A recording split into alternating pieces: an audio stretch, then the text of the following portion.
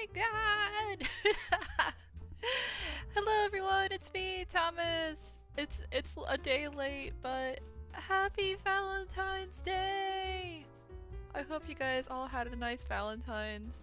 I was a bit sad because I tried to do the stream last night, but it ended up messing up with like a bunch of issues with my webcam and my iPad connecting to Streamlabs because I finally bought a webcam so I can start like recording myself actually like in real life, like working on stuff instead of just digital art, and it all kind of like fell apart last night even though I tested everything in the afternoon. And then even today I was freaking out because not only did all those things start messing up, Pokey wasn't able to show up on stream either. I was like, what the fuck happened? It turned out that like after I did like an update on my computer, it like resetted a bunch of stuff, so I had to like go back into like my actual computer setting to like allow Streamlabs to have permission to like access like these other programs and all that. But everything worked out thankfully, and honestly I'm like a lot more relaxed today compared to yesterday because it was so busy and I was really stressed out, so tonight's a lot more calmer, so I think it'll be a lot better even though we are starting late. But yeah, as far as the schedule goes, this was our original schedule that I updated for this week. We were supposed to do the Valentine stream yesterday, and then we were supposed to play A Date with Death's new DLC, Beyond the Bet, tonight. But because we're doing the art stream, I'm going to save that for next week instead, so I'm not sure if it'll be like an extra YouTube stream or not, because I really do need to start doing more of my Twitch streams, just to try and get like a Twitch affiliate. So I do still need to have at least 2 streams a week for Twitch, but I'm deciding whether or not to have an extra one for YouTube next week so we can do not just A Date with Death, but also maybe a little bit of Bloodborne. But we'll see. Hello, Thomas. It sounds like Mercury retrograde doing its worst. I know, Maggie. Also, hello! Happy Valentine's Day, Maggie! Even though I'm late. But yeah, thankfully everything worked out. I had a full-on breakdown yesterday. And I was like really close to just like throwing my computer to like this afternoon because I was that frustrated and angry because I just didn't understand. I was like, why did everything suddenly like break when it was working just fine yesterday afternoon? But it's okay, everything's alright. But yeah, basically next week, on Wednesday, we'll be on here on YouTube doing either A Date with Death or Bloodborne. I might just go ahead and do A Date with Death, even though I really wanted to finish Bloodborne this month. I might just go ahead and just focus on doing some other games, just for like the season of like for the Valentine season. I kind of wanted to do not just A Date with Death, but this other game I had wanted to play last year. I forgot what it's called, but it's like, I think it's supposed to be set in like the 50s or something, where you're playing someone who does like room service in a hotel, and it's kind of like a murder mystery game, but also there's a romance option at the same time too.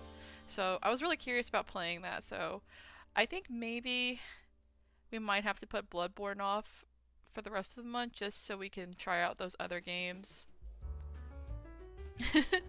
Happy Valentine's Day! Thank you! So yeah, tonight I wanted to do a handcam stream.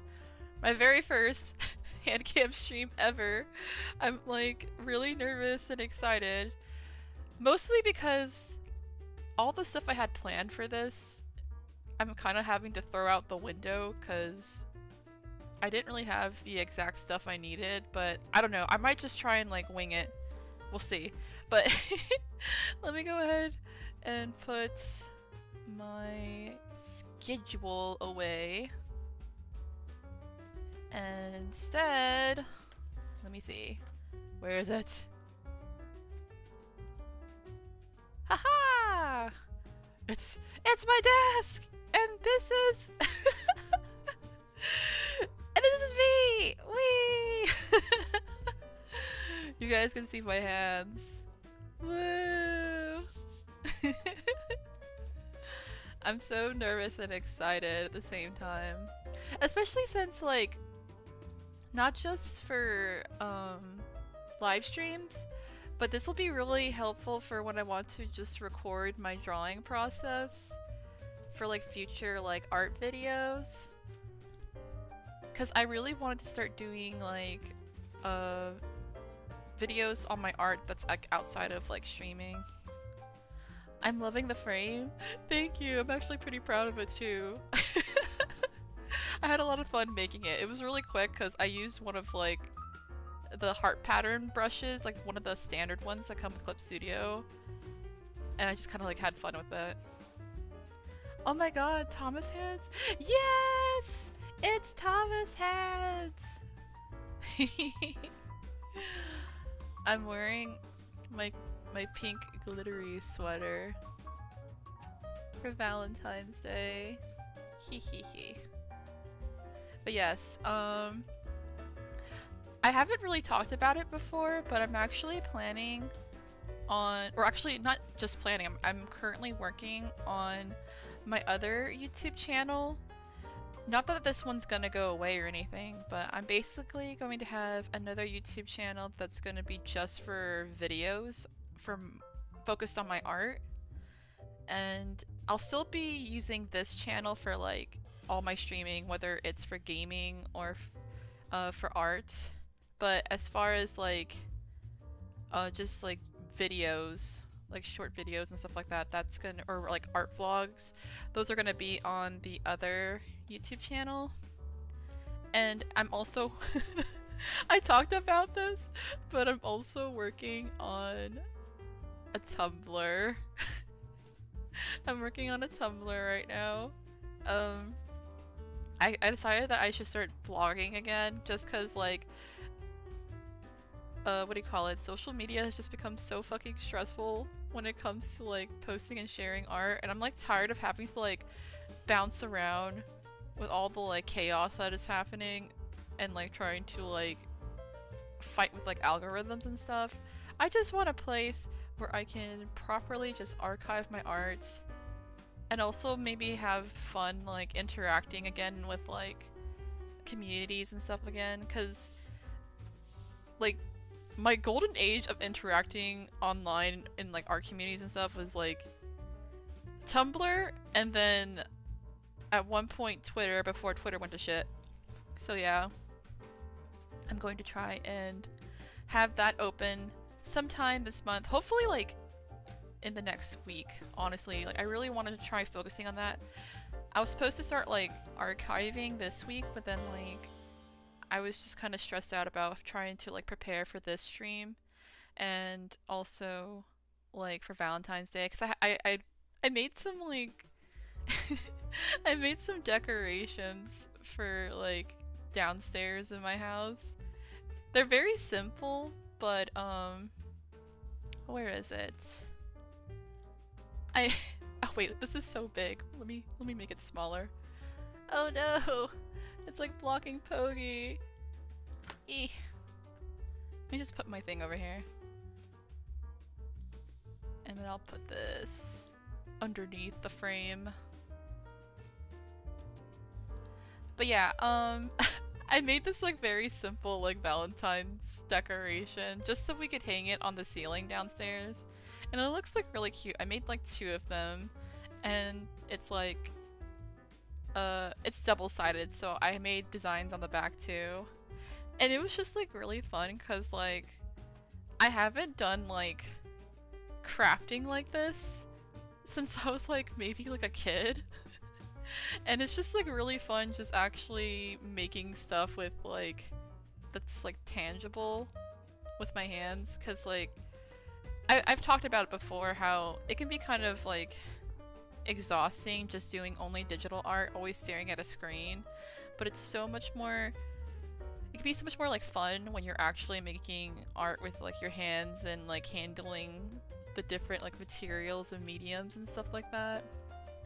So yeah, I just happened to have some like gold paint already, and I also had these golden tassels because they were for a merch that I was working on.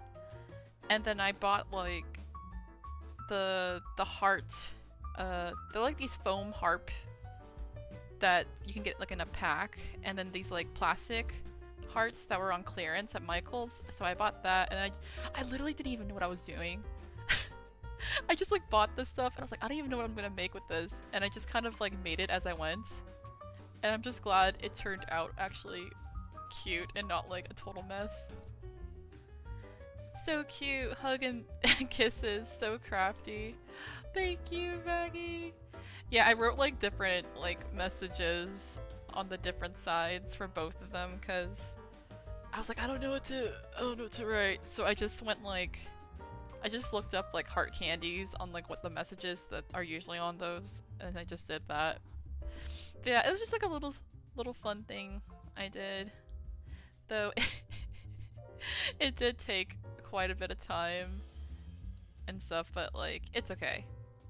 I had fun with it. I want to do more like handmade decorations this year, just because I think it's fun, and also it's just like nice to like, I just like want to be more festive this year basically. On like, I'm usually like festive when it comes to like Christmas and like Halloween and stuff, but I really want to like embrace like other holidays too.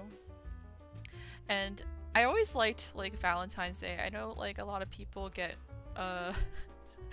kind of like sad or jaded about or not holidays, about Valentine's Day, because it's like, oh, it's very commercialized, and like I don't have like a partner or whatever for Valentine's Day. But it's like, it's okay, because you know, Valentine's Day can be a holiday to celebrate all types of like different love. It doesn't have to be like romantic only. You can always like celebrate about like with your family or like your friends and stuff like that. So yeah, that's just my thoughts on it. But let me show you this before it completely melts. But I did get a dessert.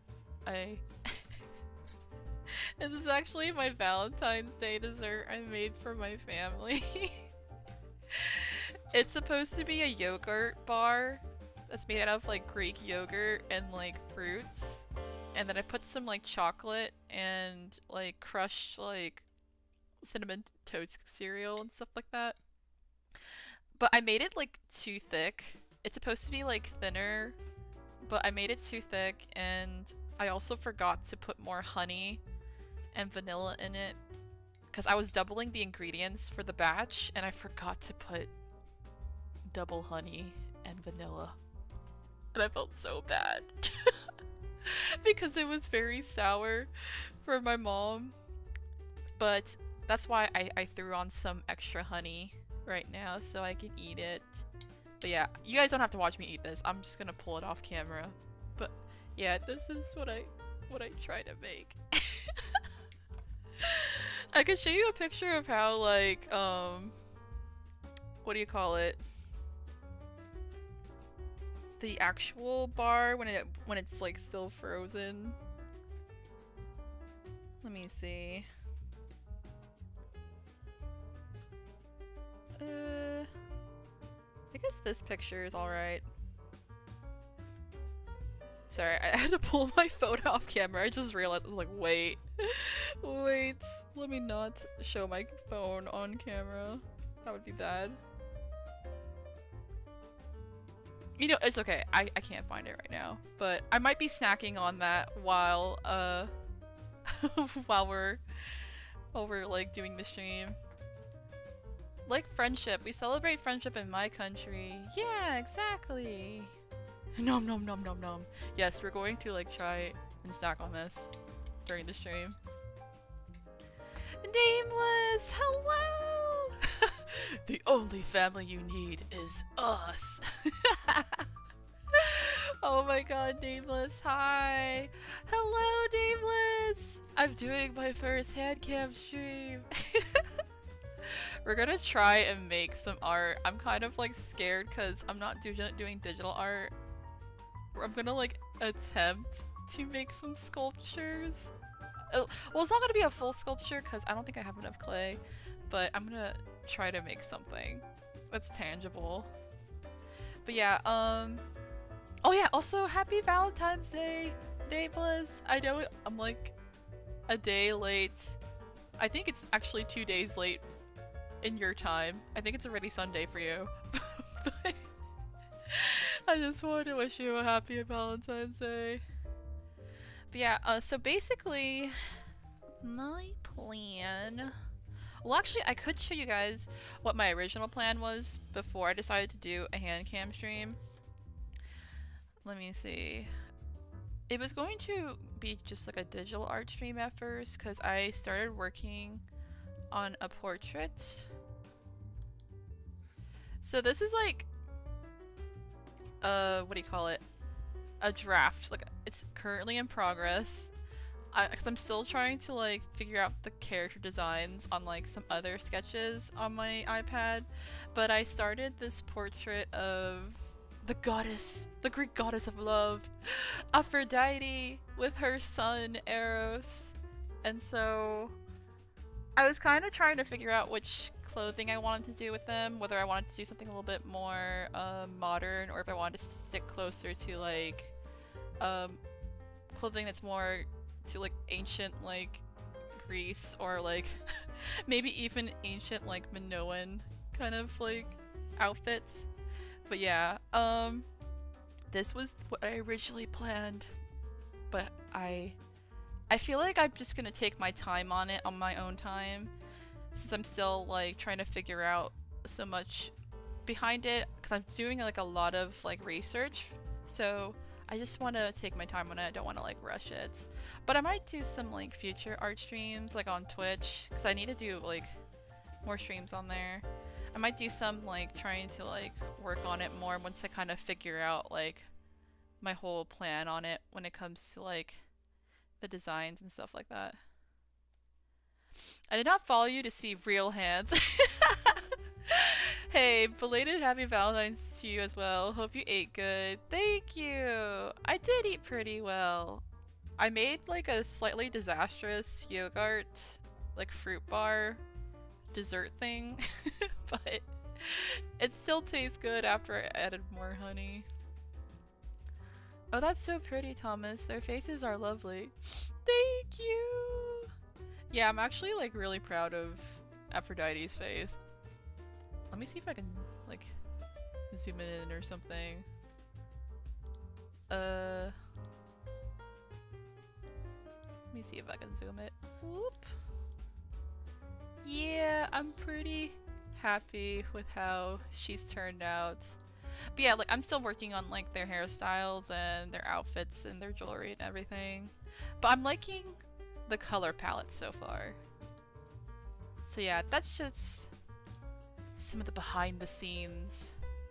And also I've been juggling this with my art book that I've been working on for my Dogs of Greek Mythology. I've been posting like a lot of what do you call it, sketches and concepts for that art book on my Patreon. Just like a little Patreon plug. But yeah, I've been posting a lot more of that on there if anyone's interested. But yeah, that's what I've been doing lately. So yeah, this was our original plan for tonight. Let me put this away. Where is it? Huh. Okay, so what my other plan, which I don't even think we'll be able to finish tonight. My other plan was to make something with this. Sorry, there's like a lot of loud noise in here because there's a bunch of hearts. Look at them, they're so cute. But yeah, okay, let me take these out because they're gonna keep like clanging against each other. But yeah, basically I bought this at Michael's and I wanted to actually put clay on top of this so I could like sculpt some more designs and then like eventually paint it. but I forgot to buy the liquid Sculpey to use with my polymer Sculpey clay to attach it onto the wood. So I'm like, fuck, I don't know if I can do this. So what I might end up doing, I could actually probably still like put the clay on and sculpt on there, and then maybe just let it go ahead and dry and then just glue it on afterwards. I have two different types of like clay that I can use. I have the polymer Sculpey clay, which with that one I could actually bake that one during the stream tonight if I get to a point of finishing, and it only takes like 15 minutes to bake in the oven and then like another 15 to like cure afterwards. But I might just go ahead and take my time and do like dry clay. With dry clay, it's going to unfortunately take 24 hours for the clay to cure, so I definitely would not be able to like paint it tonight. But I kind of like using the dry clay. I used it on some gifts I was making for my brother and my dad, and I actually had like a lot of fun using it. It's just that with that one you kind of have to be careful because it does start to dry up fairly quickly while you're working on it, so you kind of have to keep it wet. And then like if you want to actually start painting on it, you have to wait at least 24 hours or more for it to completely dry. So yeah. My idea for it though is my sketchbook. Let's bring this out. Oh, you can see my goat. I had an idea that I did last year. Where is it?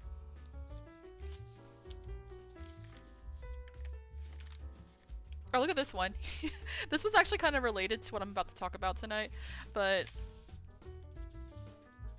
okay, I think I gotta go further back. There we go. Here we go.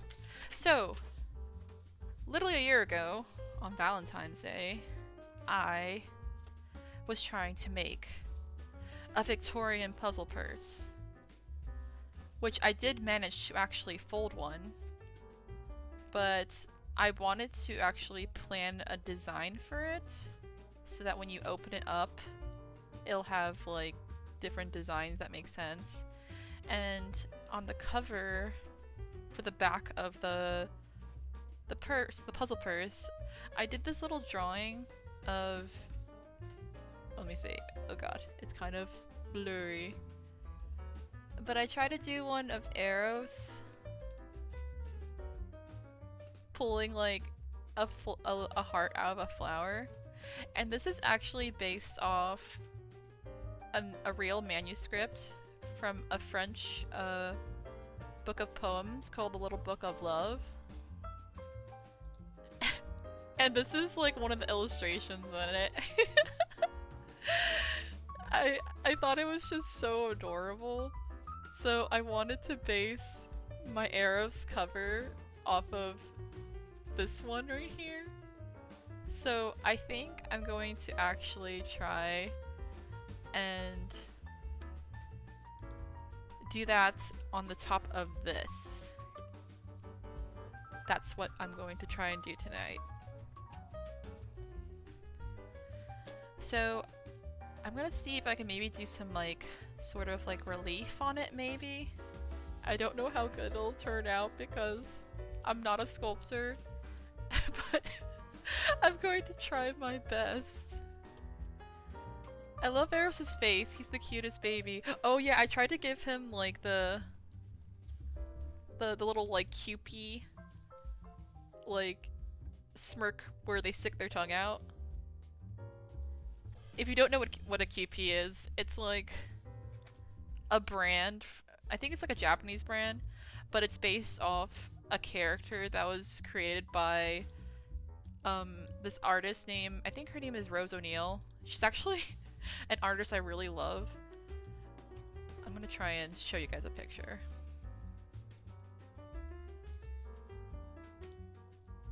I just feel like a spiritual connection to her art because on one hand she made these like really cute, like silly, adorable characters called Cupies. They're basically like these little like baby characters. And then on the other hand, if you see her other art, it's like a lot more like fantastical and like serious. I'm gonna try and show you two different artworks from her just so you can understand what I mean. And I feel like that kind of is how I am with my art. Like I feel like I can make stuff that's like really serious, but other times I like to make silly cute stuff like my boy Pokey over here. So okay, so this is what I mean when I say Cupies. These are her characters called Cupies, and I think eventually there's like a Japanese company that started making like mayonnaise, and they used her Cupies as like their mascot for their mayonnaise. So if you go to like a grocery store, you find like a Japanese brand of mayonnaise called Cupies. This is the origin. They're by the artist Rose O'Neill. And then her other art, like I said, that's a little bit more like fantastical and serious. She does like a lot of like these figures that are like these like giant mythological looking characters in her art, and I'm just like, the duality of Rose O'Neill. It like her art's really fascinating. So it's like super serious and fantastical, and then cute little babies. But yeah, let me go ahead and put this away. But yeah, we're gonna try and make this. I'm gonna do my best. The cupids are so cute. Wow, the range, the contrast. I know! That's why I find her so fascinating, and I like relate to her art so much. Tamas sketchbook. I'm so excited. Oh my gosh, yes. Okay, this sketchbook is actually almost done. This sketchbook is like over 2 years in the making. I think there's like only like maybe like 10 or 15 pages left. Yeah, so this is like all that's left. Is this little bit. Everything else has been drawn in. This is the last thing I drew in there. I'll show it to you guys. I just drew this little person with a wagon. I did that actually the other day. Like earlier this week. But yeah, I've been working on this sketchbook since like September 2022 is when I started this. And then there's more dragons. You guys are getting a little peek. I'm not gonna show the whole thing because I actually want to do like a sketchbook tour video. And even like a stream that's gonna be for Patreon. I'll do like a whole like breakdown, like live stream that'll be for patrons only, and then I'll do like a more condensed down like art tour that'll be like a video on YouTube. But yeah, that's just a little peek at some of the art I did in my sketchbook. But yeah, you know, I know some people talk about how they have a hard time like finishing their sketchbooks, but I feel like it's maybe because they put too much pressure on themselves to try and finish it like within a very short time frame. But personally for me, when I do my sketchbooks, I like to sorry, that was bothering me how crooked it was. For me, I just take my time with my sketchbooks. I draw on it when like I really want to, and I have ideas and stuff like that, and I just basically finish it whenever. So some of my sketchbooks take me like actual years to finish them, and that's why I like make sure to date them. Especially if it's been a while since I've drawn in it, I'll make sure I put a date just so I can see like where exactly I started and when I ended working on it. Also, I'm gonna eat a little bit of my dessert because I don't want it to get too mushy.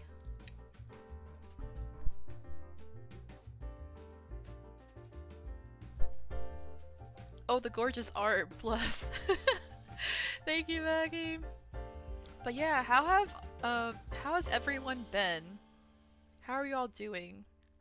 Since like I feel like I haven't been able to what do you call it?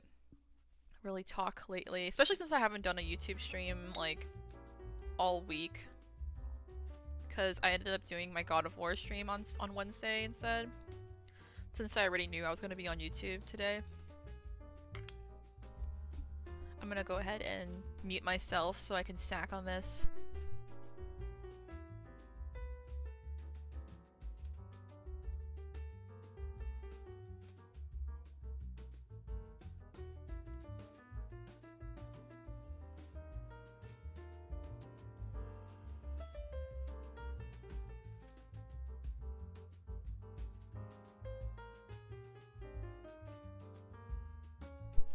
Turn that dessert into a milkshake? It's like practically a milkshake at this point. It's just there's a lot of pieces of fruit. I could throw it in a blender, but that would require me going all the way downstairs, and I'm too lazy for that, and it's too late in the night to lose any more time on this stream. I just wanted to put like a little reference of the little guy over here. Or maybe like right here. Yeah, we can put him right here above Pogi and Maganda. There.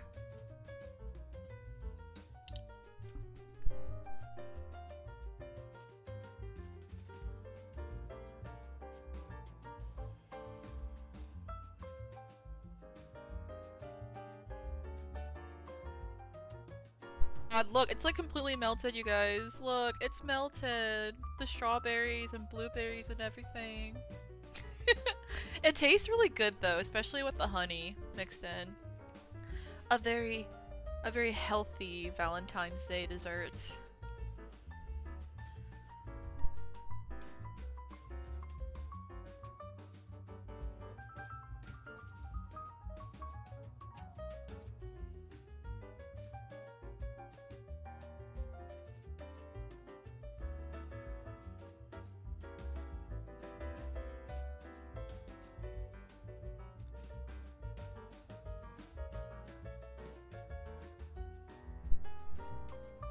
Maggie says, I've been half good and half not good. Oh no!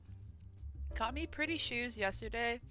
I'll DM you later and got tummy sick. Not tummy sick! No! I do want to see the shoes though. I'd love to see them. I'm glad you treated yourself to some like new shoes. Hehe. Speaking of tummy sickness, actually the other night I had a really bad heartburn, and it was like, I've never had pain like that when I had heartburn before, and it was just so fucking uncomfortable because I suddenly had like this burning sensation on like the middle of my back, like on my spine. It felt like the back of my spine was like on fire, and I was like, what the fuck is happening? And I looked it up, and apparently sometimes if you have heartburn, it can sometimes like have an inflammation like on your back, and it felt so fucking awful. I was just like, I tried to like lay down and everything, and I was just like, oh my god, this is horrible.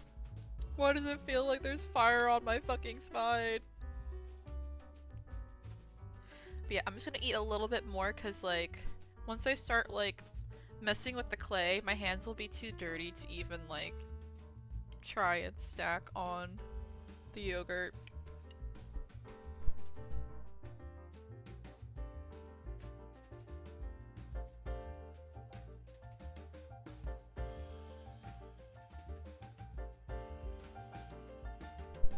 By the way, y'all, How is the volume?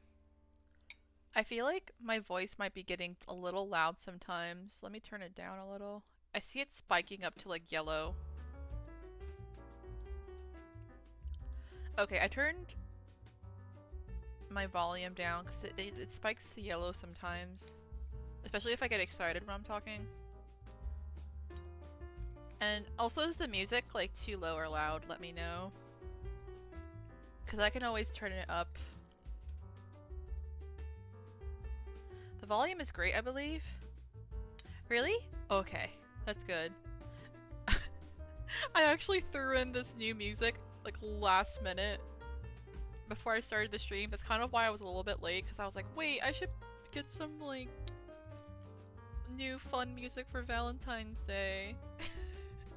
So I like zoomed over to the YouTube audio library to look for a song. So I have this song and I have another one that like we can listen to really quick. I have that one and this one.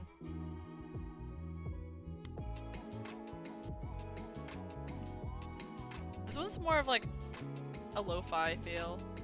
Actually, this song actually really would fit well into the A Dated with Death soundtrack. Because a lot of their songs for that soundtrack on that game sound similar to this.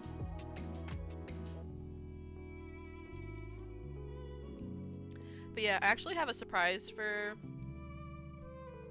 everyone on that stream when we do the DLC next week. So I'll go ahead and ruin the surprise for anyone who's watching now.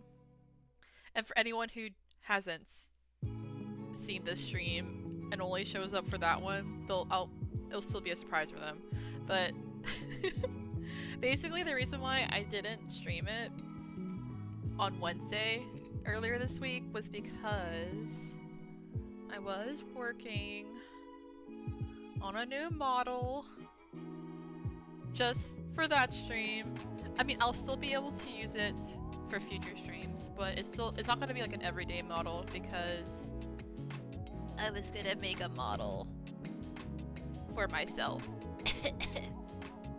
Basically, I'm gonna put myself, like, my model on stream, and then I'll have Pogi on my lap. Cause I still need Pogi to speak to chat. So he'll be on my lap during the stream. But yeah, I wanted to have that model for, like, when we do dating sim games. Come on, ruin the surprise for me. Well, that's the surprise. I'm supposed to be having a model. Sorry if anyone... I just couldn't hold it in anymore. But it's okay for everyone else who won't see this. Or hasn't seen it yet. That's exciting! Thank you! Yeah, I hope it goes well. I think it'll just be really cute to have Pogi sitting on my lap, and he'll be talking for me during the stream. And of course Maganda will be there too.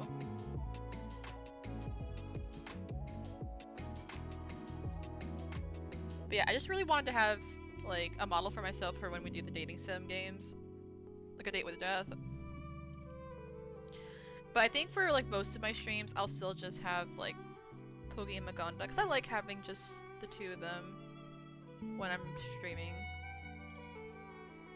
But just every now and then, occasionally I'll have my model pop up.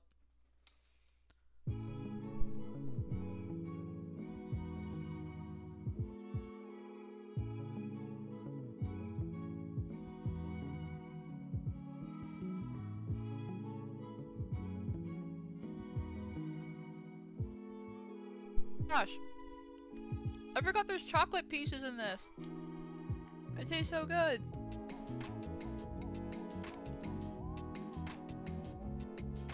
I'm sorry, y'all. I'm still eating it because it's just so yummy.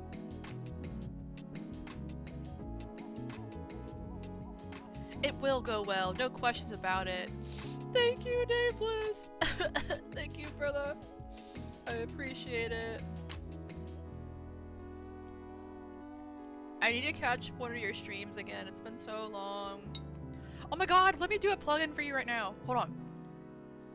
Let me grab your Twitch page. Where is it? Found you! Oh my gosh, I love how you changed your icon to your model now. Okay. If anyone wants to follow Nameless on Twitch, here's his Twitch. He's awesome. Go follow him. Do it! Pokey says to do it!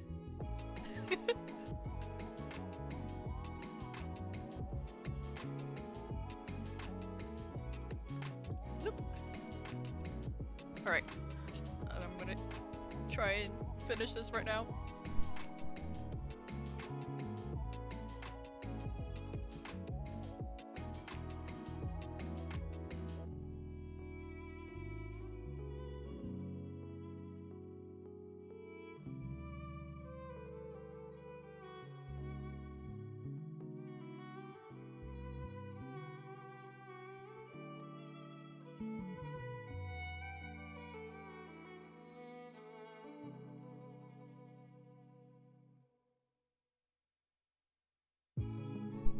No! No! Yes! Yes! Follow him. Follow Nameless. My most recent stream was unhinged. This is not the time to promote me. What the hell did you do? What have you been up to? This is what happens when you start streaming unsupervised without me.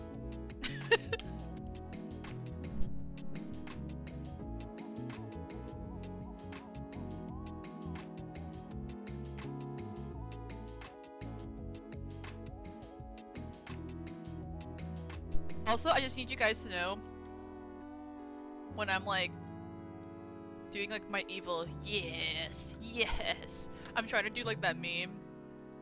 Where is it? I have it somewhere here.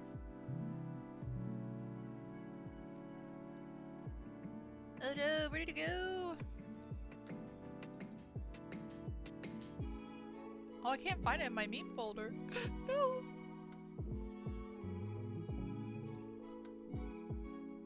Oh, this I found it. I found it. This is what I'm trying to do. This is what I'm thinking of when I go, yes. Yes. Yes.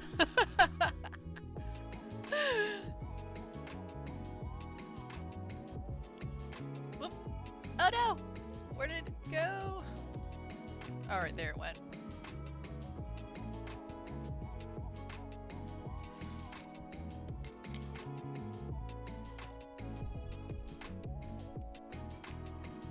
I swear it's almost done. I'm almost done, y'all.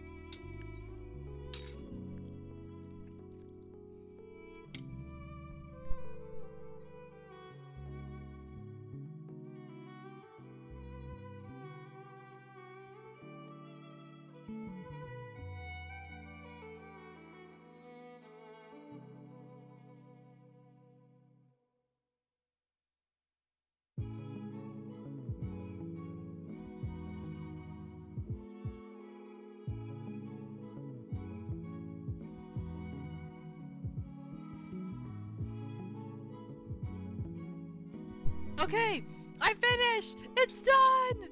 Alright, I am fueled for the rest of the stream. Why did the camera get blurry? Hello? Hello? Camera?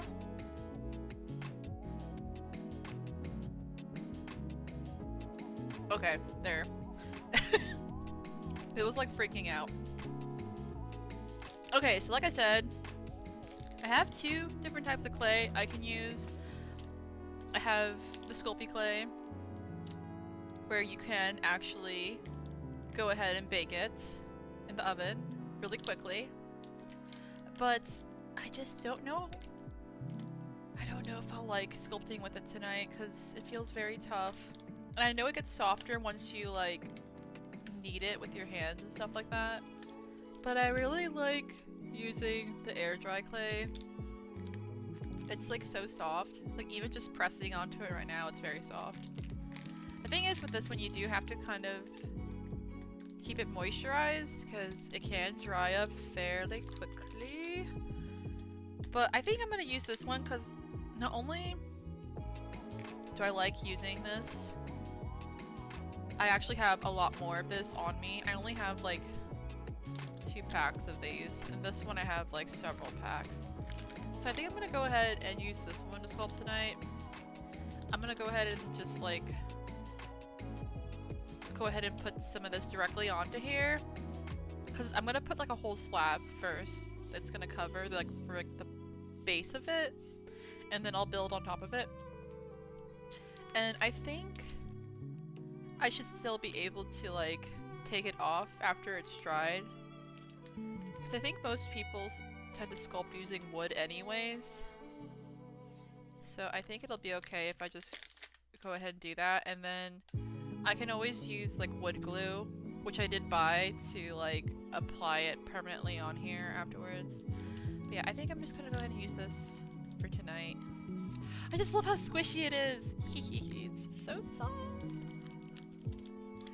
So I didn't stream on Valentine's Day, right? The only morally correct thing to do is put on a maid outfit, a random cafe backdrop, and play jazz in the background while playing games. Wait, oh my gosh, Nameless, please. Don't tempt us with a good time now. You have to actually do it if you're gonna say that. You have to do it, Nameless. Okay, let me grab my supplies because they're on the other side of my room. I know, I should have had it already earlier, but I've been scrambling lately, okay? Let me just grab them really quick.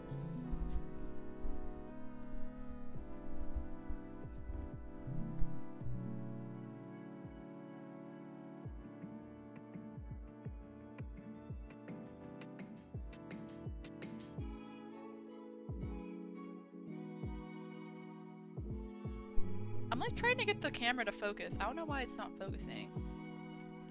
Focus, camera. Focus on the air dry clay. Yes, focus on it. There you go, camera. It is done. I already did it. What? You already did it? I missed it. No! I missed it! Not the main cafe stream.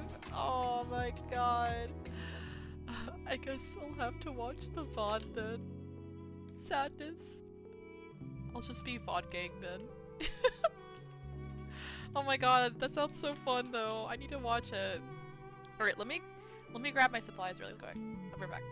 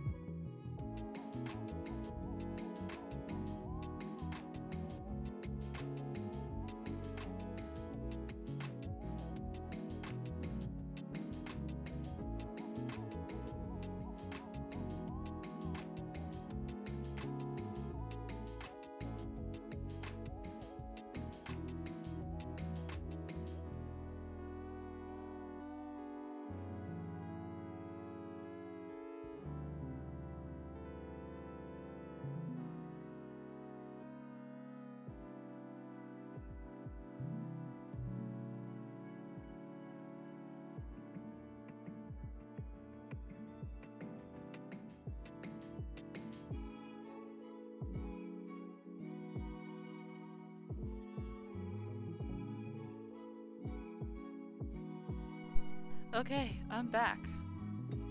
Also, I think I'm gonna switch the music back to the jazz one because it was cute. Felt like we were in a little coffee shop.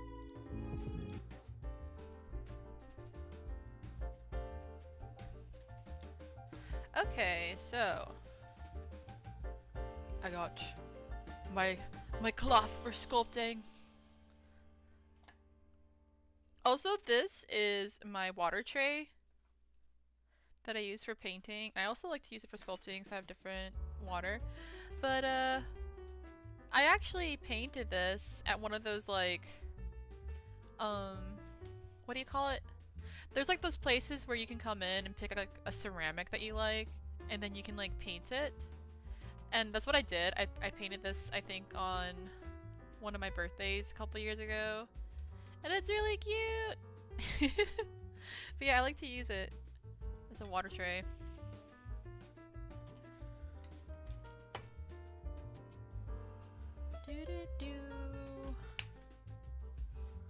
So yeah, we're gonna try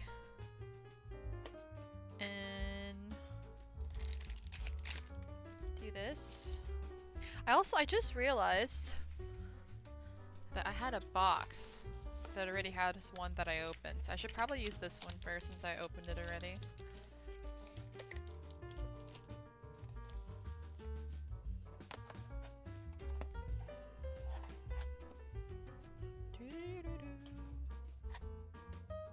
Huh, this one's solid. Oh, this one comes with a blade to cut stuff with. Okay, put that over here. Oh my god! I almost pulled my plant over.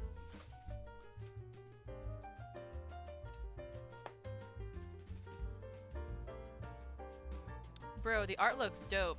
Thank you! Have you ever used it as a sauce tray too?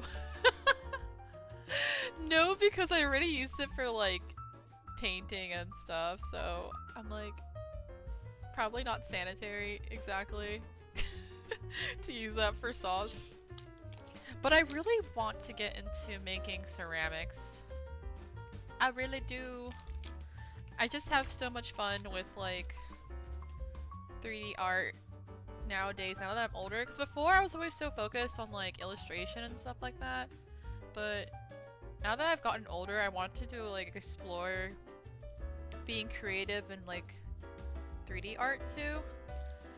So after like I started like painting that, and I painted this other ceramic before, I really want to explore that. It's just that it would cost a bit to invest in, you know, getting into ceramics, as far as like getting a wheel and a kiln.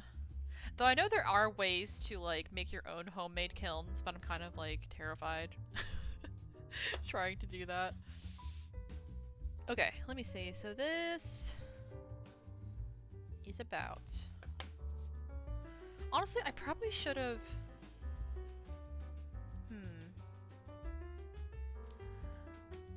I'm wondering if I should take this off. Like if I should like unscrew these. I don't think so. I think it's kind of nice having an elevated working space for this, so I don't have to like bend down too much. Especially since the camera's like right in like near my head, so if I lean forward too much, I will like bump into it. What is the difference between black paint and shoyu? No, Nameless, no! Okay. Let me see. So this is about... where should I put this?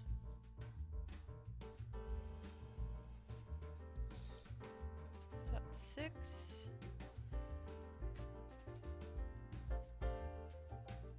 About 6.5.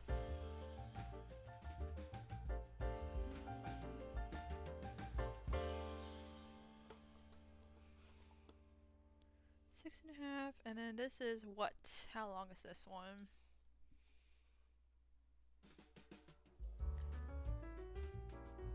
Oh my gosh, the tray's blocking the measurements.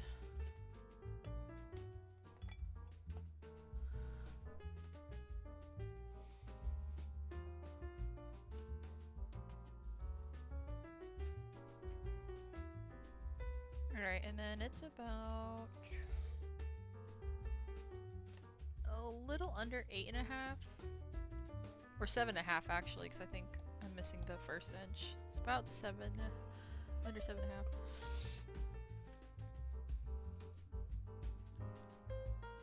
Okay. We'll try and make sure we... I should probably put like a marker too. Just use one of my highlighters so it doesn't really leave a permanent mark.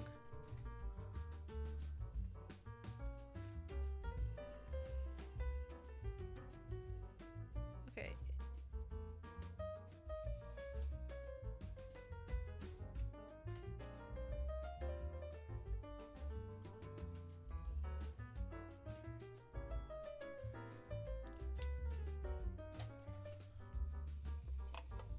Alright, we're gonna try and roll the clay up to that point.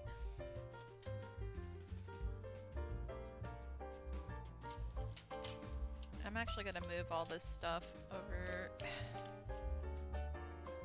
to here.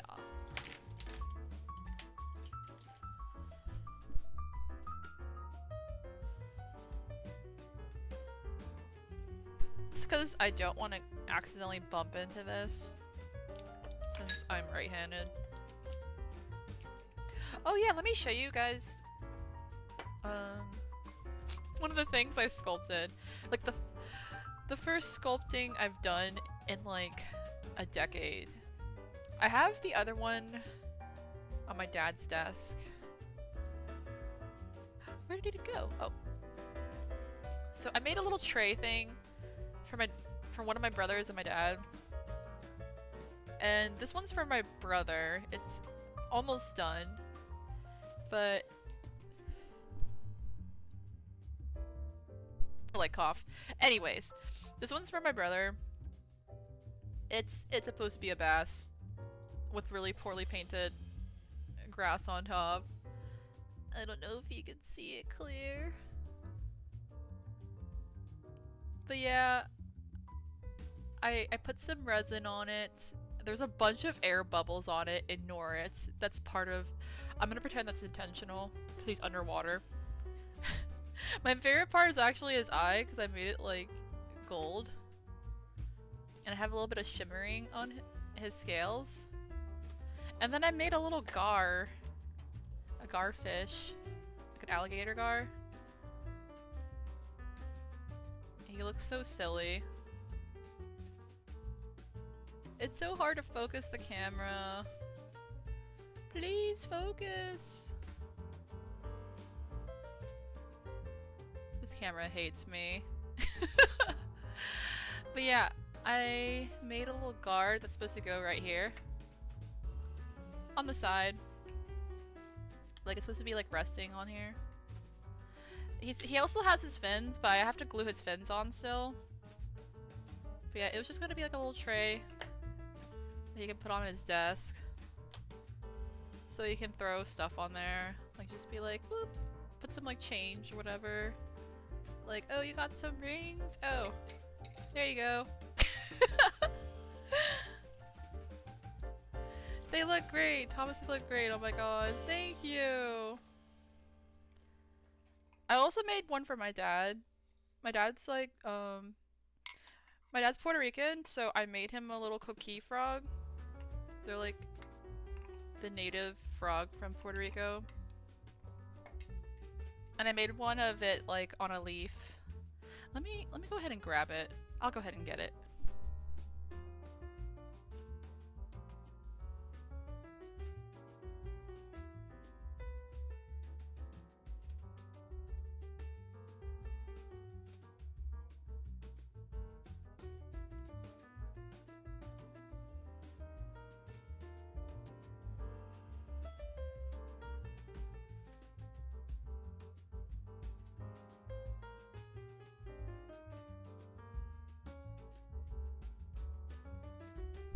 I'm back. Anyways, so this one doesn't have resin on it yet, and honestly I kind of like it without resin. But I do kind of want to give the leaf a little bit of like a raindrop look to it. But yeah, this is the leaf base I made for it. And here's a little cookie! Even though I'm pretty sure this is bigger than a real life cookie, because they're pretty tiny. I feel like I probably could have done a better job, like, painting it. Oh my god, I wish the camera would focus. Why won't it focus? Oh my gosh. Just pretend you can see his face. I don't know how people do it. I think people usually put their hand behind objects so that the camera will focus, but my webcam hates me, so it's not working. Those are the froggies that are going extinct in Puerto Rico. My brain just like shut down. I do think they are probably endangered. There's probably like a bunch of like non-native species that are probably affecting their environment and stuff like that. But yeah, this is the one I made. The poor cookies. And for those who don't know, the reason why they're called that is because they make that sound. They go cookie, cookie. They're super cute. But yeah, this is the one I made for my dad. This is the first thing I ever sculpted in like 10 years. I tried my best. I had a lot of fun sculpting the frog actually. This one was actually pretty fun. So yeah, that's some of the stuff I did recently. But it's time. It's finally time for us to actually... Oh wait, I need to open the one that's already open. I said it is time for me to actually start sculpting. But this one feels like it might have gotten hard though. What the heck? Oh no! Oh no! You know what, maybe we shouldn't use that one. I want to make sure... I'll save it for a project later on my own time. I want to make sure we're using some fresh clay. As I said, it is time for us to actually start sculpting an hour into the stream. Do you like that ASMR?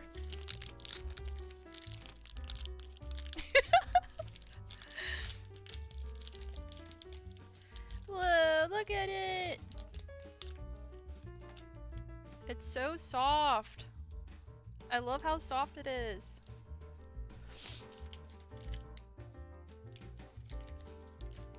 Makes me feel like a kid. Okay. I don't need it to be super thick, but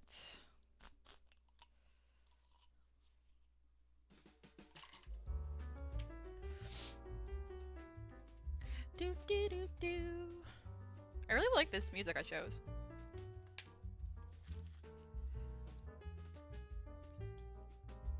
I'm trying to see how much I would actually need for this. Alright, probably half of it at least.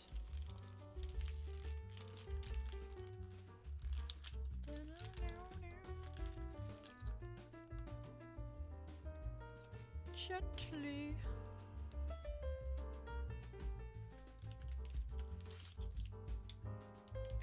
Ooh.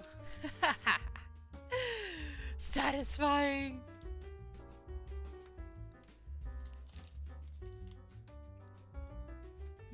I think we're still gonna need more. This is a pretty big space. I think I do need the whole thing. We're just gonna go ahead and use the whole thing. Also, oh shit, I just realized I used two blades at the same time. My bad. I did not need that many. Lord. The chaos already.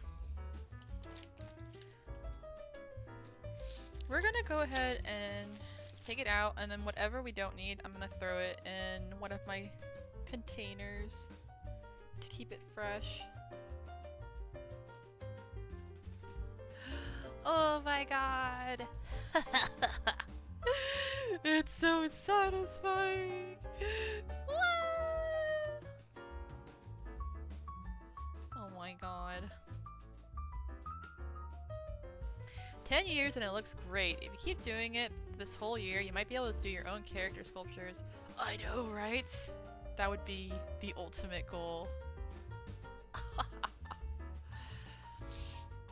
Yeah, I need to learn how to do like wire armatures and using foil and stuff for that.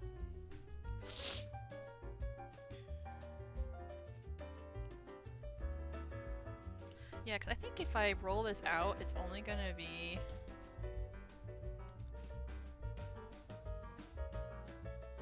Well... Let me just test it. I don't think it will be enough, but we can test. Oh gosh, I don't need my thing over here. Oh yeah, actually, my little holder that holds my Apple pencil, it has a cookie frog too. My dad got me this the last time he was visiting.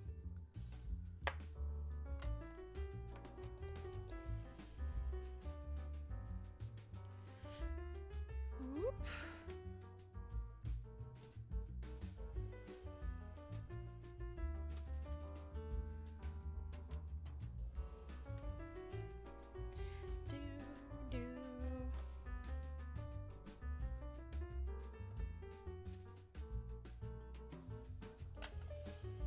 I want it to be probably like around... Whoops. About this thick? Yeah, probably around this thick that I have it right here. You can't see it, but I think I want it about that much.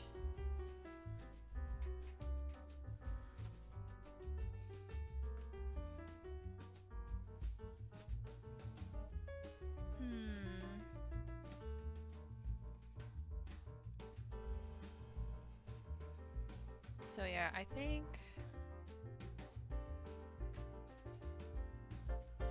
we probably do need the whole slab.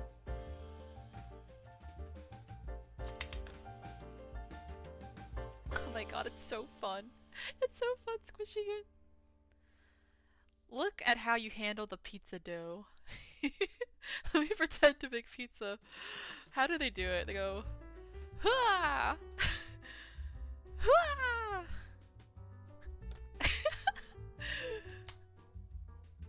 I'm an expert! Whoa.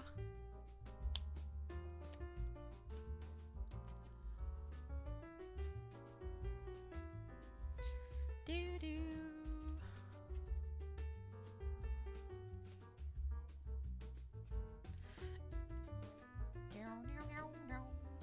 This is so fun. Even if I don't make anything amazing tonight, I'm just having fun messing with clay and hanging out with you guys. So I hope you guys are having fun too with my shenanigans.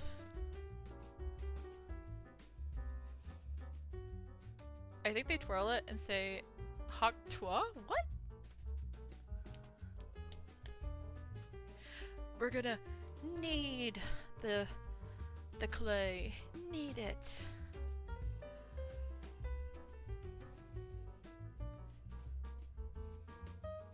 Every time I think of kneading, I always think of cats kneading when they go like this with their paws.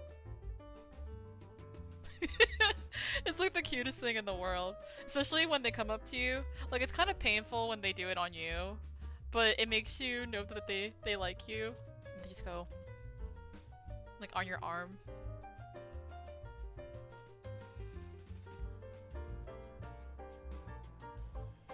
Okay, okay.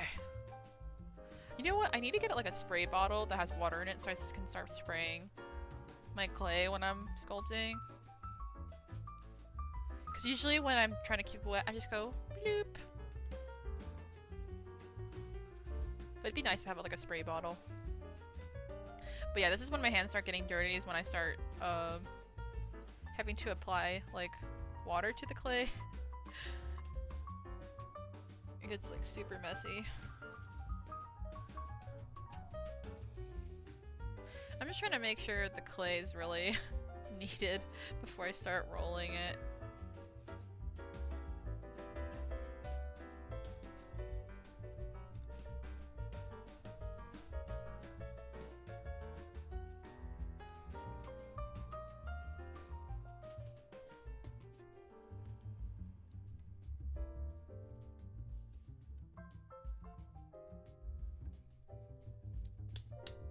You hear that?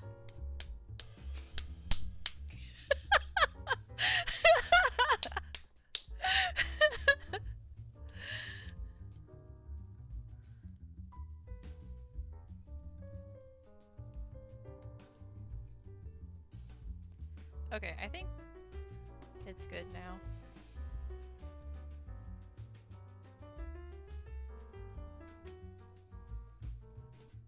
Also, let me go ahead and put this out of the way.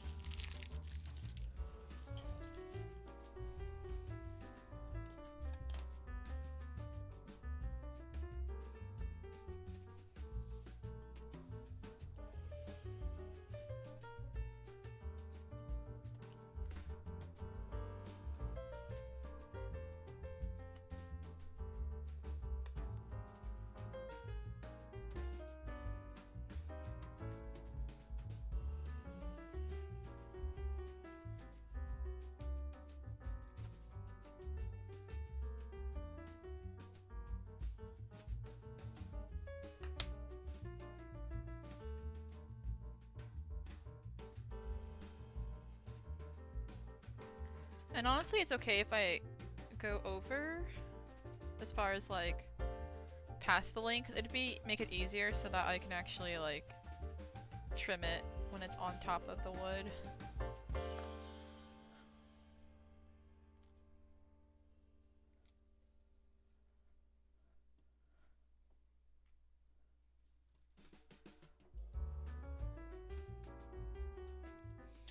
Oh my gosh, you guys. I'm so excited for so many games this year.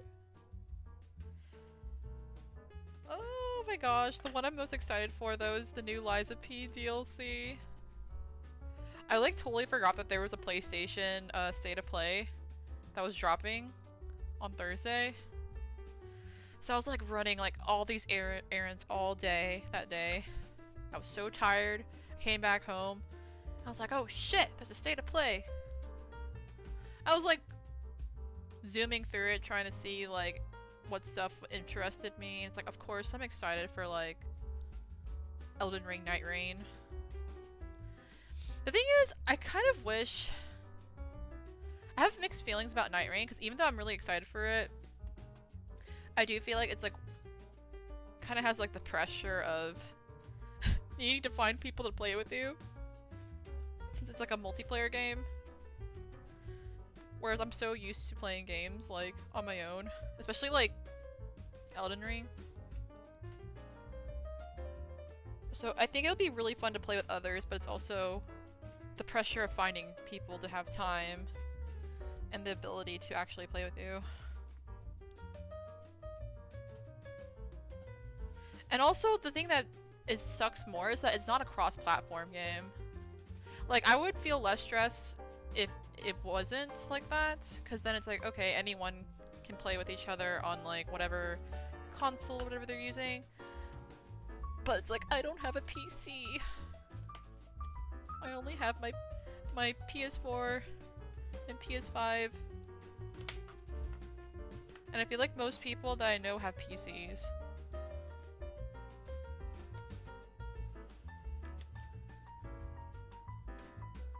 Oh my god!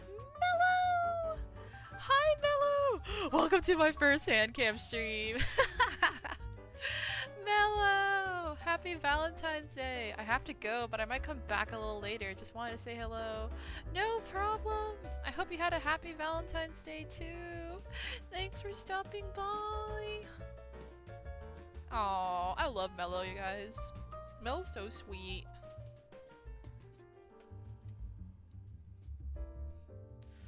I watched the trailer yesterday. Oh, Liza P mentioned. Yes. Liza P. I watched the trailer yesterday like 2 more times and sobbed because I need that game. Oh, I know. I was rewatching it today too. And then I was watching someone else's like YouTube video talking about like what they think about it and stuff like that. Raise his hand up. My resume consists of you seeing me defeat Godskin Apostle. Oh my gosh, Nameless. The sad thing is I didn't even see you defeat him. Because remember I was watching you fight them and then I think I stepped away for a moment and when I came back you had already beat them. I didn't even get to witness that. I'm so sorry. Oh my god, Nameless. I would love to play Elden Ring Night Rain with you.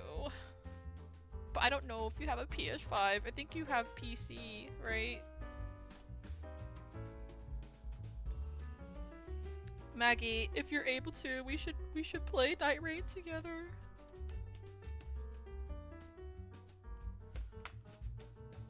Handcam, wee! Yeah, handcam stream, woohoo! This is pretty fun. Alright, I made it very long, but not wide enough. I hope I have enough clay, you guys. I'm worried. I think there maybe just be too much in the middle. I think it's very thick in the middle and not enough on the side. Dang it! Whoa, I just like smoothed the entire thing. Fucking hell. What the hell? So I might have to change like my top because doing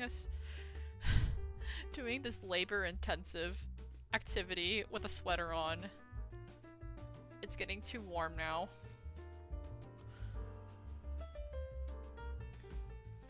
It's funny how it happened twice. You missed the killing blows for 2 bosses.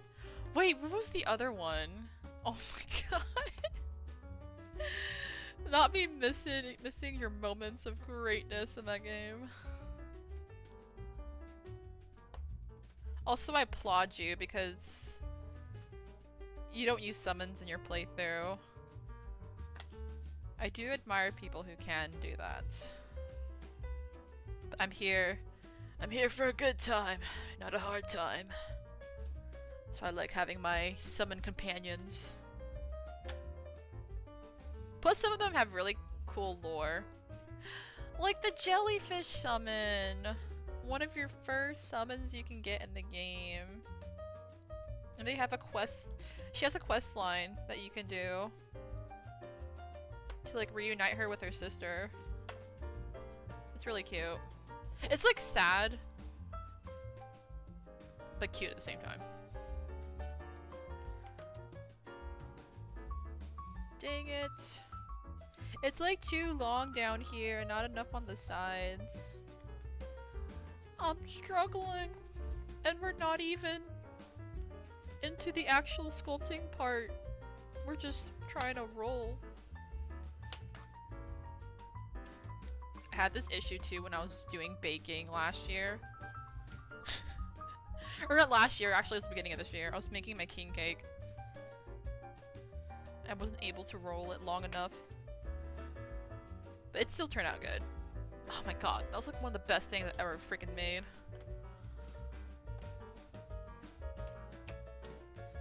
King cake. I have a PS5! I think we can, when I fix my flea bottom internet. Please, Baggy.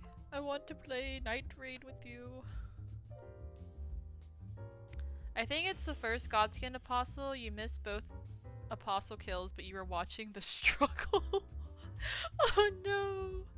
Yeah, I know it was the one in the Kaled Tower that I was really watching you fight that one, and then I missed it. I forgot what the other Apostle was that you were fighting.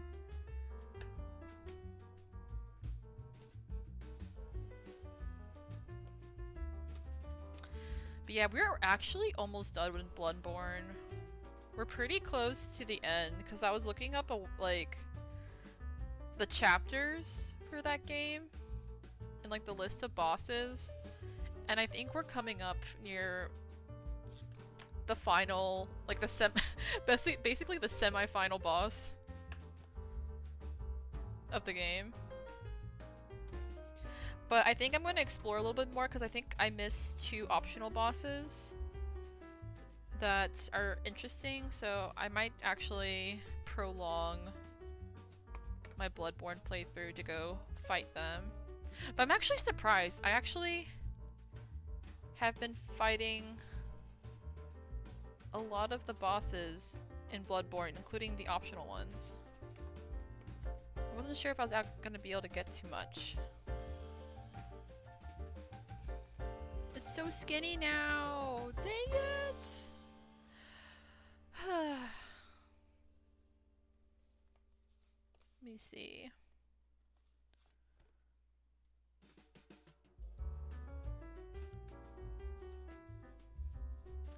I'm having such a hard time rolling it. I mean, maybe I should go ahead and add more clay just so it's like better to have more than less. And then I can just cut off the access like I already said I was gonna do. Look at how wrinkly this looks. This looks like a godskin apostle from Elden Ring. Oh my god. We're gonna have to roll it again, guys, because, like, I need more. I'm gonna get more clay. I'm sorry.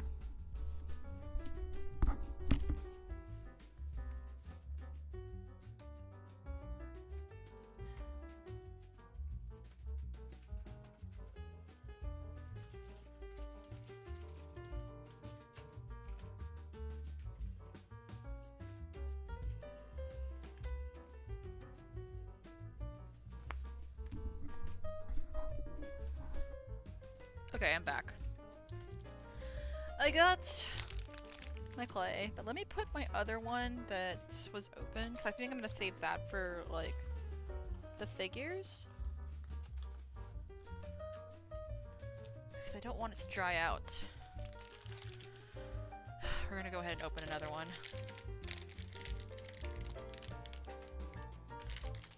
I'd rather have more than less.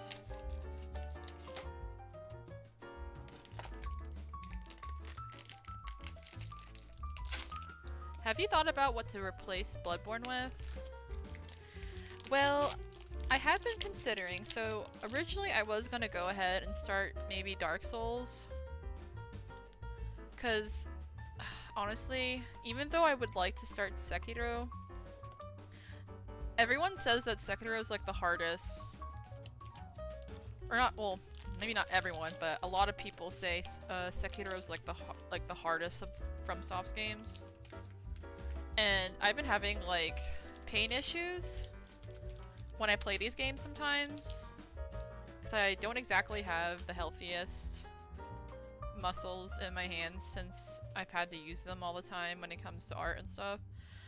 But, so yeah, I think I'm gonna have to put that one on hold for a while. So we might start Dark Souls. There's also Demon Souls. The, like, I think it's the remake. Though I heard there's some mixed feelings on it, but I feel like for me, since I didn't play the original, it probably won't bother me as much. Let me go ahead and wet this.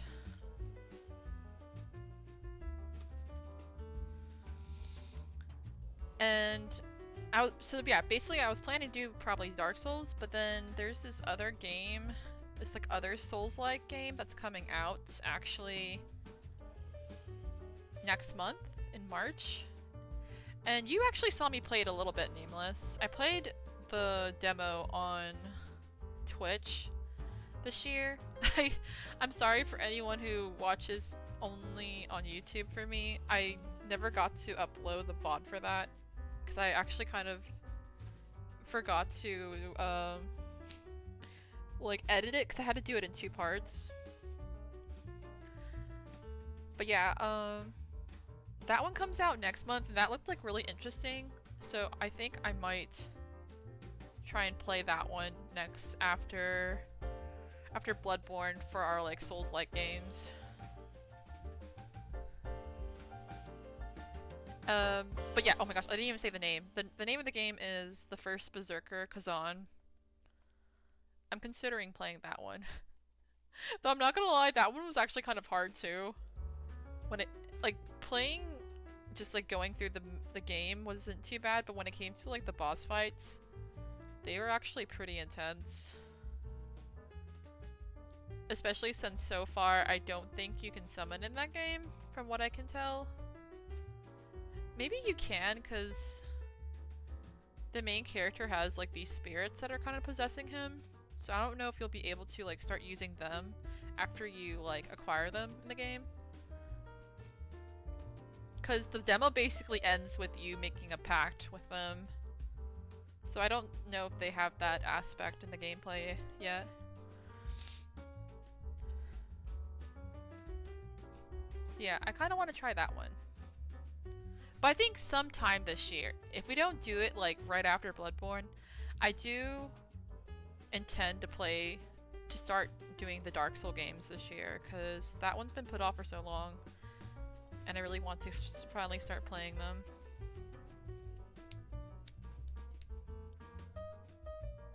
Just play what you want, who cares if it's the hardest? Yeah, it's not about like wanting to play the hardest game, it's more like I was interested in playing it, but it's just that I've been having pain in my hands, so I feel like I want to give my hand a bit of a break, because I think I was just having a really hard time that week when I played the demo for Kazan, because that game was hard and Bloodborne's kind of hard, so I was playing those 2 games plus God of War, which can sometimes be a little stressful on my hands. I was playing like all 3 of those games in the same week, which wasn't exactly the best idea. But yeah. But you're right, I'm just gonna play what I want. What I'm in the mood for. I'm also gonna try and see if I can have more chill games to play alongside that, because right now I've been playing like 2 action games with like Bloodborne and God of War Ragnarok. And I kind of want to go back to how I used to do, where I have one game in my schedule that's like super action-packed, and then like have like more calmer games to play as well throughout the week, just to give my hand a break. Because I usually do like more like narrative heavy games to mix in, like visual novels and stuff like that. Like next week we're playing a dating game, dating sim visual novel game, A Date with Death. So that'll be fun. People are here to watch you for you anyway. Aw, thank you. I just want to make sure that not only am I having fun, I want to make sure y'all are having fun too.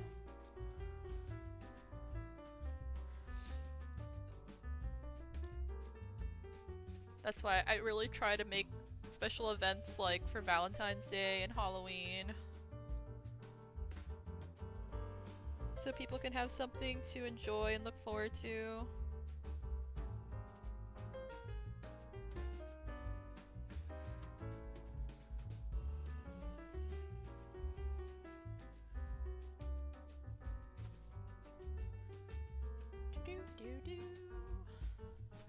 Alright, I might go ahead and add this one too. I'm trying very careful not to cut myself on this blade.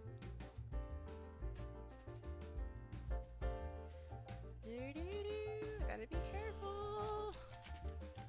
I don't have to go all the way through.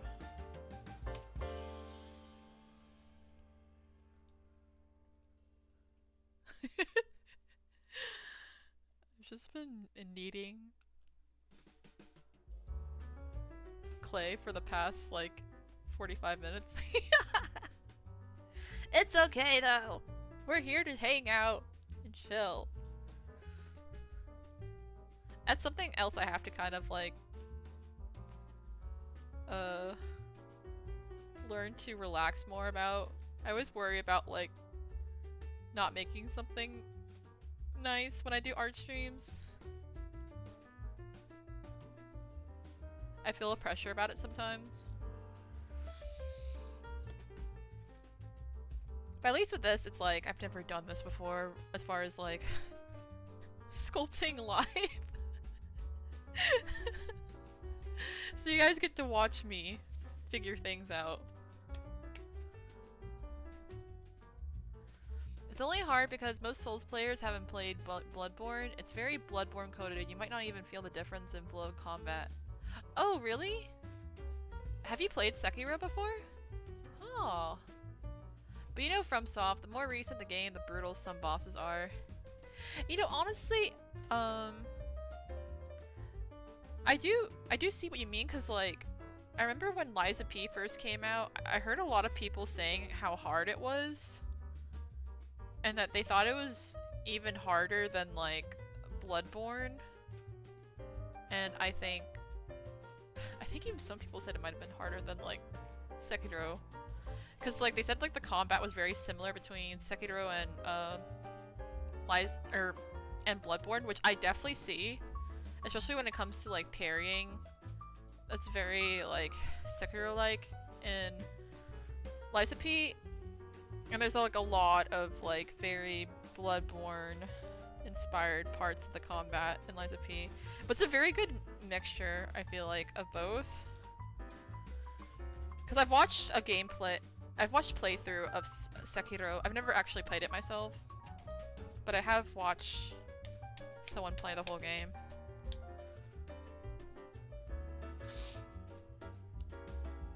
And honestly, when it came to Liza P, it was like really hard playing the demo, but I think they like polished it enough when it came to the official release that the gameplay was so smooth. And I don't know, that's one of the things I really love about Liza P is because I feel like the combat is so smooth in that game. It's really fun to play. That's why it's like pretty much my favorite game beside not Liza P, besides Elden Ring. I feel like Elden Ring and Liza P are both like my favorite game now.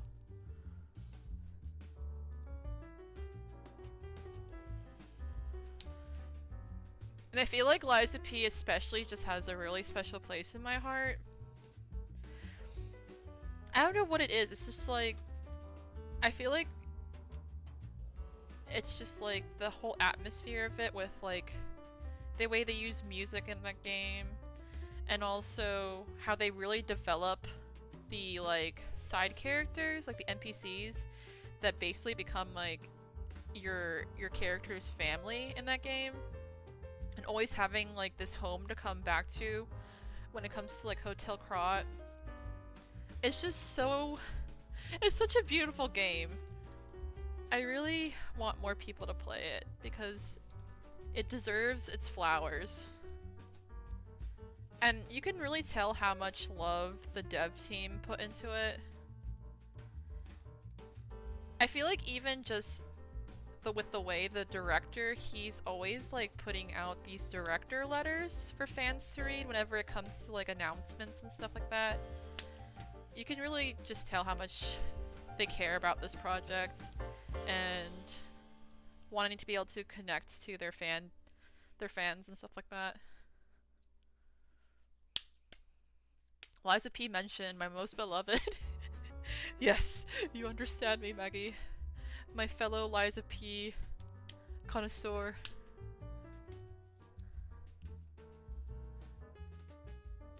I've played it, never finished it because I started it while I was working a 12-hour shift minimum. Aw, damn. I feel you, because that's what happened to me with Bloodborne. I watched a whole playthrough of it by somebody else in like when it first released back in 2015, And then I think like a year or two later, I was trying to play it on my own. So I played a little bit of like the beginning of it, but I didn't get to finish it because I got busy with work too.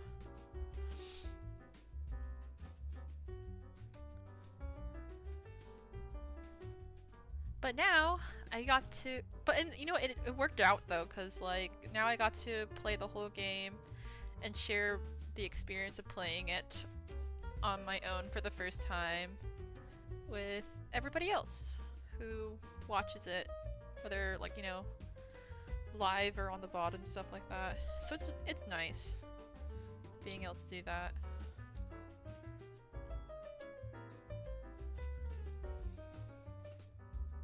That's one of the things I really love about streaming, like games, because like for a long time I couldn't play games because I was always so busy with school and like work, and then once I got older and I had a little bit more money saved and stuff, I was finally starting to like try and play games on my own again. When I got like a Switch, I got to play like Hades and Animal Crossing. And then my brother, at first I was borrowing his PS4 to play Elden Ring, and then he eventually just gave it to me once he got his own PS5. But yeah, like Elden Ring, when it first came out, I feel like it really got me into trying to play games again, because I wasn't sure if I would be good at it, because I always hear how hard playing FromSoft games are. And I had played a little bit of Bloodborne and a little bit of the first Dark Souls games like years prior before that, and they were both very hard for me. But once I played Elden Ring, I felt like I gained a lot more confidence in gaming from that game.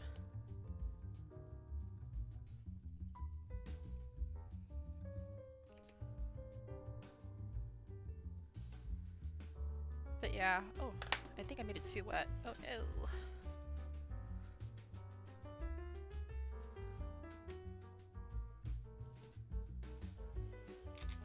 Let me go ahead and wrap this so it doesn't dry. And I think I'm gonna wash my hands off a little just so I don't have too much clay on my hands.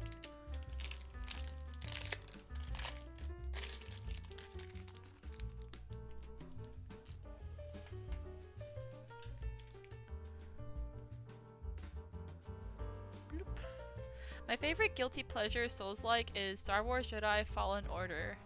The story, music, and combat is just so nice.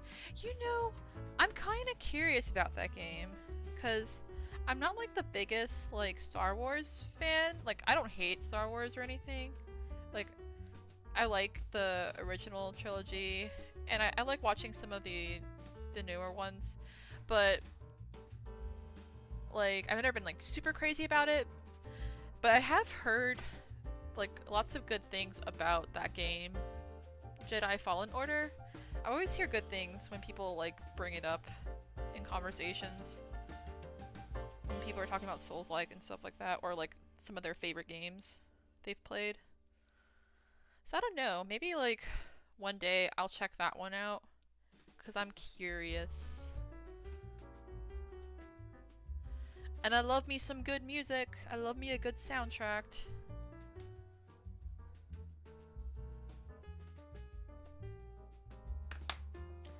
It's the first Star Wars game I recommend because it's a standalone. Everything that you need to know is explained in-game, while if you're a fan, you see a lot of references and Easter eggs. Oh, that's perfect! See, that was another thing I was worried about too, was that like, how caught up on the lore would you have to be to play it? But that's good to know that it's like friendly to people who are like new to Star Wars.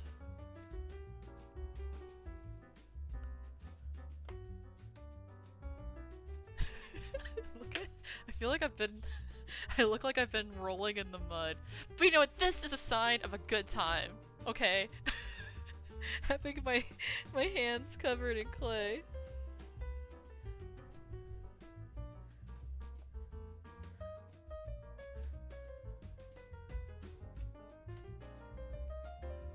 Alright, I think I should have enough clay to get this all rolled out. I just gotta pay attention because sometimes oh god, are these like air bubbles? Shit. No, these are like air bubbles. No air bubbles, please.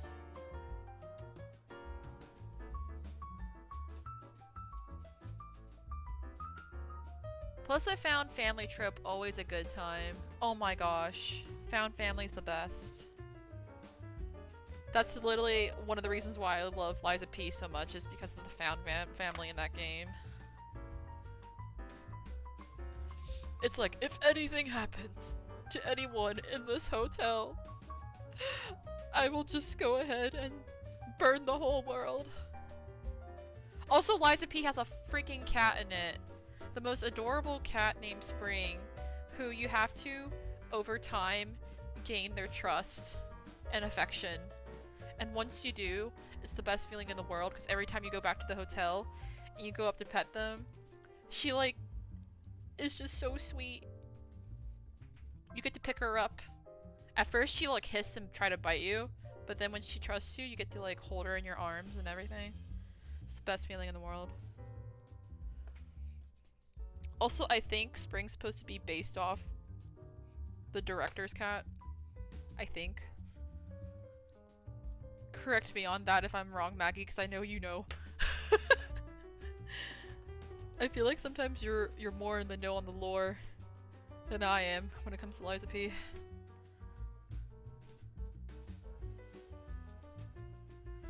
Dude, these air bubbles are driving me crazy. No! Stop! No air bubbles! Just marked the crap out of my clay. Okay. Please, we can do this. We can roll the clay out. I believe. 'Cause I don't want to have to do this again. I just want to start sculpting.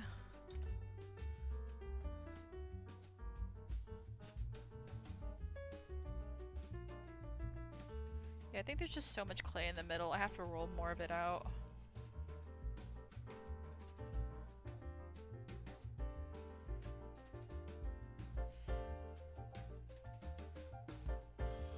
God, these air bubbles are driving me crazy.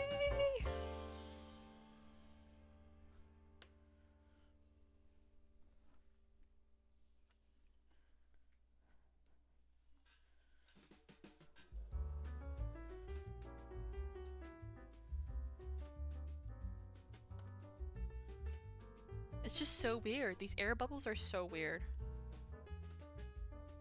It's just like, why? Why are you like this? What did I do wrong? Was it from me not kneading it correctly? Probably.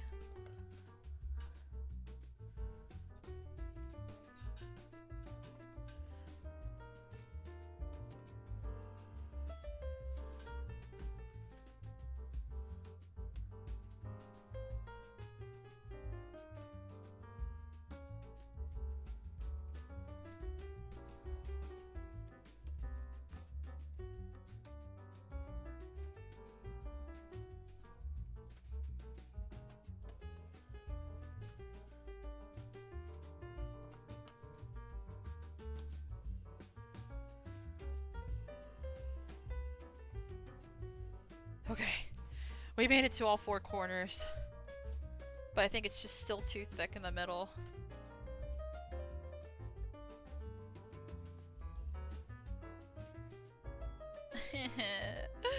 I don't know what I'm doing. I'm an amateur.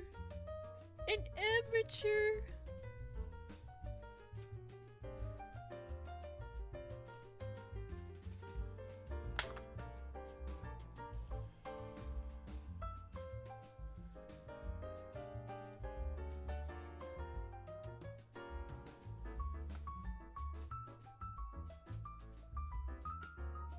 might be because it's like drying too.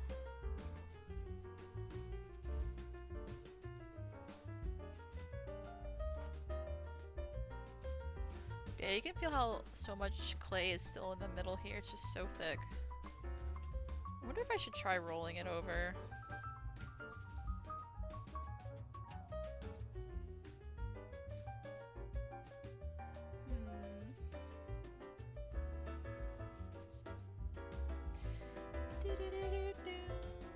Actually, I'll just keep it.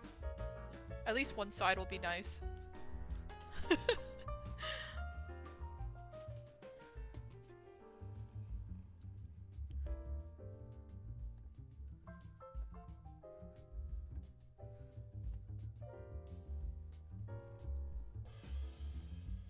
I think we're almost there, though. I will watch your Fallen Order streams and VODs. Thank you, Nameless. I'll let you know once I get around to it. I'll put it on my list. Because it does sound like a cool game. And honestly, I haven't really played a sci-fi game. And I do like sci-fi, so... let's get some sci-fi space opera into my channel. You know what's another sci-fi game I do want to try playing, but I'm kind of terrified of? I wanted to play the Alien game. What is it called? Alien... it starts with an R, I think. It's that horror game that's based off the Alien movies. You have to, like, evade getting killed by a xenomorph while also evading hostile, like, humans on the ship, I think. Oh my god, hi Chichikov! Hello, hope you all had a good Valentine's Day. Thank you! Hope you did too. I was supposed to stream yesterday, but I had technical difficulties, so I had to cancel. But thankfully, everything was, like, resolved. Cause guys, I was so panicked. I thought I completely broke Streamlabs because everything was working fine yesterday afternoon. Like, I had just plugged in, like, I was trying out my new webcam and I had Pokey on with Magunda, and then I also had my iPad to test showing all those things on the screen. Everything was perfectly fine. And then when I finally went live, it was like nothing was working. And I had to like immediately stop. Thankfully, I had just started.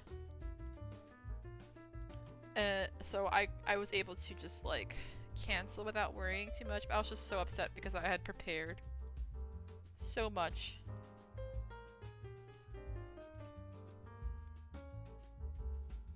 Look at that awful air bubble right here. You guys can see it on stream. What the heck is this? Unbelievable. Okay. I think this might be as good as it's gonna get. I think it's a good... Wait. So... let me grab my box.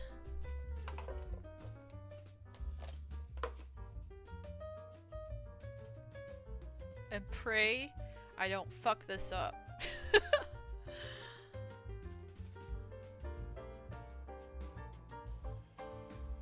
I'm actually gonna lay it on the other side.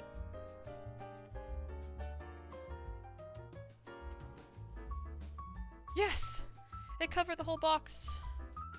Thank God.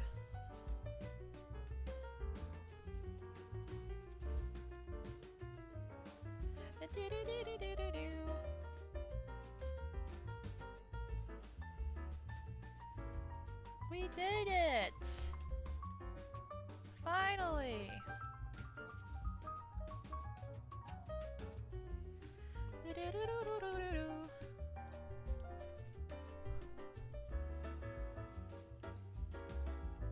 Alien Isolation?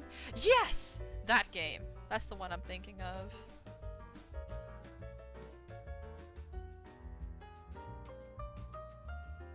Okay. Oh man, how did this person do it? No! Not that part! I saw someone on YouTube cut it, and I'm like, I don't remember how they did it.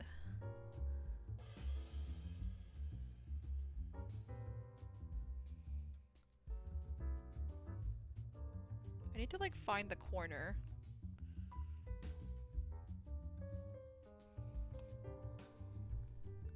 Let me move it so you guys can see.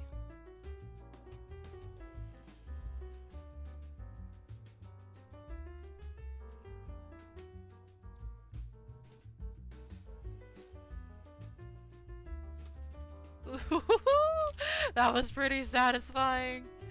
Ah! Look! That was a pretty clean cut.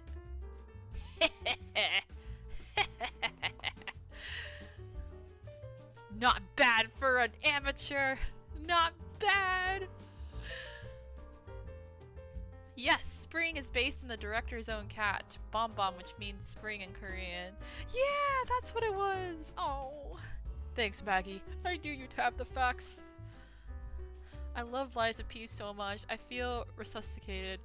I know, like, when I was watching that State of Play, that PlayStation release, and as soon as Lies of P came on, I wish I had a reaction. I wish I was like streaming or something, because the gasp I made. I was just so shocked and excited. Oh gosh, I don't think I cut this one as good.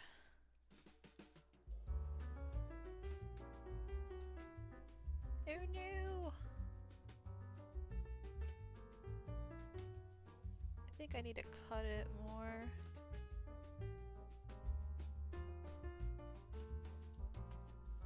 Oh, this one's actually bad, guys. The side one, I don't think I did a good job.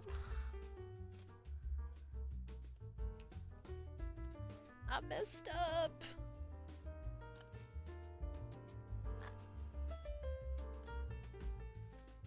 It's okay, it's okay. I got this. We can save this.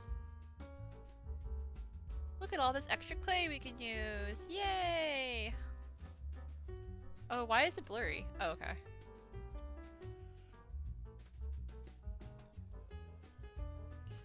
No, I can feel an air bubble here and it's driving me crazy! What am I supposed to do? I didn't even know they can have air bubbles like that. We're just gonna have to work with it. Oh my god. We're just gonna have to work with it. Finish, not perfect.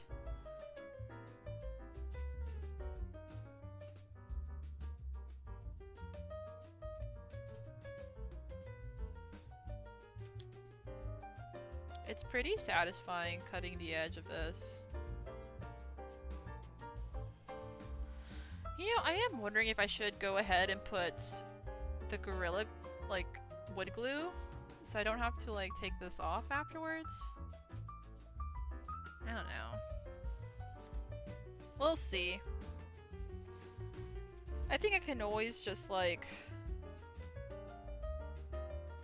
What do you call it? I think I can always, my brain. Sand it down if I have to. Sand down the edges.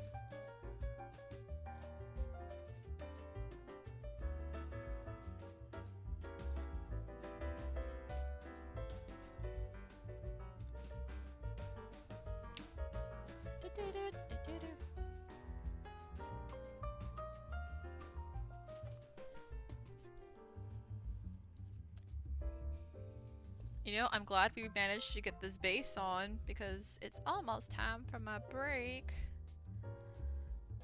Almost time for my doggy to go have her break. Oh my gosh. You know what? When I go on break, since we have a webcam tonight, I will show you guys her little paws. so she can be part of the Handcam stream too.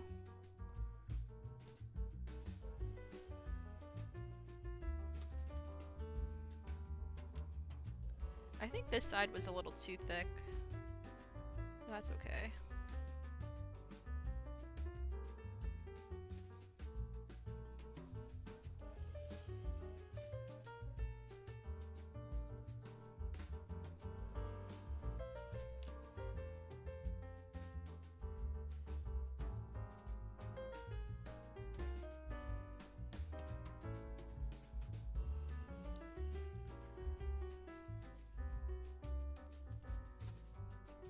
I just want to make sure I can go ahead and cut this.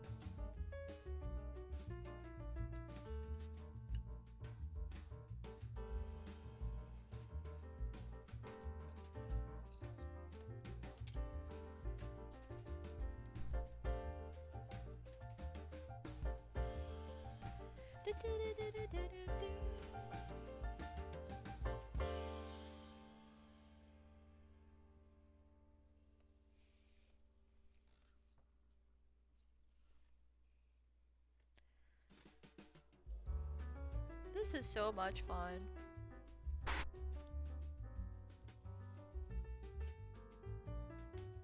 I have to make sure not to lean too far so you guys don't have to see my a tuft of my hair on the camera. That's happened to me before. Hopefully it hasn't happened already.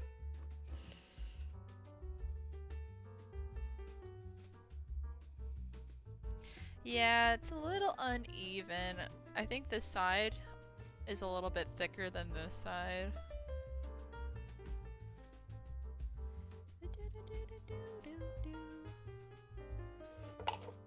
See, it's a little bit thicker.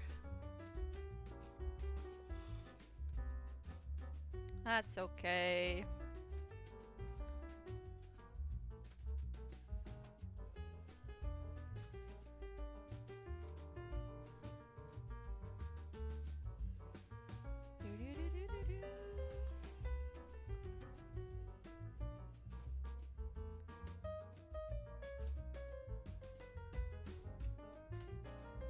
How come I did such a cleaner cut on that side? Let me see if I can do better here.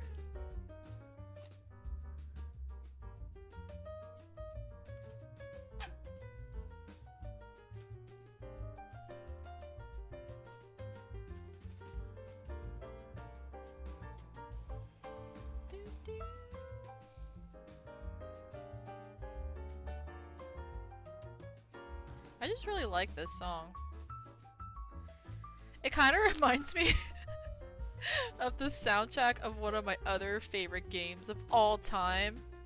I don't know if I'll be able to ever play it on stream because it's a mobile game, but it's a Korean visual novel game called Mystic Messenger, and it's like, to me, to this day, it is one of, if not the best, dating sim game. It's just so immersive and fun.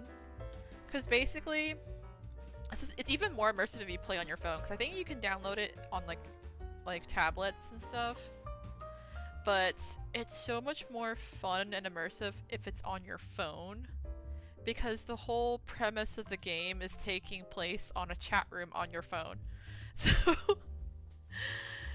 it's really good, and like the gameplay is cool because basically you end up getting into like some mysterious like chat room with some unknown person, and you end up having access to a private server with basically the main characters that you get to know, and like are your romance options and stuff like that. And part of the gameplay is that you basically can go into these chat rooms with them, with these characters, and interact with them during like their conversations and stuff, and they have like their own emotes and stuff that look like them. And once you like get out of like, and basically talking in the chat rooms is how you advance the story, because that's how you get the storyline, and also your your choices that affect like the characters when you're romancing them and stuff like that. But then outside of the chat rooms, you also can get text messages and phone calls from the characters too. And it's just so much fun. It's a really creative and cool game. And sometimes they'll also leave you, I think they also leave you voicemails sometimes too. And you can also try calling them. Sometimes they won't pick up, but other times they will actually answer the call and stuff like that. And basically when it comes to the chat rooms, they actually happen in like real time throughout like a 24 hours. And I think the gameplay lasts like a week. So like one game is basically like a whole week of chat rooms and stuff like that. And like if you miss a chat room, like if there's a chat room that's happening at like 3 o'clock in the morning and you're sleeping, then you can use like hourglasses, which is part of how they can like make money on the game. Is like if you need more hourglasses, you can buy them from their store, and then you can basically like go back in time and re-experience the chat rooms, because some of them are pretty important to the storyline. But I just thought it was just so fun and creative. I remember like some of the ones that are like really late at night, if you go into a chat room, they'll be like, "Why are you still awake?" And they're like, "You should be getting sleep." And they'll be like, "Have you been eating?" and stuff like that. Like, "Have you had dinner?" But it's supposed to be like a mystery game, because you're trying to find out who is this mysterious person that got you access to this chat room, and what's their like ulterior motives against you and the people that you are becoming friends with and stuff. And it ends up having like this whole storyline with like a secret cult. It's crazy stuff, but it's really fun. Okay, I think I need to finish smoothing this out, and then I'm gonna probably take my break so my doggy can go out. I'm just gonna make sure that this has some moisture so it doesn't dry out while I'm gone. Oh, these air bubbles are gonna be trouble. I don't know if I can like maybe open it up to get them out.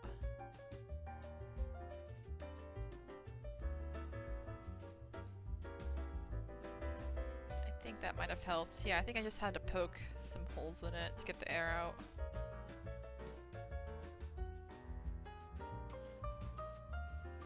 I think that did the trick. Huh.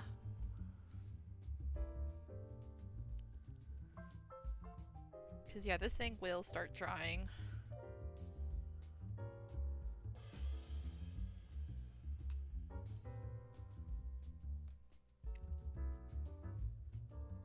And I'll probably rep some of this too, since we were handling it.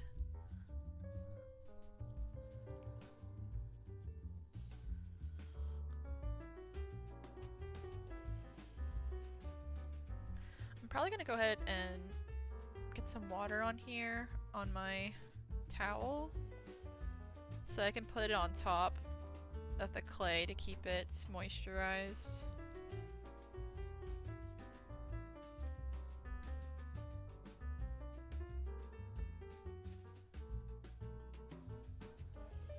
Don't want it soaking wet, but just enough to keep the moisture.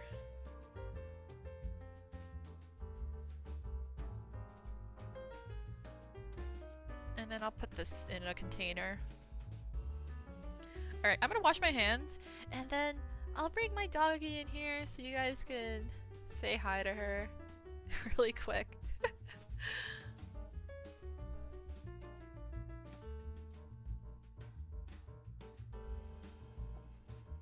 Oh my god, I can't find the mute button. Ah!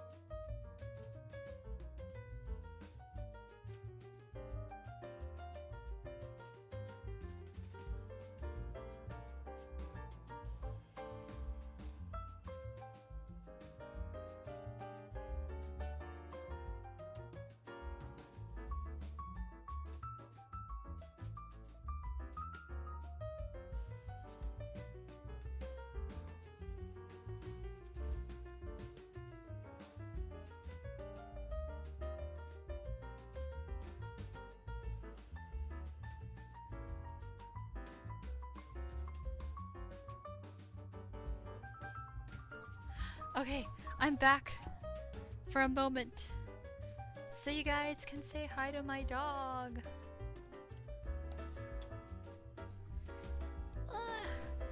Come here. Oh shoot, I almost pulled down my plant again. What's this? A paw? A paw? Two paws? Oh, no paws. Two paws. A nose? What is that? Oh no! Handcam paw stream.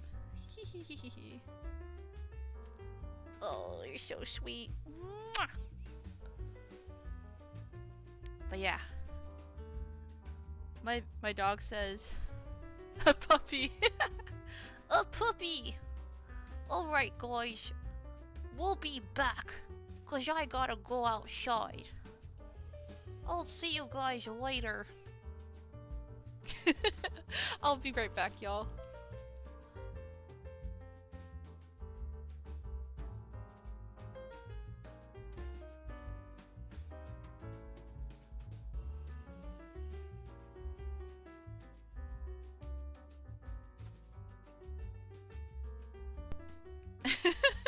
So fluffy, very demure, very mindful. Oh, I'm glad you guys enjoyed seeing the puppy. Alright, I'll be right back.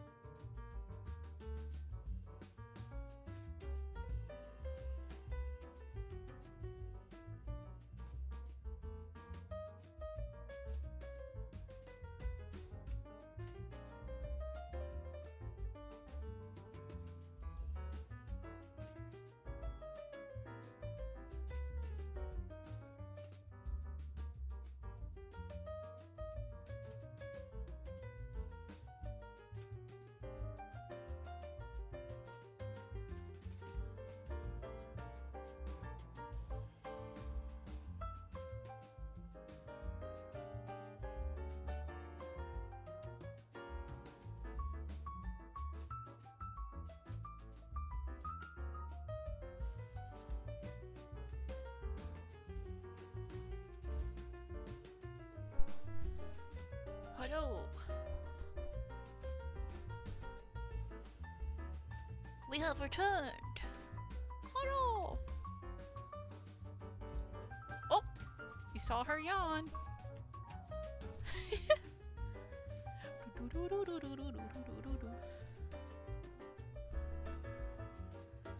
Making pancakes, making pancakes. Oh, I'll let you go to sleep. She's so tired. And I'm over here flapping her arms. Alright everyone, say goodnight to my dog because she wants to go to sleep. Good night. Okay, back to sculpting. You okay? You okay? Oh, you had fun? I think she's trying to decide where she wants to lay down. Oh, let me take this off.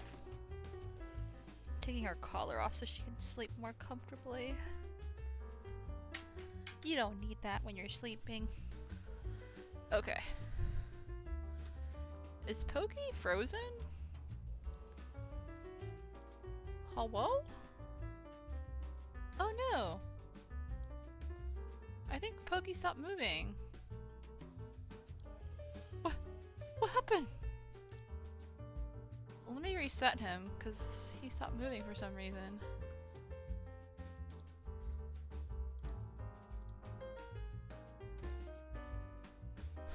Welcome back, Thomas and Puppy. Good night, Puppy. Aww. Thanks, Maggie. Okay. Pokey's okay. I don't know what happened. He like stopped moving for some reason. That was weird. Let me tie my hair back.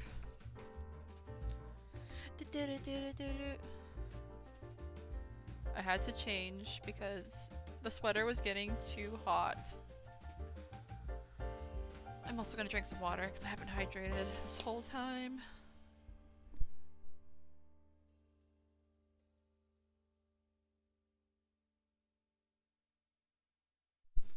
Okay.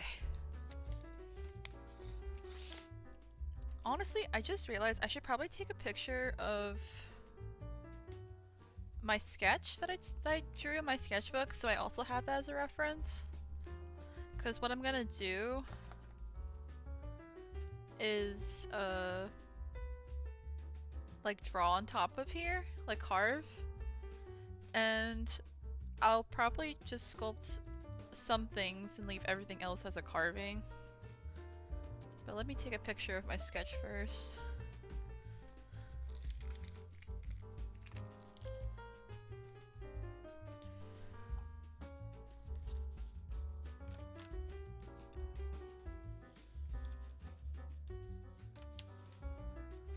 When was it? February last year? There it is.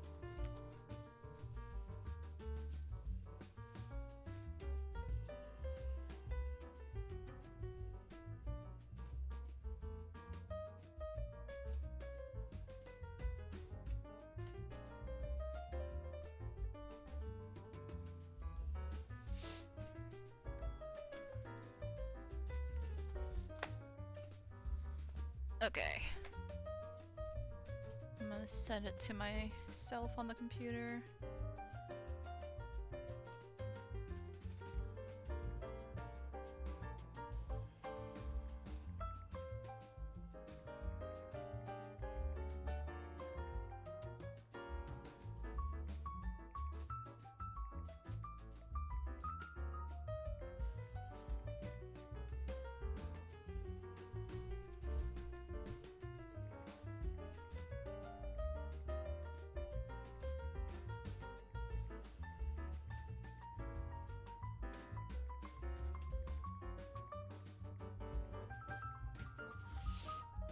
Sorry, I had to like also send a message to someone.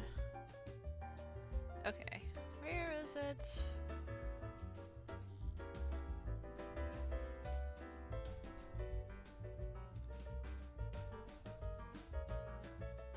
Oh my god, I took the pictures upside down somehow. Wow. Nice going, Thomas. Okay, let's pull it up.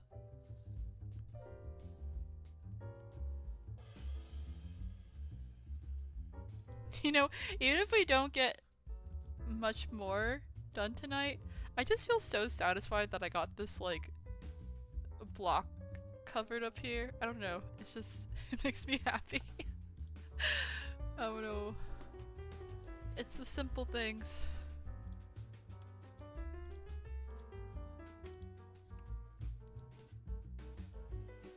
Ooh, let me open this tab before I lose it. No.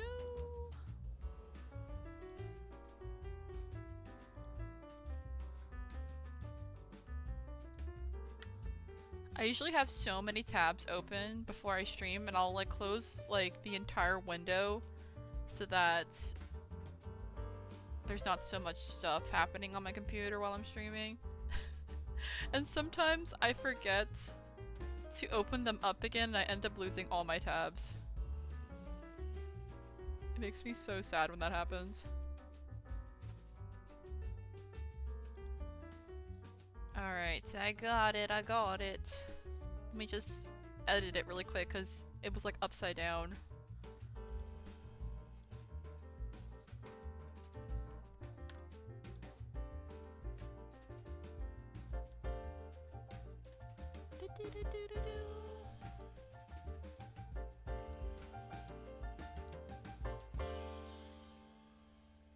Okay, and we can also make it a little bit brighter.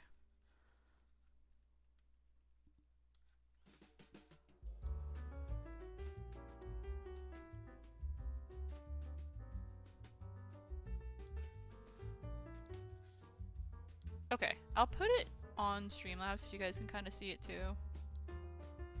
Oh my god, this thing's huge.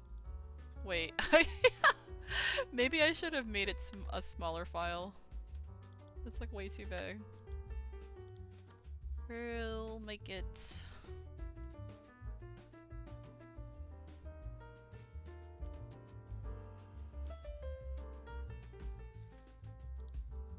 just a little bit smaller. There we go, that's way better.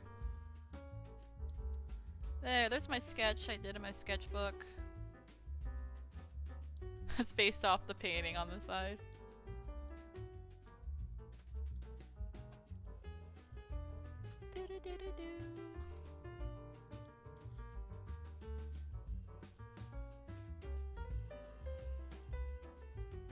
Well, actually, I'll just put it back over here, and then if I ever need to show the comparison again, I'll just pull it up. But for now, I'll just hide it, and then just open it as a reference for me on my computer. But this is what we're trying to go for. An arrow pulling out a heart out of a flower. Let me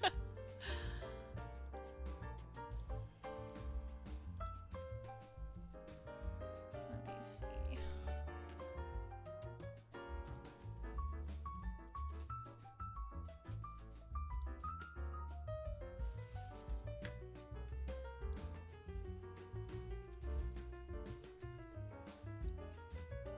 Yeah, I think I will like to maybe do a Twitch stream of me working on my Eros and Aphrodite painting. Once I make more progress on it.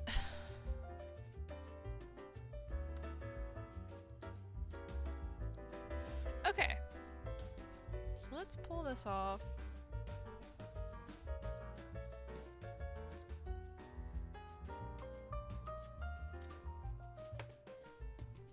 I'm actually gonna put this over here.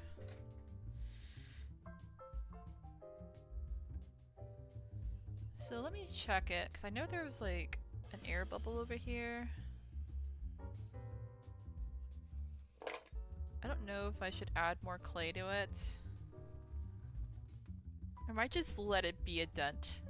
Let it be part of the imperfection of this piece.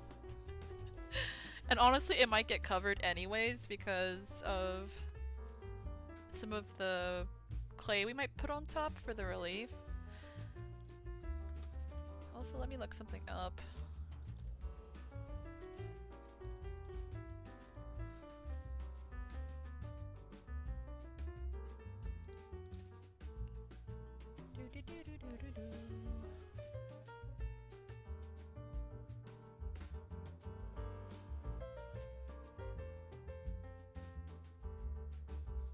Not sure if I want to do roses, maybe.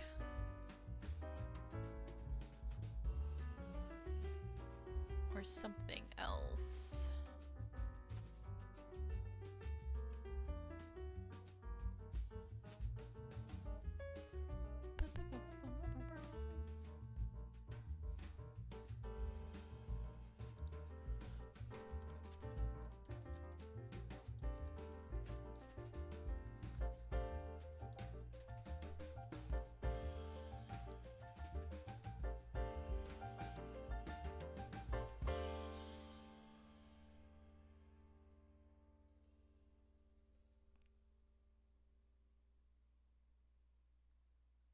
Oh, you know what?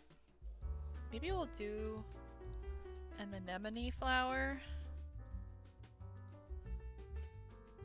Not the sea creature.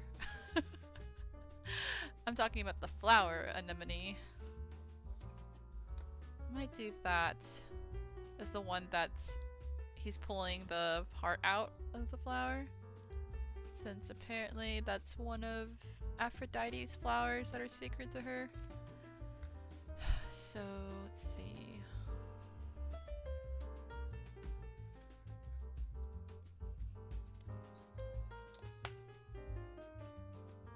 I think I might use this to like do the borders.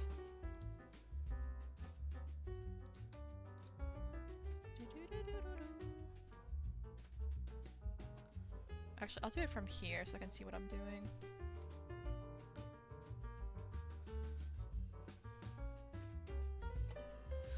I'm actually wondering if I should flatten this more.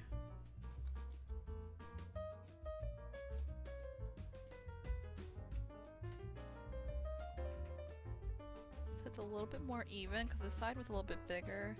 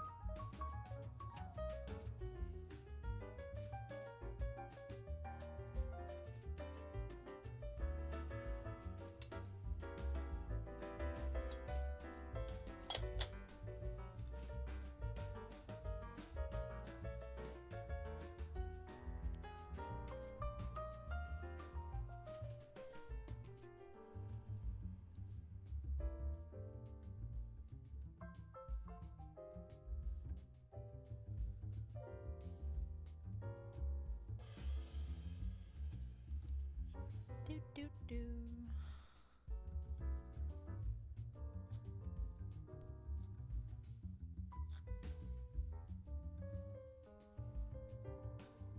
Oh, you know, there's this other game that I'm kind of interested in playing that I saw that was at the State of Play. I was looking more into it today, too. It's called Tides of Annihilation. And honestly, I wasn't sure how I felt about it at first, because I liked the creature designs that I saw in the trailer. For the announcement trailer, I think that's what it was called. But I wasn't sure how I felt about the main character design yet. And then I watched a new trailer that they had put out. Well, it's less of a trailer and more of like a gameplay showcase, I think. I guess you could call it a gameplay trailer. And I think they released that one like either today or yesterday. And now I'm actually a lot more hyped for it because the gameplay looked really cool, but also I realized that this game seems to be very Arthurian inspired. Like, inspired by legends surrounding like King Arthur and his knights. Because I saw like a lot of the knight imagery and it looks like it was set, like the game is set in some sort of version of like London. But it was like a mix of like modern day, but also like fantasy with like knights and stuff like that. But I didn't know that they were going full on like Arthurian legends with it. Because the main character's name is supposed to be Gwendolyn, which is one of like the legendary queens. And then like I think it might also be the alternative name for Guinevere, King Arthur's queen. I can't remember because I think there might be like multiple characters. But there's this other character that's supposed to be like your companion, and she can basically like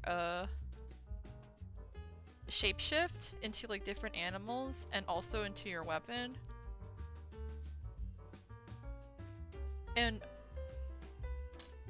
what was her name? I think it was like Ninian or something like that, and that's supposed to be like the name of like one of the Lady of the Lakes that holds like Excalibur and stuff like that. And I think there's also this whole thing with like there might be multiple Lady of the Lakes, and one of them was supposed to be one of Merlin's like Merlin was like their mentor, and they ended up like trapping him in a tree at one point at the end of his life. And then like at the end of the gameplay trailer, there's a character that's supposed to be like a boss fight, and it's like this knight that's like waiting in like a library, and her name is Mordred, which is like the name of Arthur's like nephew slash sometimes bastard son from an incestuous affair he had. But basically like that's basically like the nemesis, the one that is like he fights in the end.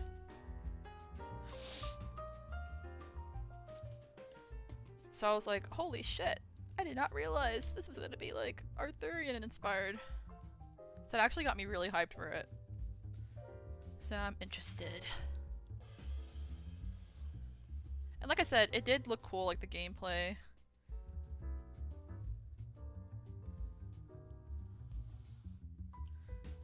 I think it's supposed to be another kind of like Souls-like game.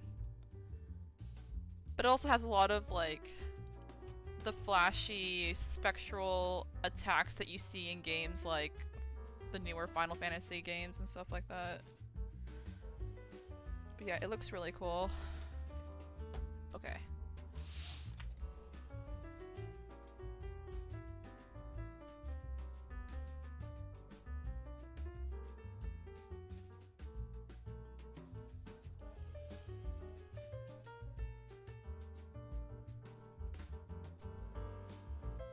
Maybe this is two. I'm kind of afraid of doing too much on this. Maybe I'll just use my blade.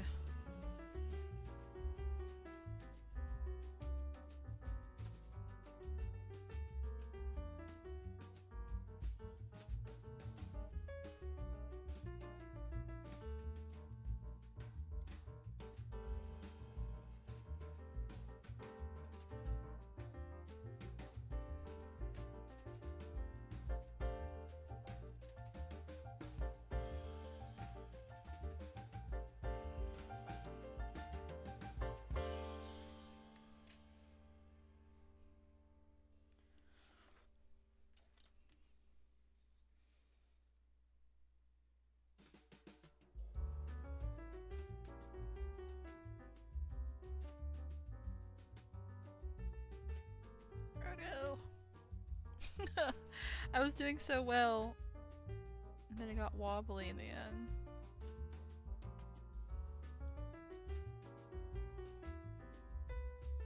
Sadness.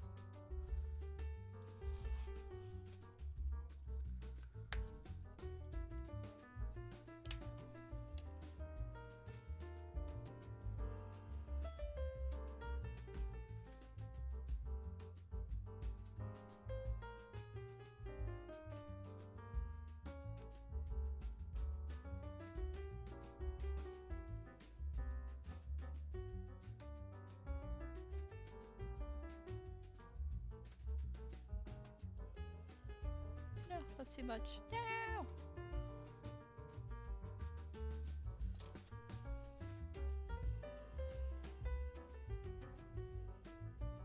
Oh my god, I messed that up so bad.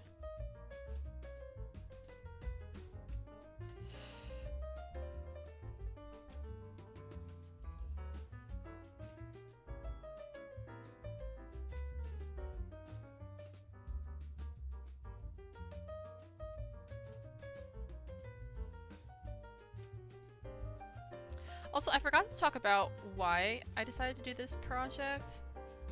So besides that sketch I had with Cupid pulling the heart out of the flower that was supposed to be from that Victorian puzzle box, I was also like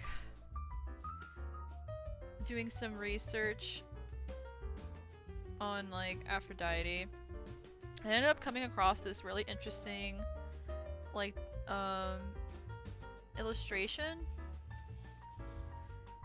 and it was from like, I think it's like it might have been like a old German illustration from like the Middle Ages, because basically it's supposed to depict this love goddess that's kind of like, some people sometimes equate her to being like Aphrodite, but she's like a Germanic like goddess of love. It was like a really interesting like illustration where it has like her like standing in the middle, and then she's surrounded by all these different like hearts that have been like brutally like tortured or like damaged, like whether it's like been stabbed or whatever, and it's supposed to depict like 19 ways to like, I think like torture or break someone's heart or something like that. Like in an emotional sense. And so like I was looking up this Germanic goddess. I think it's supposed to be like, I think her name's like Frau like Mean or something like that. And somehow when I was like researching about her on Google, I ended up getting some results on these objects that I think are kind of related to her, because I think the meaning of the name in English for these like boxes, they're basically supposed to be like marriage chest, and I guess they were like, you know, boxes or chests that were maybe like gifted to a couple when they got married. And basically they would have like these beautiful like carvings on them, like on top of the box and then on the sides as well. And they usually would depict like romantic images and stuff of, actually there's a couple that were of like a unicorn and a virgin, because you know like the whole thing of like legends saying that if you wanted to catch a unicorn you'd have to lure them out with a virgin. But they were all really beautifully carved, and some of them would have like forest animals on top and stuff like that.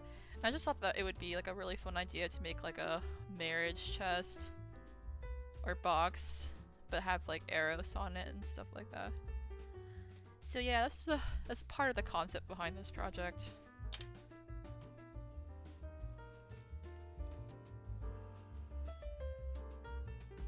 Let me see if I can actually find the name for it, so you guys, if you want to look it up on your own. Let Let me open my notes for it.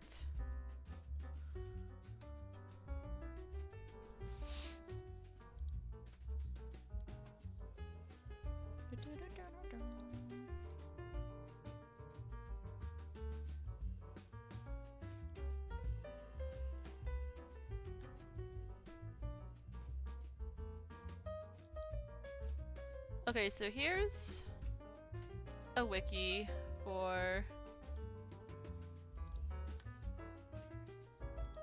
this Germanic goddess or personification of love, if you want to look into it.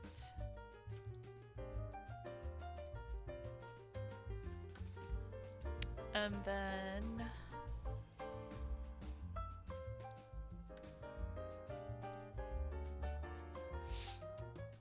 let me see. I'm trying to find the chest now that I was talking about.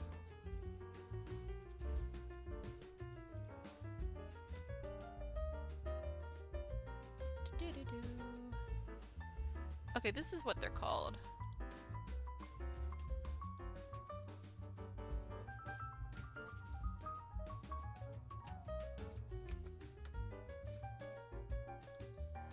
And the name of those like wedding chests.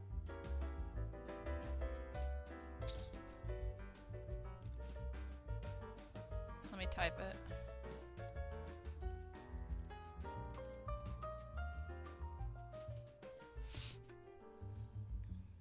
If you guys want to look it up on your own.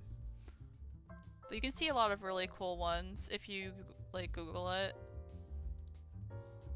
There's some that are like some museum websites display them.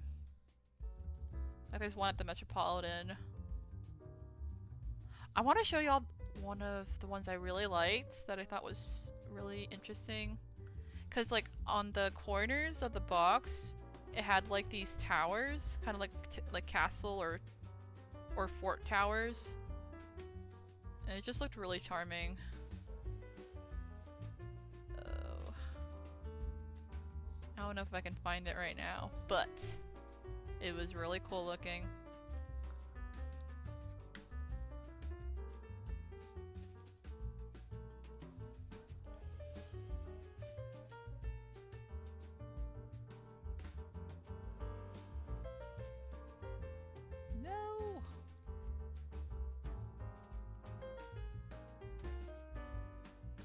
Oh, this isn't cutting anymore. What the heck?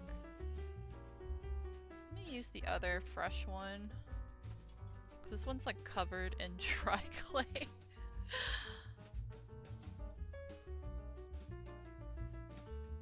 This might cut better.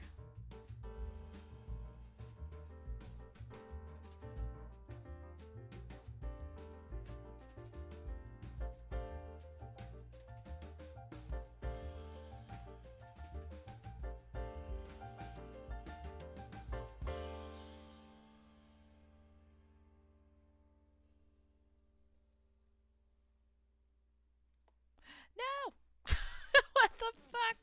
Ah! Come here! Get over here.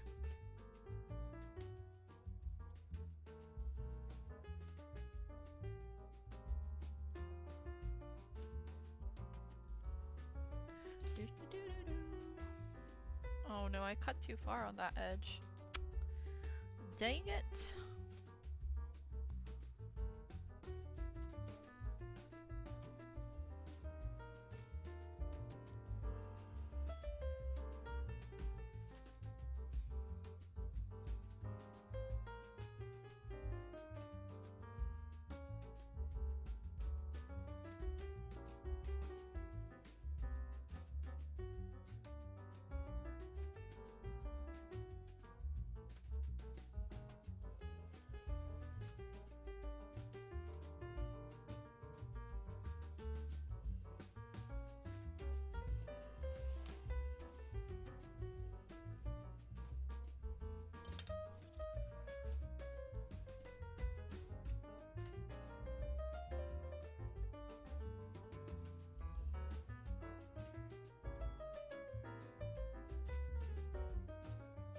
god. Almost cut myself.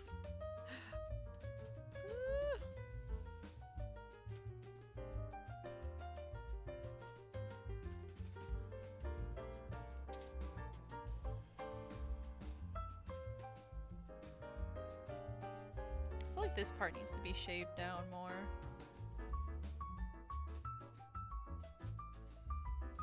Oh god. That might have been a mistake. Oh, why did I do that? No! Oh my gosh, I ruined it. That was a mistake! Why did I trim that part so deeply like that? Oh, it's gonna be uneven now.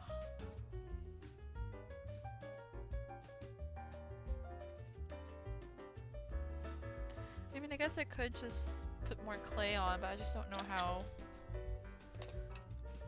good it's gonna stick.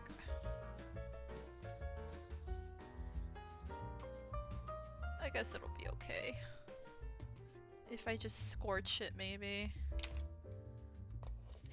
Or not scorch it, score it. The old technique of scoring.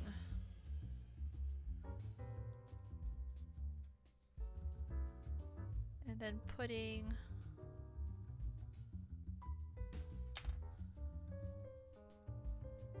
making it wet.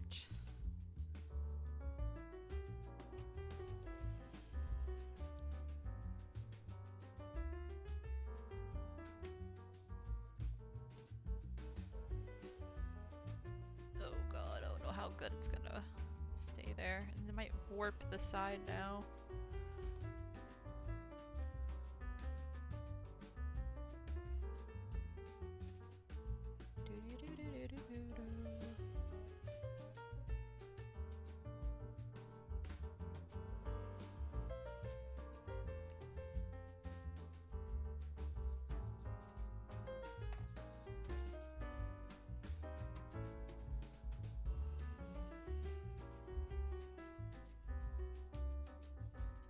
A slight disaster, but that's okay.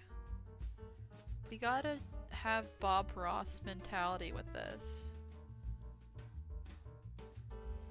It's just happy little mistakes or whatever.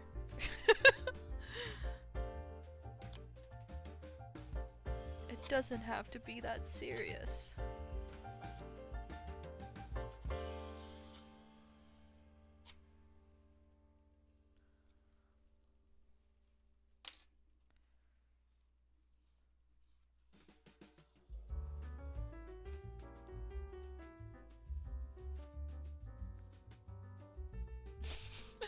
I tried to fix it.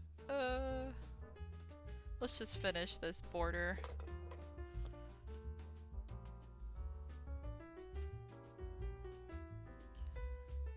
This one looks kind of wonky. I think I went too low on this corner. Shit, it's okay.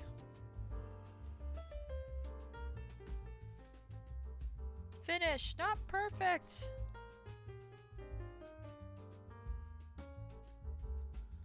It's about finishing it, not making it perfect.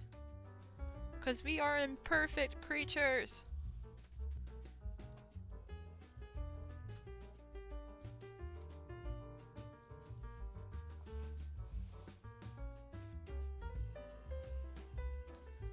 Might have to cut deeper on this, honestly, because I think it's gonna warp a little bit when it dries.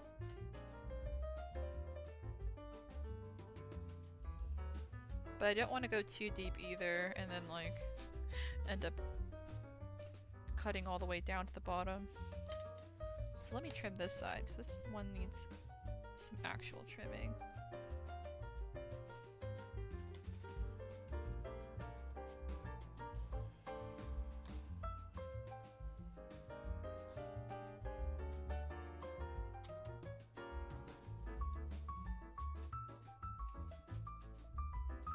I feel like I might have got some wood shavings out of that shit. Oh no. Also, I forgot to cover this! Oh shit, no! Why water, water, water. Forgot to cover the clay I'm not using.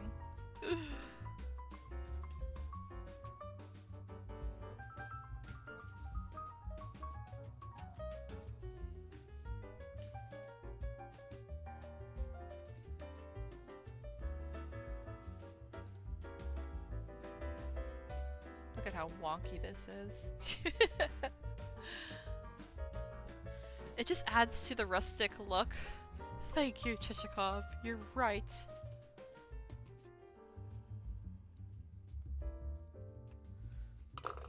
Okay, so this is the front.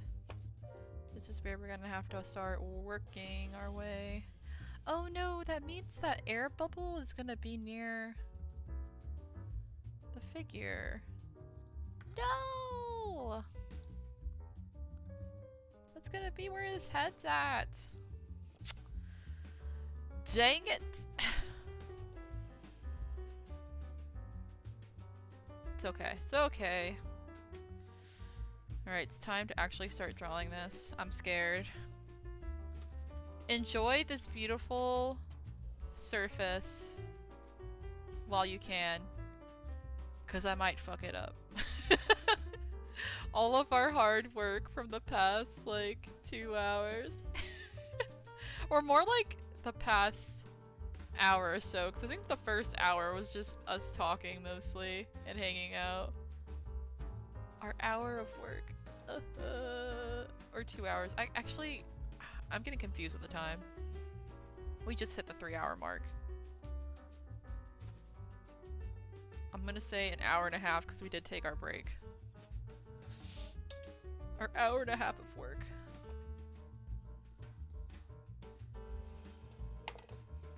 Look at the sides of this.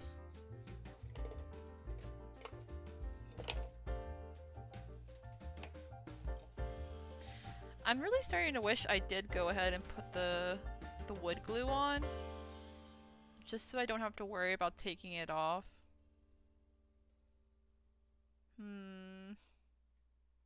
Wonder if I should go ahead and do that.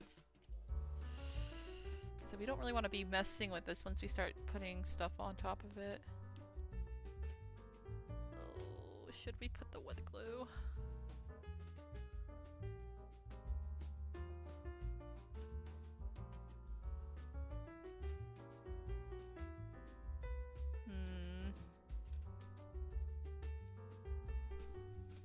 I do have it with me. I'm just kind of terrified of this glue also because it's like gorilla wood glue. So it's like super strong.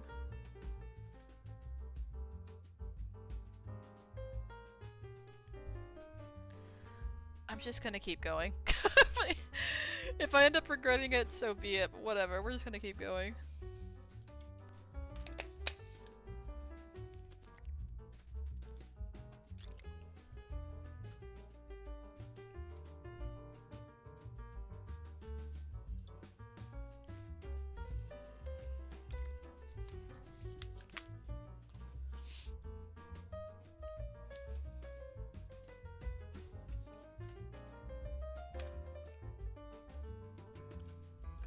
Put something to hold this up.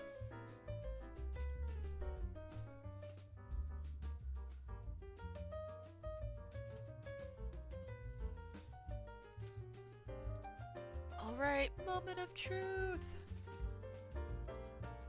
I think I'm just gonna try and gently draw around it. Let's see, how many petals does an anemone have? About 10? 10 petals?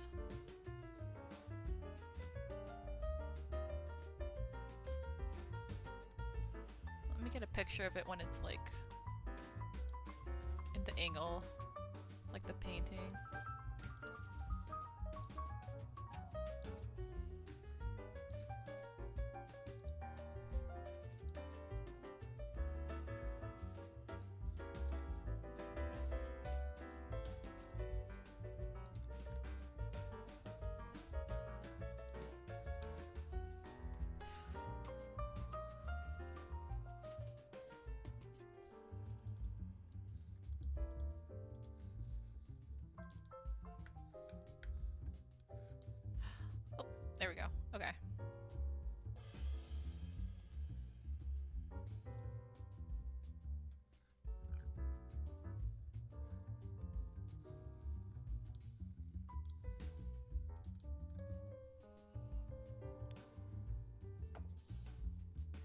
think we're gonna go ahead and just draw him because it would suck if we if we did the flower and then we couldn't even fit Cupid in here.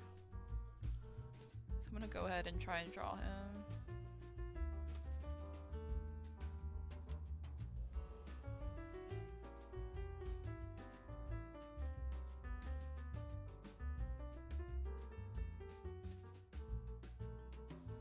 I'm just drawing him really lightly so that if I make a mistake I can just smooth it over.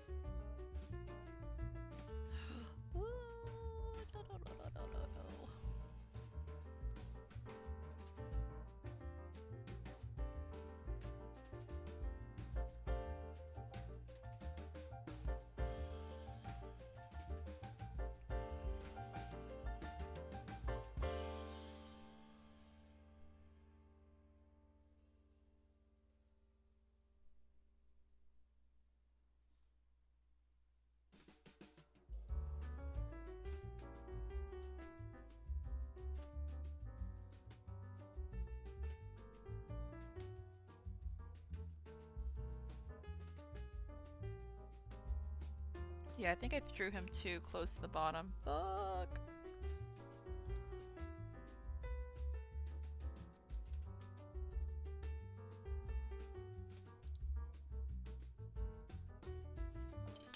Damn it, let me actually smooth it.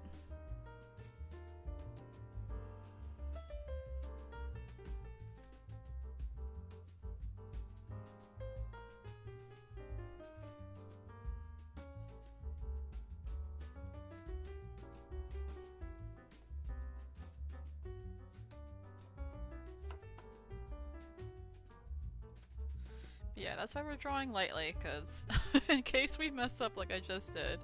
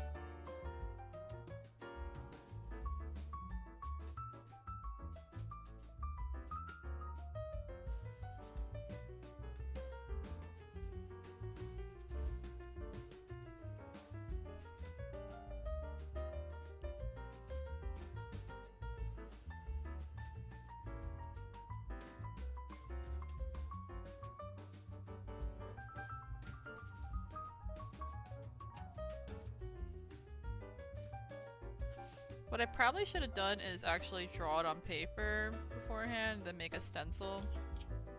It probably would have made my life a lot more easier. But that's okay.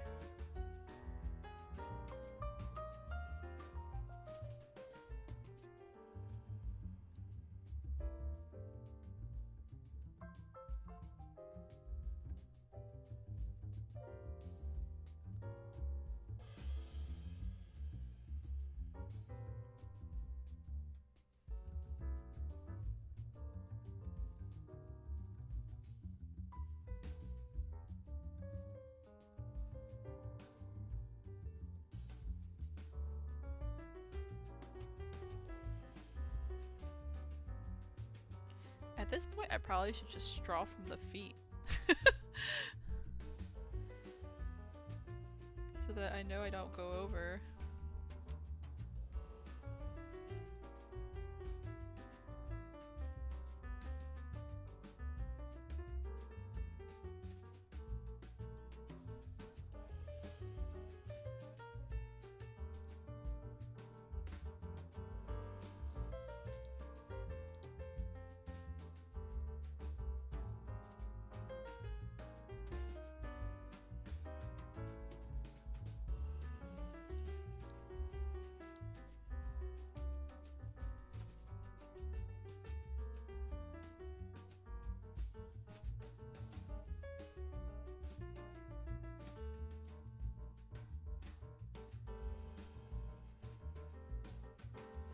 think I have to smooth the top part.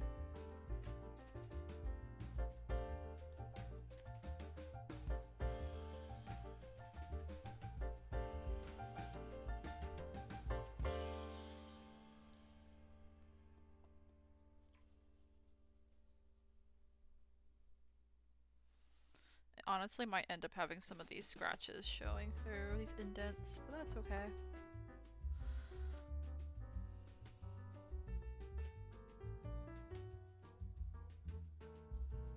You could always try to like sand it down maybe after it's done drying.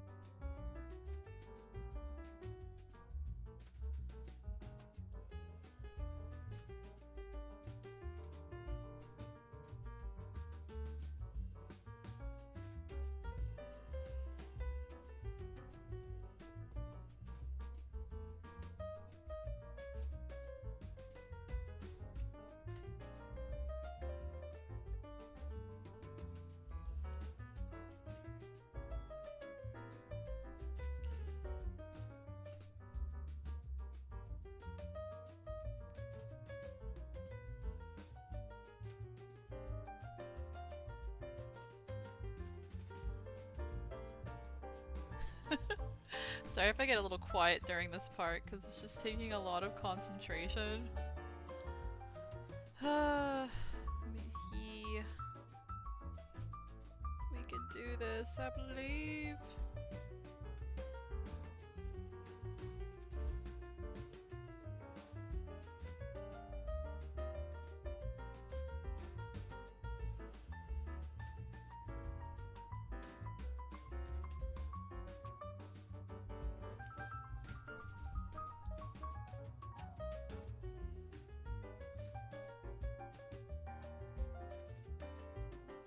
So let me get some of my other tools out. It's like, you know what? I just realized I'm not using the right thing. I shouldn't be using this to draw. I should be using one of these. I don't know why I was doing that. So silly of me.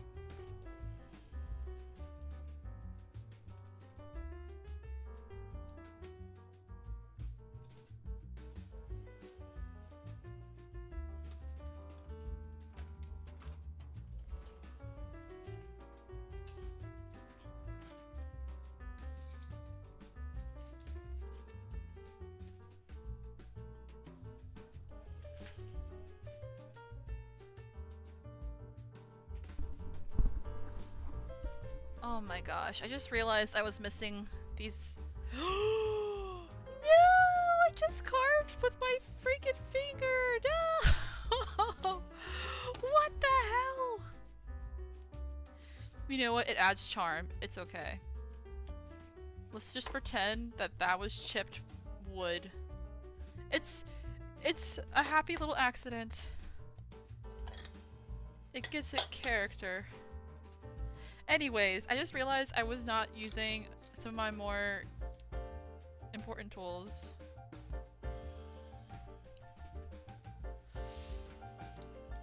Like, I should be...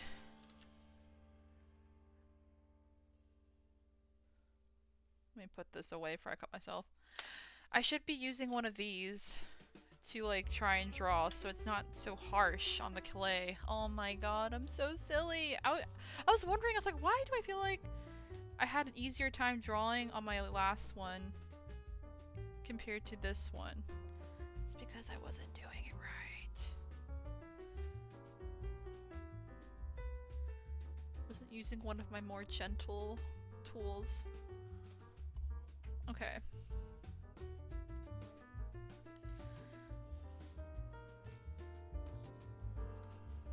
Let's try this again.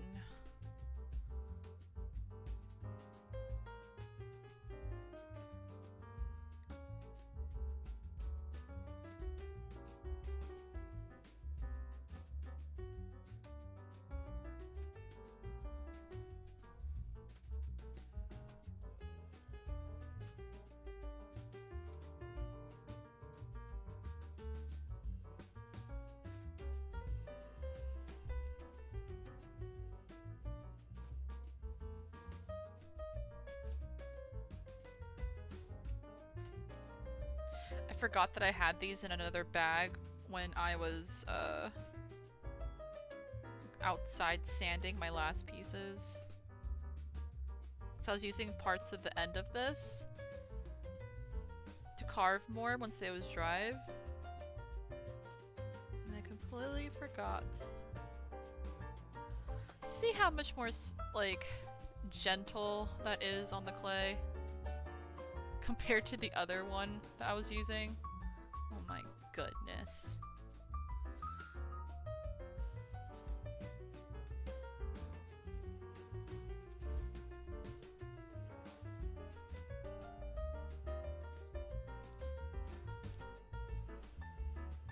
But you know, I kind of like how it got chipped here.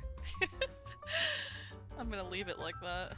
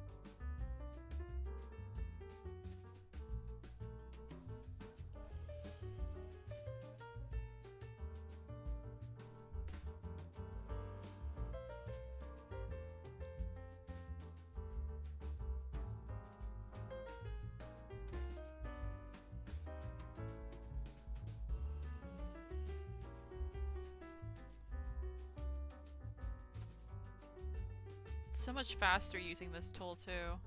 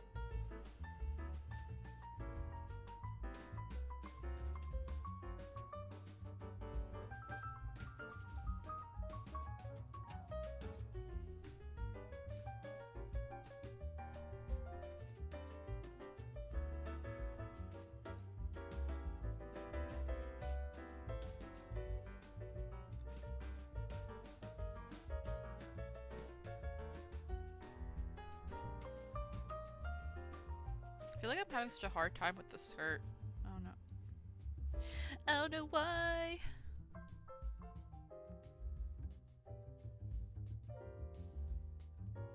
The sleeves look good.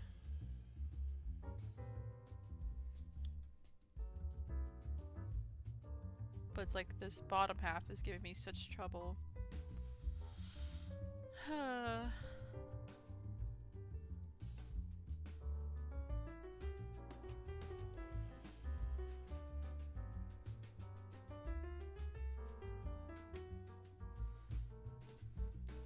It's like, I'm fine with this leg here.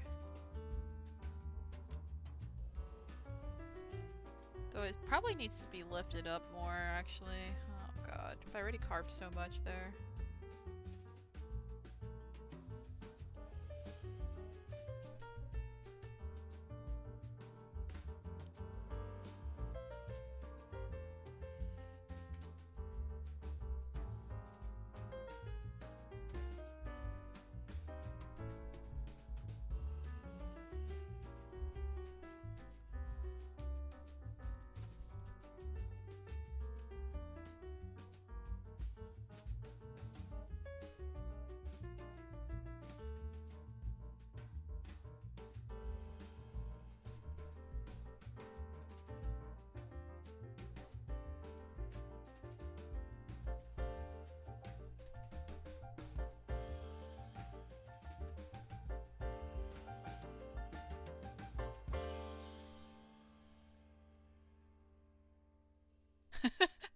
Thomas, I must succumb to the EP. You're doing great. Thank you, Maggie. It's okay, I know it's late for you. Have a good sleep. Thanks for stopping by and hanging out. And also, happy Valentine's Day again.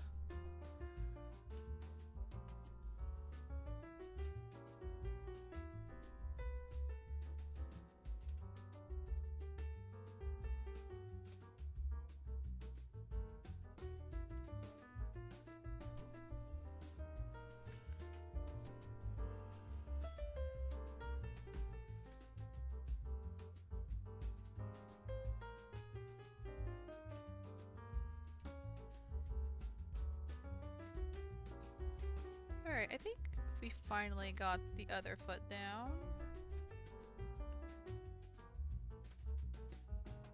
Thank God.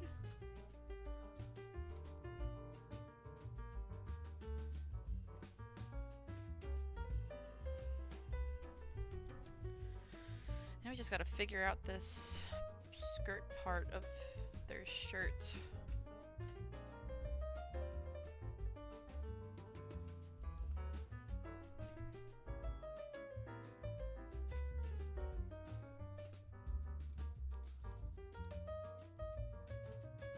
I don't even think I really put the skirt on this side in my sketch, actually. I think I just, like, left it out.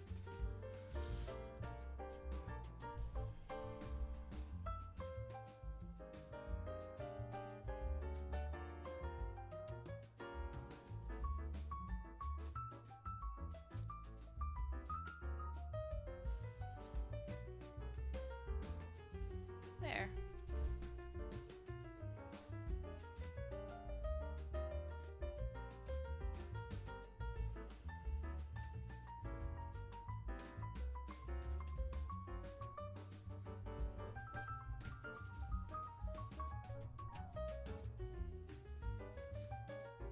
It's getting there.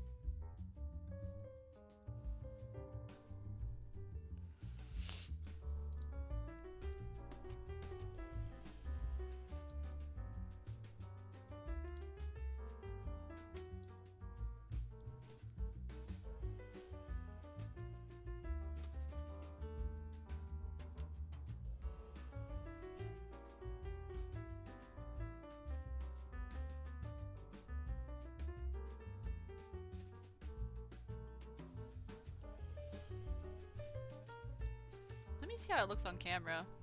I guess you can kind of see the figure.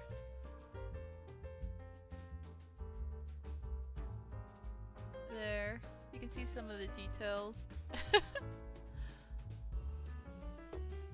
It's hard when it's so far away.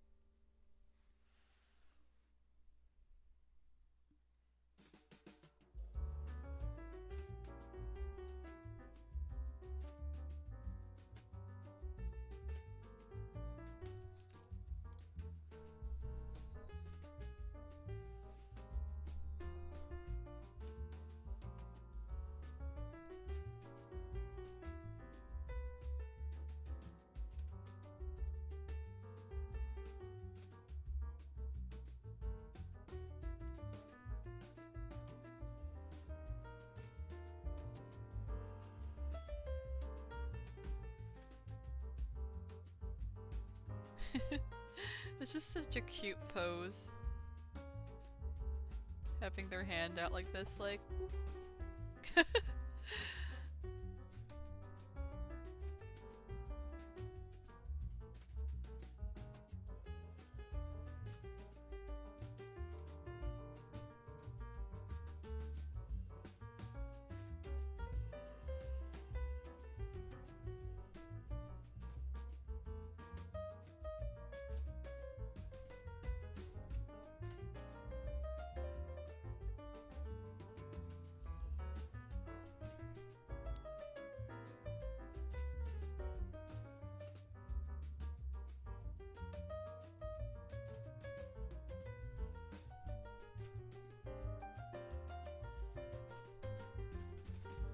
I'm not really happy with the skirt, but it's okay.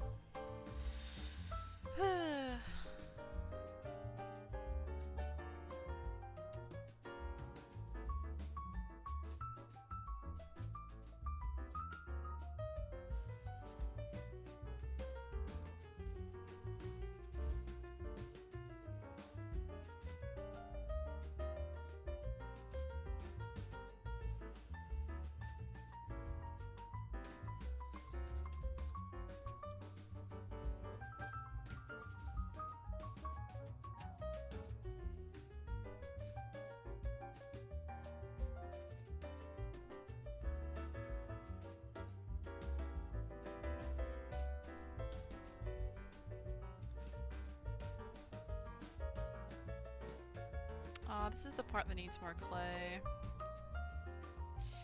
Oh, it's irritating.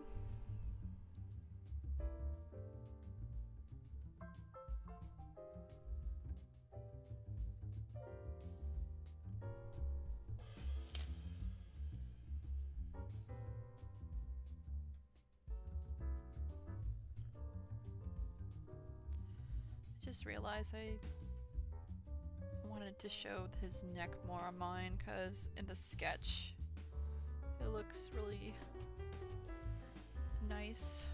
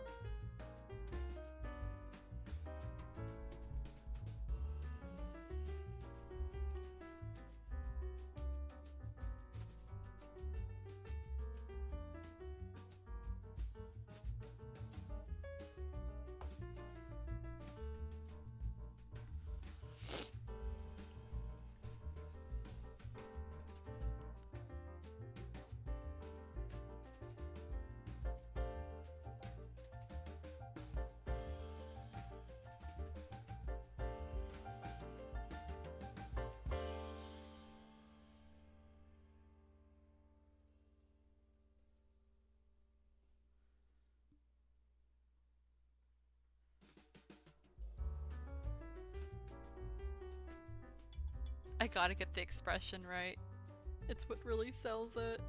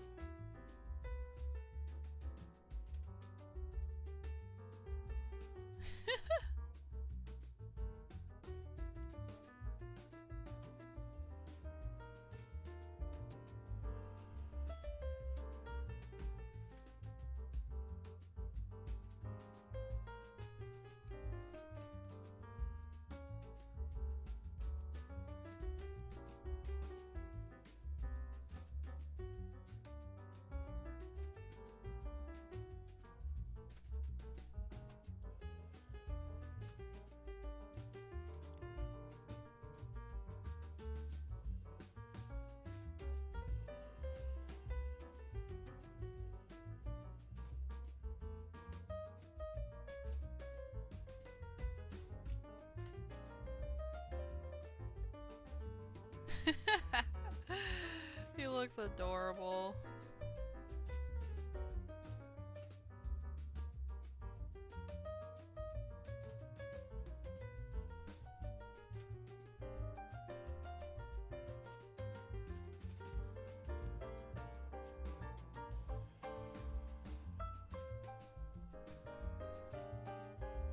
Gotta draw his wings too.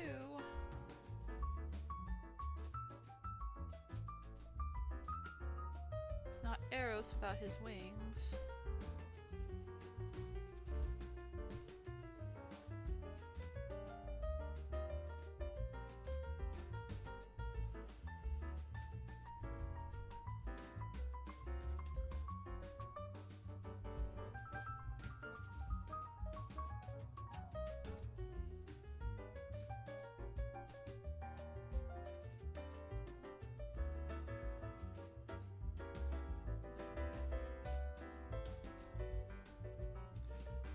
I don't know if you can see it. I love his expression, it's so funny.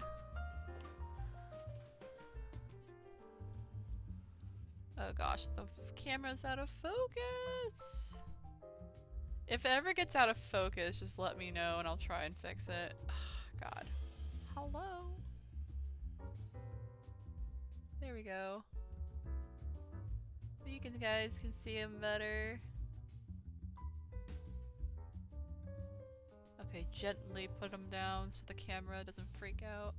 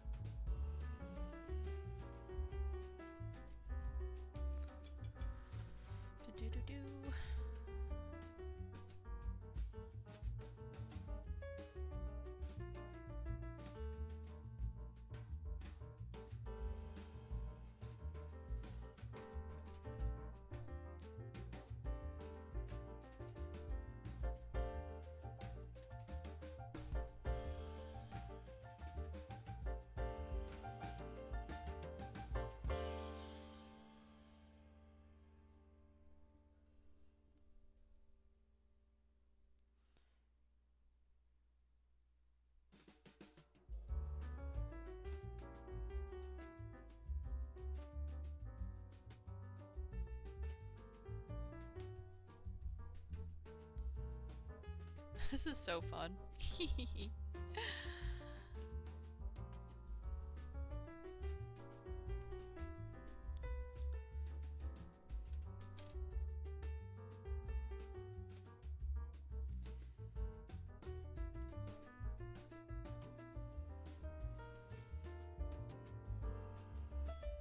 think we can start drawing a little bit deeper into the lines now, because I kind of like how he looks now. I don't know if I have a sharper. I guess this is the sharpest one I have. Let me see if this one can go.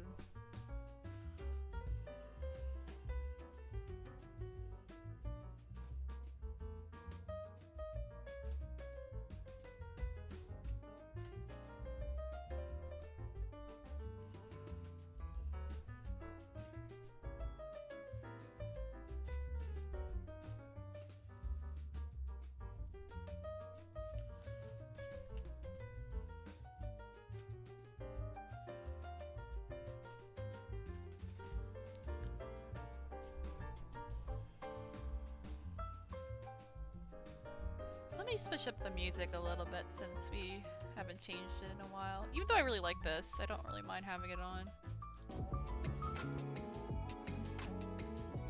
Just something a little different.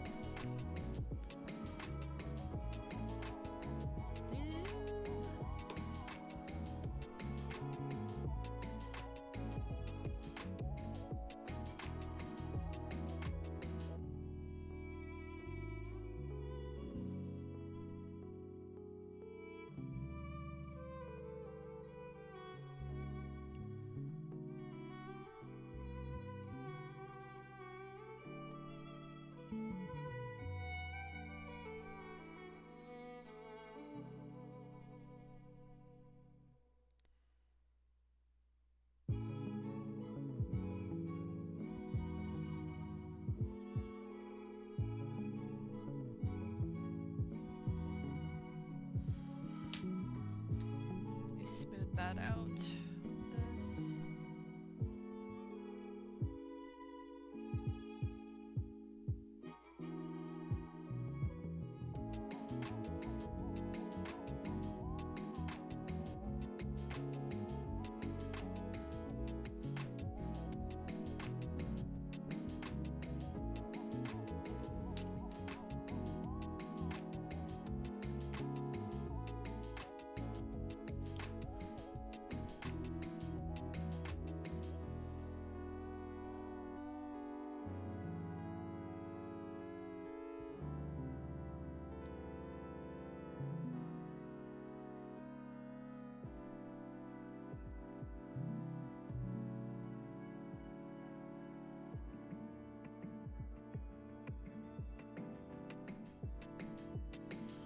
Sleeves are always so fun to like define when it comes to clothes.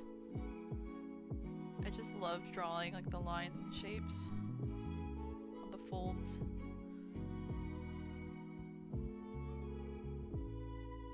It's very like therapeutic.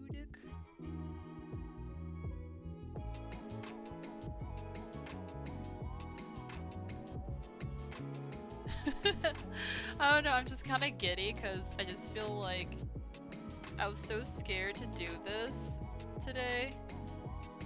I kept wanting to chicken out and just like do a drawing stream on my iPad. But I wanted to really push myself to do something different and out of my comfort zone. And I'm having like a lot of fun with it. Especially since like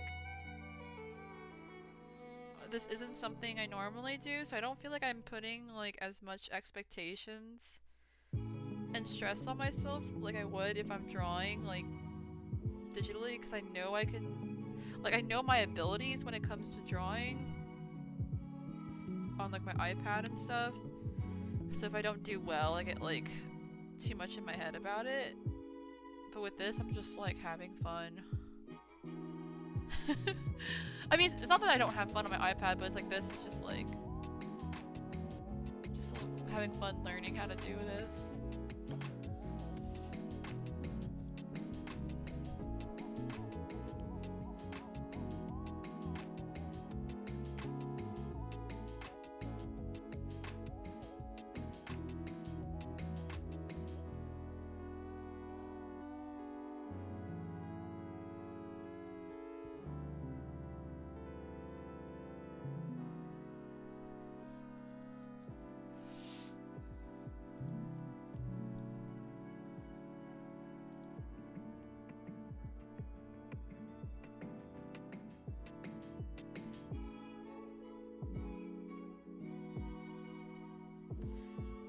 It's just so different, like, drawing on, like, clay.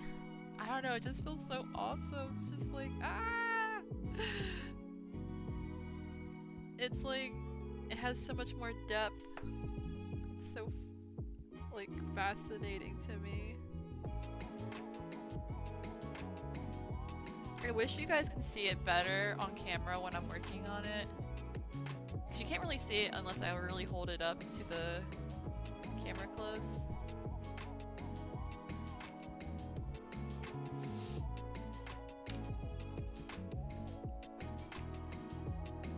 But I hope it's still enjoyable to watch, even if it's kind of blurry, since it's so far away.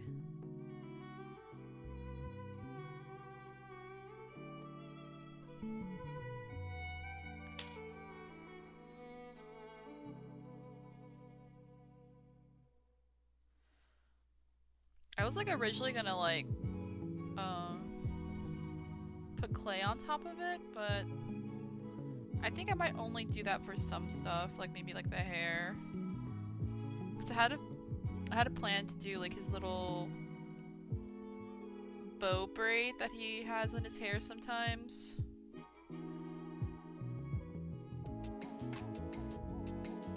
And then maybe on like the flower might have more, and also like his foot that's sticking out here.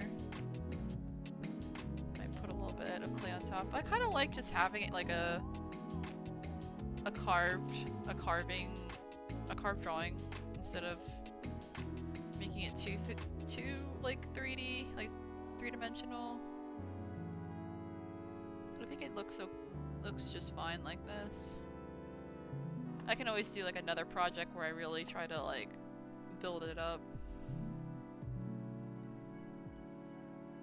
'Cause it's fun like this.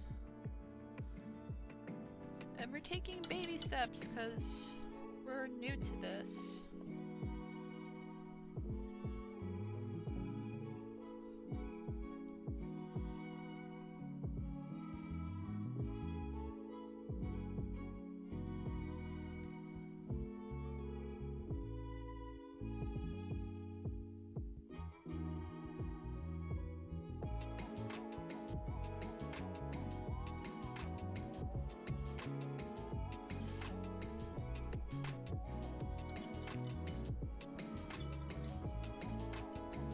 This has me really excited for when it like dries and I'm able to actually color it.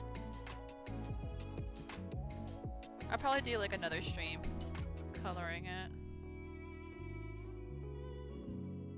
That'll be really fun to watch. 'Cause it's a little bit hard for you guys to see when I'm like carving into it.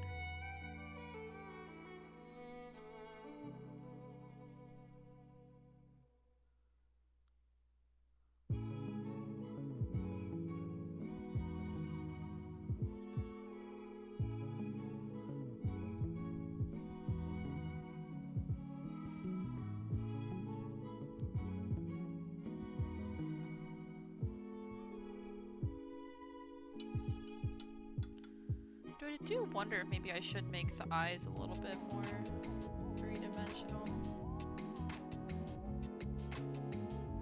Like put little ball pieces.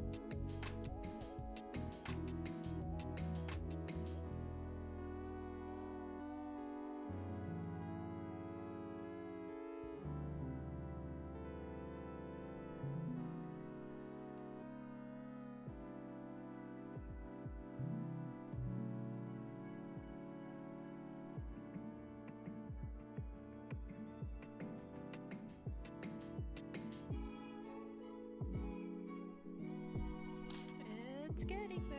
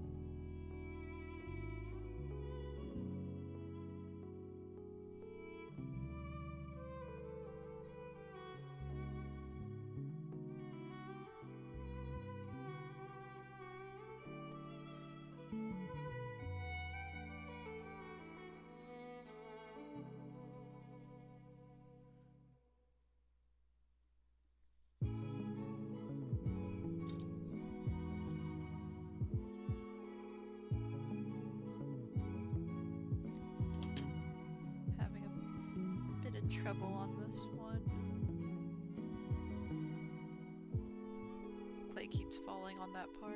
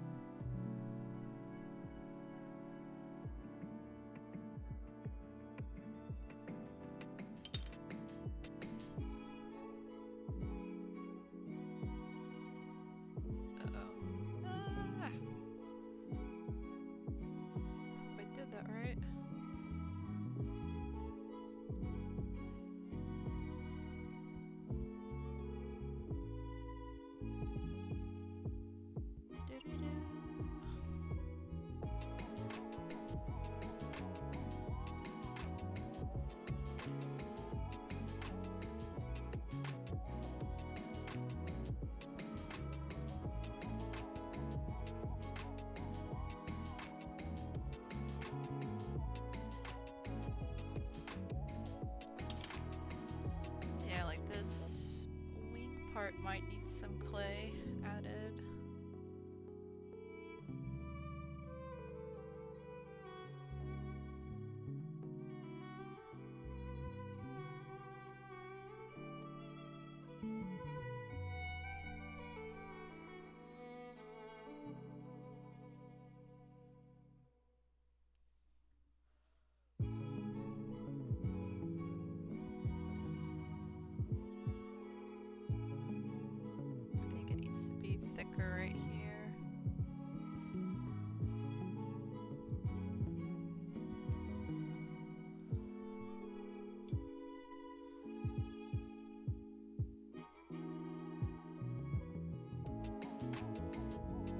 This song, it's like music really makes me want to play A Date with Death, which I'm glad that we are going to be streaming it next week. It just really reminds me of the soundtrack for that game. Which, by the way, if you haven't seen it yet, seen me play it yet, you might want to check out our gameplay from last year when we played the main game. Because we are going to be playing the DLC this time, so if you want to catch up on the story for that, it'd be good to watch those. It was only like 3 streams. It's not a very long game.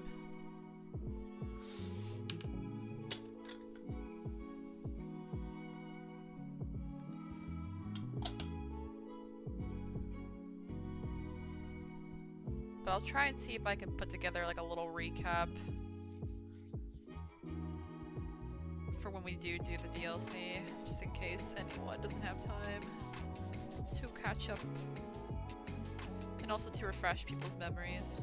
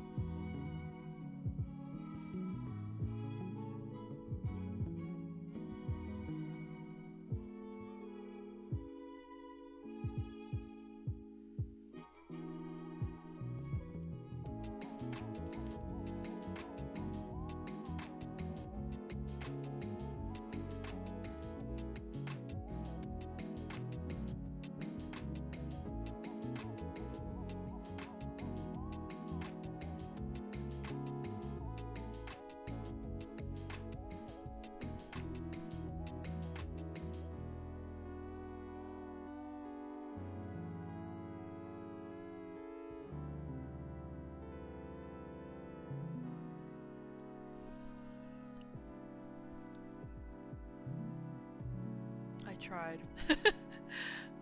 I think it looks okay.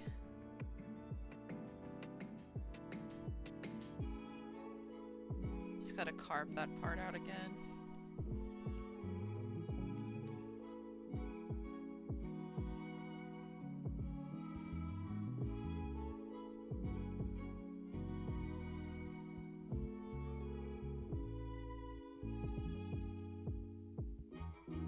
Too sharp, I'm just gonna round it a little bit.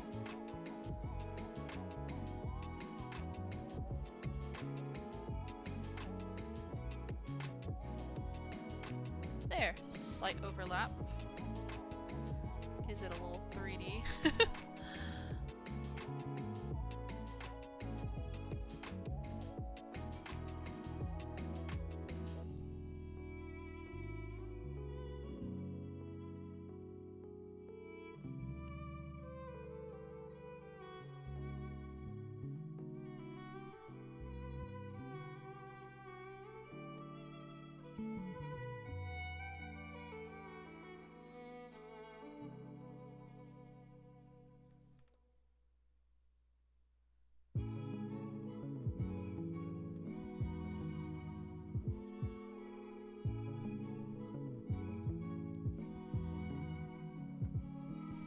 That looks okay.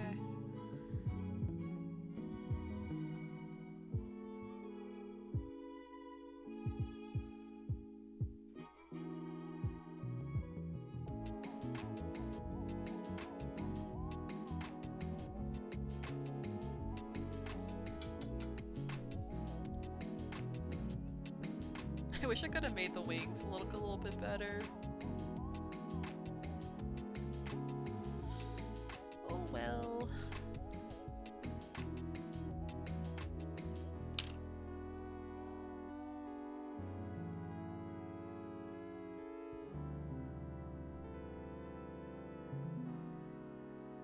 Didn't mean for them to be so close to the same size as each other. As far as the feathers go.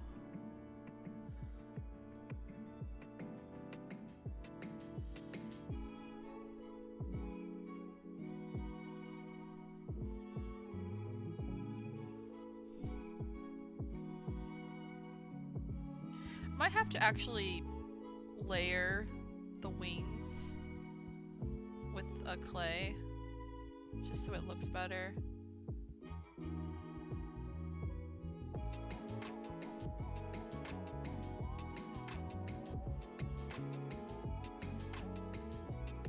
Just add like little bits of...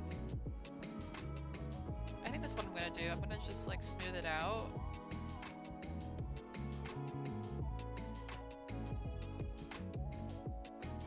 hard because I already carved pretty deep.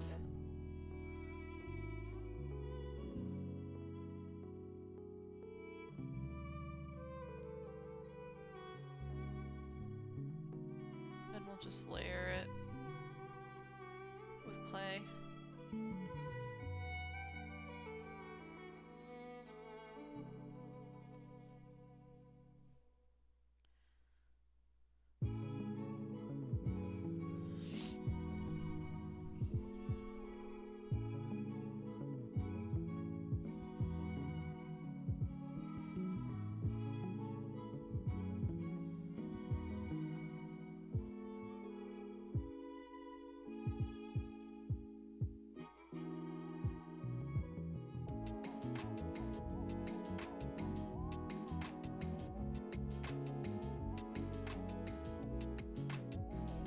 Being so difficult.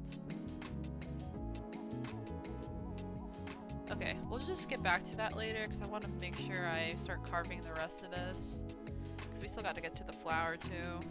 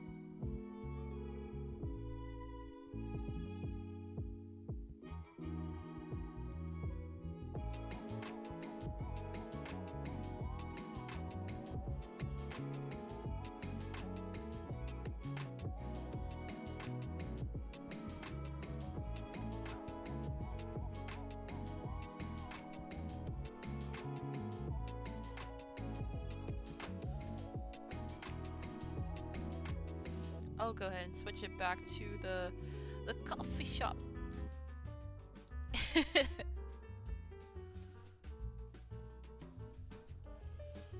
Back to coffee shop vibes.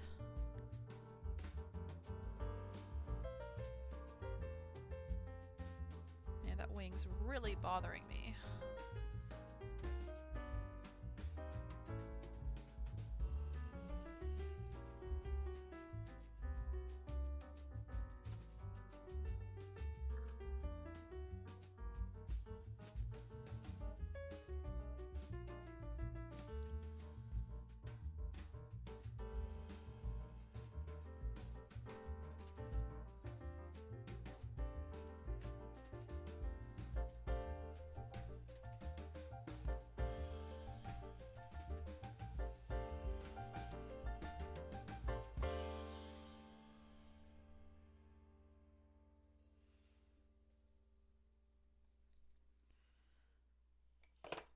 Whoops.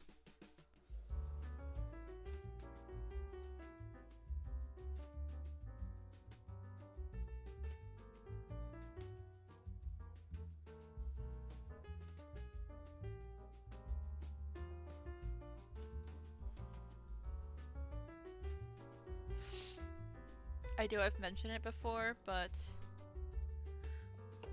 I've been watching Murder, She Wrote, and I'm already in like the 4th season, and there's 6 seasons total. I'd be so sad once I'm caught up. It's like I can always watch it again, but I feel like I gotta give it time afterwards. You know what? I could watch my other favorite murder mystery show. I have not seen it in a long time, and it's usually because I wait until I really need to see it again. Because for some reason I usually watch it when like I'm in a really low part in my life and I'm not doing like well mentally. And I'll watch it because I just love the main characters. It's Rosemary and Thyme. I know I've talked about it before. It's about these 2 women One of them's like a horticulturist and the other one was like a retired cop. But they both love gardening and flowers, and so the retired cop, like, she joins the horticulturist working for clients on their gardens and stuff. And there's always like some murder mystery that pops up for them to solve. I think that one had like 2 or 3 seasons. I wish it was longer. 'Cause I really like that show. That's like my favorite comfort show. But now I feel like Murder, She Wrote might be tied with it, or even be better. Just because, like, the main character, Jessica Fletcher, she kind of reminds me of my aunt that passed away when I was a kid. And everyone in my family, including me, really loved her, so it's like kind of like watching her run around solving murder mysteries and writing mystery books.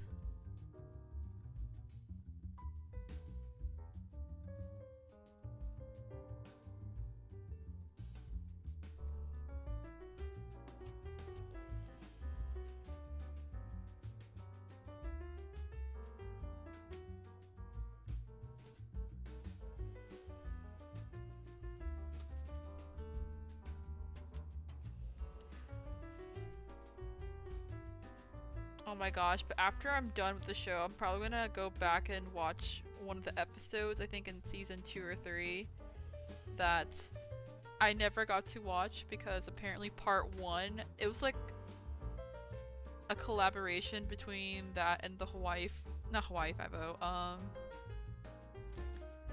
the Magnum PI show. It had like a split episode where you have to watch part 1 on one show and part 2 on the other. And part 1 was on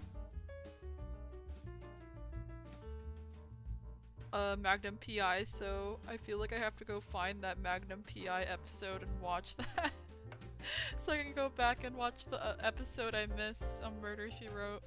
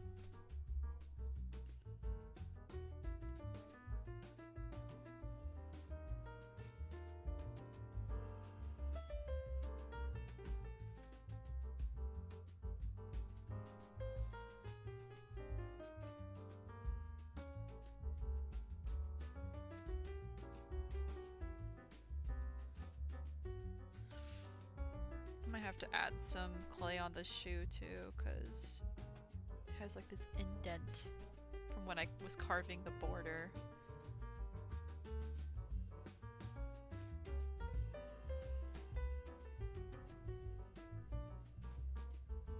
I don't know, I feel like I did this leg kind of wonky. That's okay.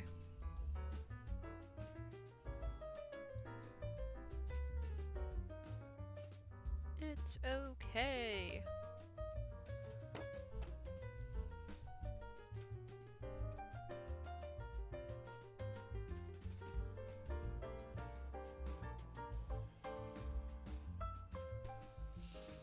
Well, you can definitely see it clearer now on the stream because I've been carving deeper into it.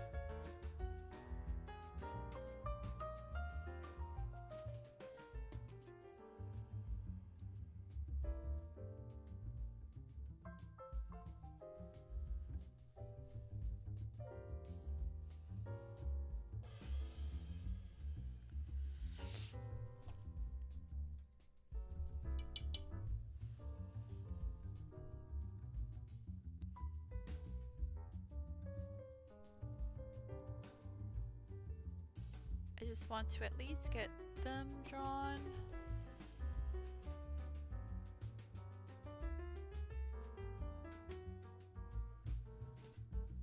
And also the flower as well.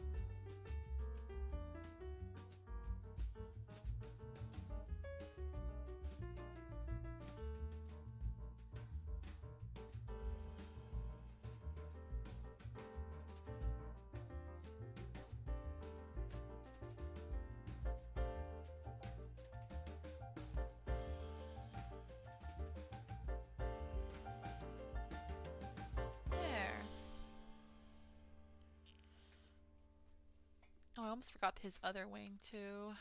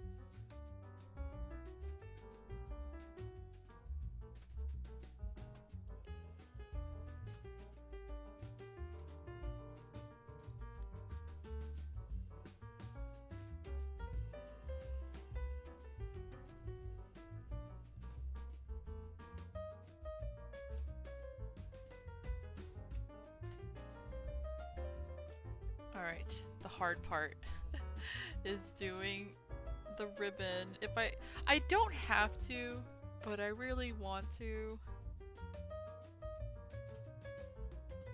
It's kind of complicated.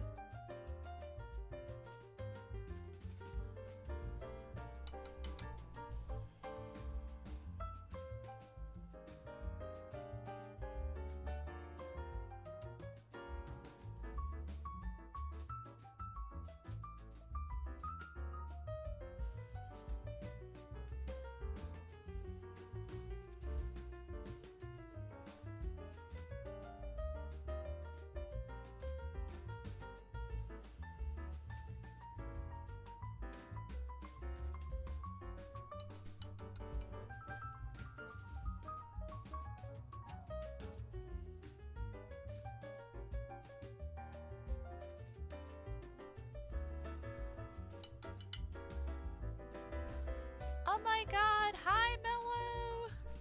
Hello, I'm back! Whoa, whoa, whoa, wee wah, that looks so good! Thank you! I'm doing my best! Ah! He's getting there! My little Eros. So cute. Thank you, Chichikov! I'm trying. But yeah, welcome back, Mello. We have made so much progress. I'm so happy.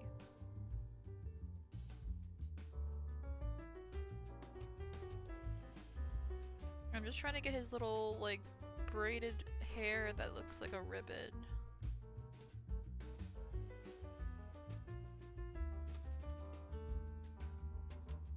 I've seen it mostly on depictions of Apollo. But I've seen a couple where Eros or Aphrodite has their hair like this, and it's really cute. It's like a little ribbon on their head of hair.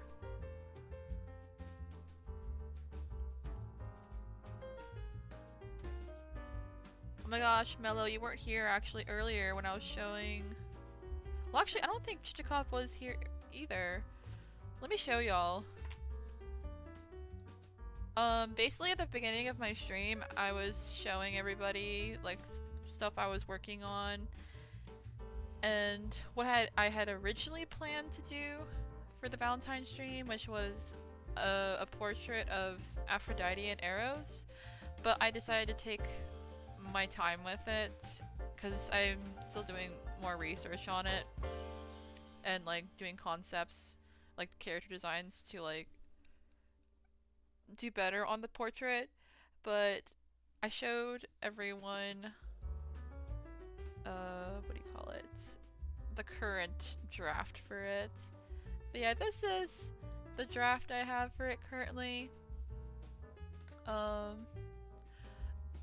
I didn't get to do the ribbon hair on Eros yet, but it's supposed to be them together. Aw, mommy and son, yeah! I wanted to draw them together for Valentine's Day. I didn't get to finish it in time, but it's okay, because I'm just gonna continue working on it on my own time, and I'll try and see if I can hopefully have at least a finish, like, draft for it by the end of the month, just for the Valentine's season. But yeah, I've been having a lot of fun with that piece. Let me go ahead and put that away so we can continue.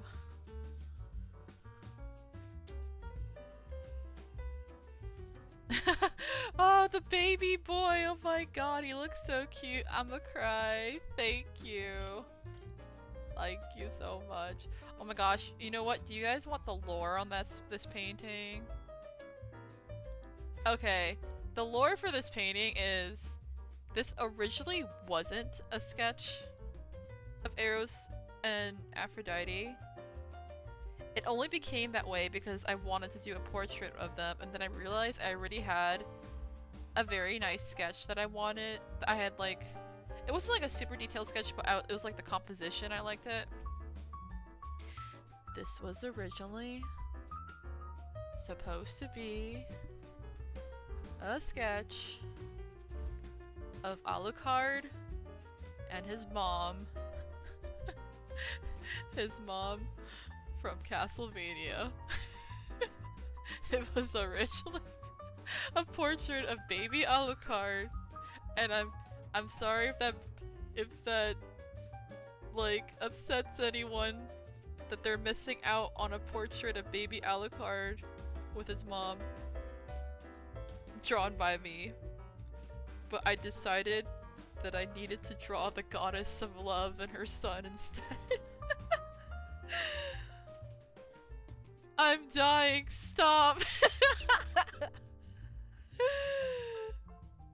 Yeah, it was originally supposed to be them. In fact, my baby Eros, he looks still pretty close to how my Alucard sketch looked. It's just that the coloring's different. And the hair as well. But yeah, that's the lore. Just for y'all.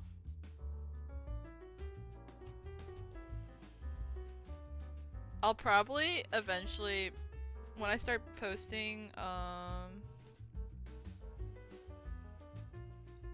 some behind the scenes stuff for this piece on Patreon, I'll probably post the original sketch that has Alucard and his mom. I think her name's Lisa. I hope I didn't get that wrong. It's been quite a while. So yeah, you guys got the lore, but I will be posting the original sketch for patrons only. I see the Alucard aura. Yeah, cause that's also partially why he looks a bit serious here. I was trying to give him that baby vampire grace in the original sketch.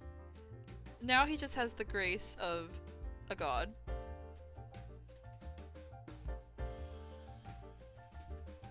Oh my gosh, I gotta fix this wing. It's driving me crazy.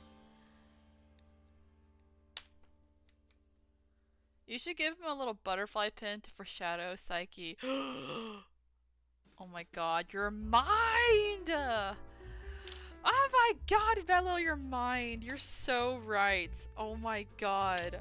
I have to remember that. Oh shit. That's such a cute idea.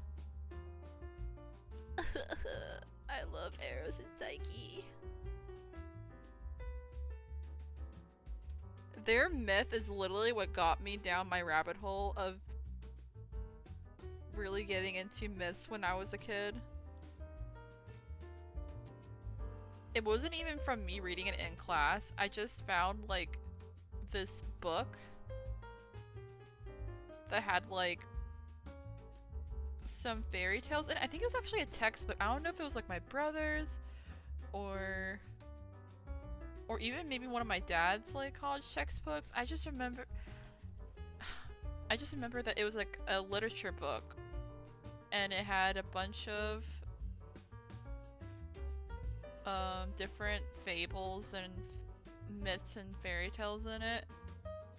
And I was really drawn to the illustrations they had for Eros and Psyche's story. So when I was in like, I think I was in middle school, I like read it and I was just like, oh my god, this story is the coolest thing I've ever read. And that's what got me into Greek mythology.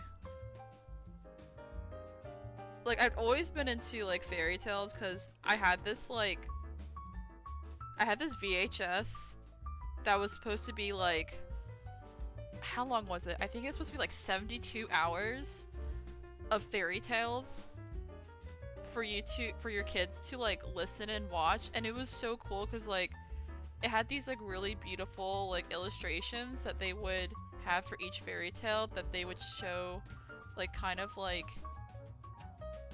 I guess almost like an animatic or something, while the narrator would narrate the story. And that was like my favorite thing ever. I would just like lay on the bed when I was a kid and pop that shit in and just listen all day to fairy tales.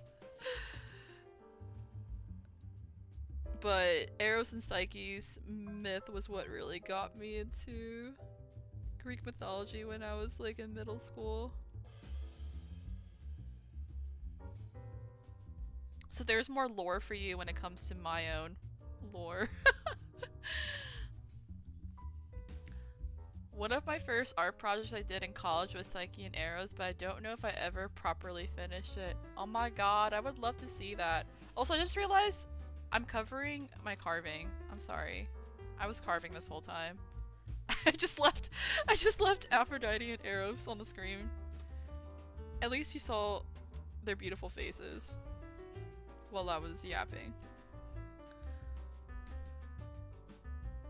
I don't remember what got me into Greek mythology. Maybe it was Disney's Hercules. Honestly, fucking valid, because Disney's Hercules is one of the best. I don't know why I never read Percy Jackson, so I never had that phase. I feel like I would have loved it. I know!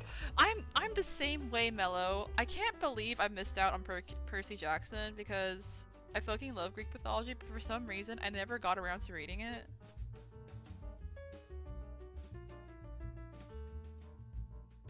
I've heard such good things about it.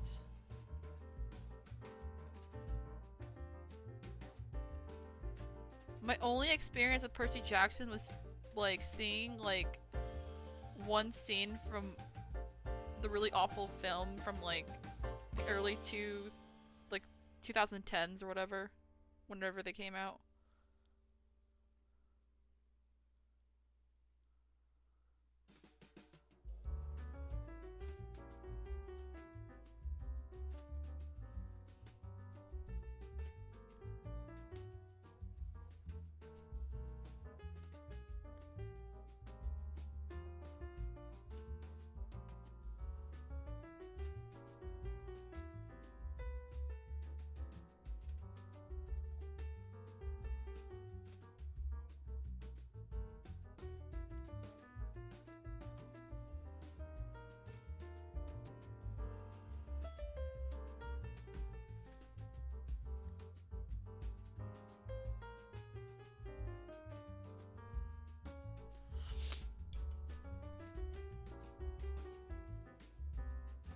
I really wish I could find that textbook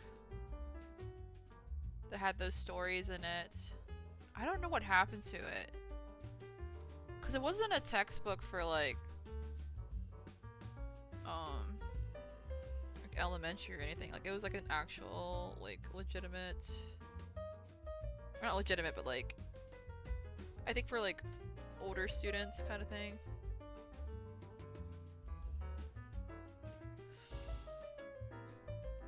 I just remember that it was yellow. Man, I hope we didn't accidentally give it away. That would make me so sad. Like that's... Oh god, what happened? I just like... Look what I just did. I just poked this deep hole into his fucking wing. What am I doing? No!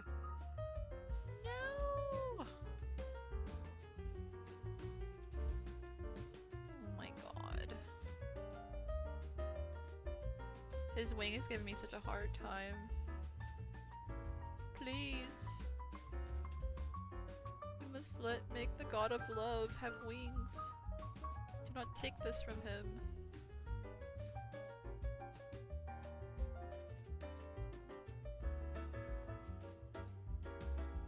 I was gonna layer with like clay, but I just want to try seeing if I can carve the wings again. And it does look better, I think, compared to earlier.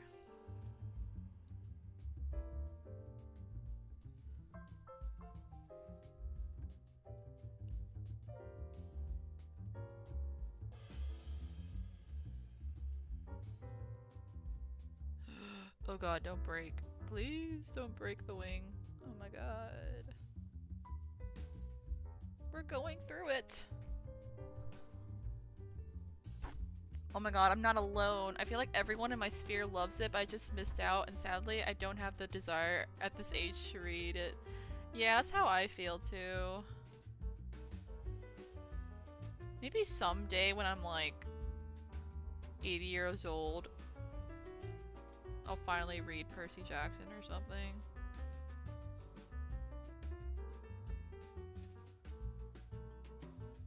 But at this moment, I just don't know.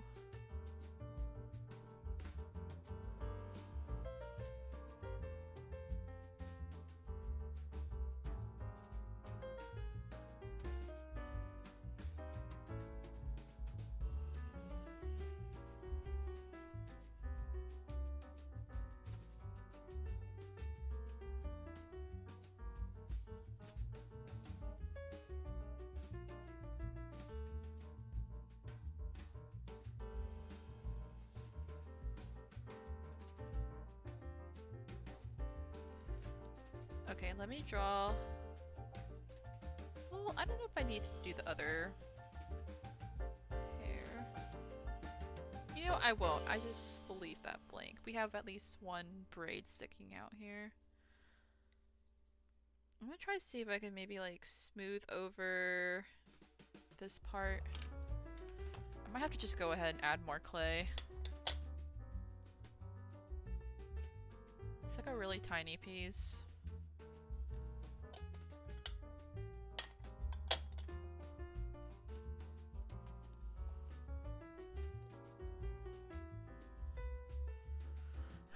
I had a similar experience with Dostoevsky. I picked up the other brothers. Oh, I picked up the Brothers Karamazov in middle school. My dad said that it was long for me, so I was way too petty to put it to put it down. You're like, challenge accepted. But yeah, I remember I think you mentioned before that you were reading The Master and Margarita, because you were asking me which one to try and read, and I told you to read that one.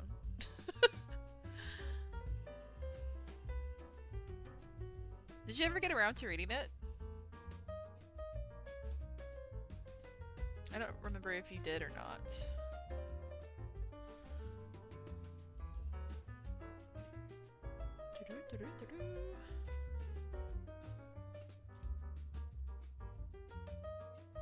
But yeah, I always heard good things about Brothers Karamazov. I wanted to read that one for a while.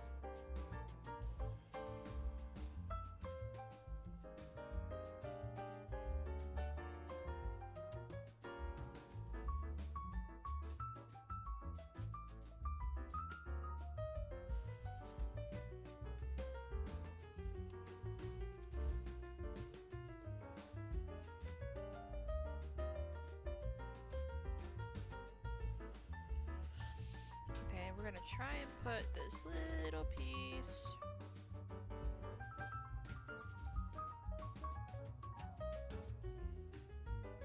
I gotta be quick because I think the clay's really starting to harden. So it might become harder for me to actually start putting some clay.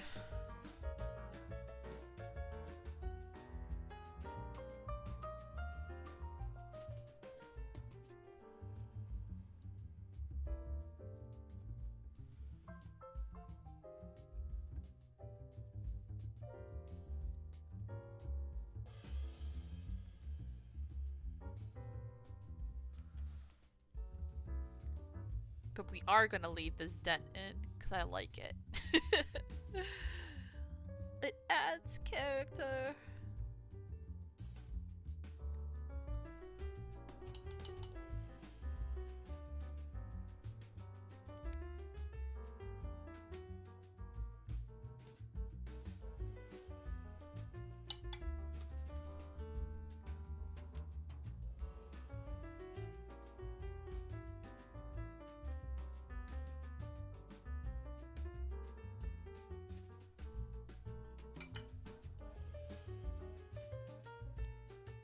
Trying so hard not to lean too far and you guys just get like my hair in the camera.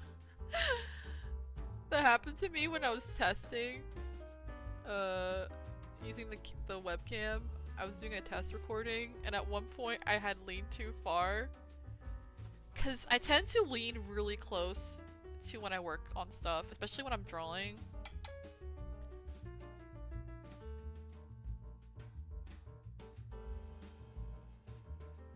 Like, I don't want you guys just seeing like a hair monster pop up on the camera.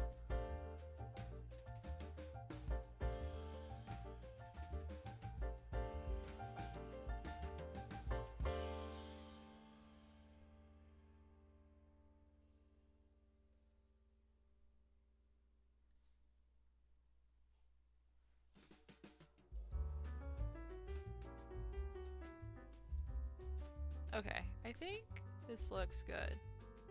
That actually worked out pretty well as far as his hair goes. I was really worried that it would not look good.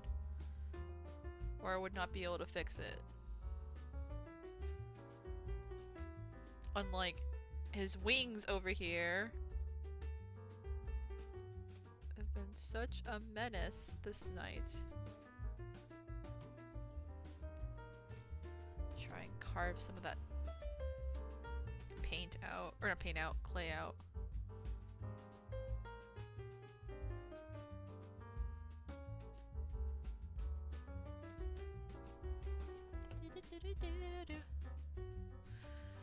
Yeah, I finished that a while ago. I'm now reading My Year of Rest and Relaxation by Otessa. Oh, I don't know how to say that name. Moshfegh? Recommended by my brother. Oh. Interesting. Well, I hope you enjoy that one.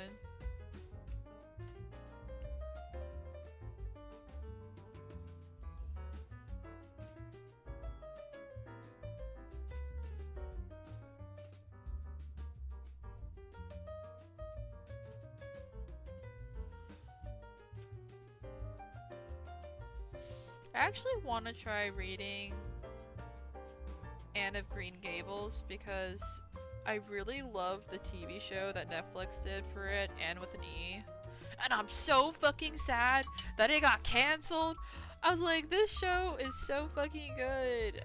And I love the actress that plays Anne of Green Gables. Like, I had always heard about Anne of Green Gables growing up, but I never really knew what it was about. I just knew it had like a redhead girl with like braids.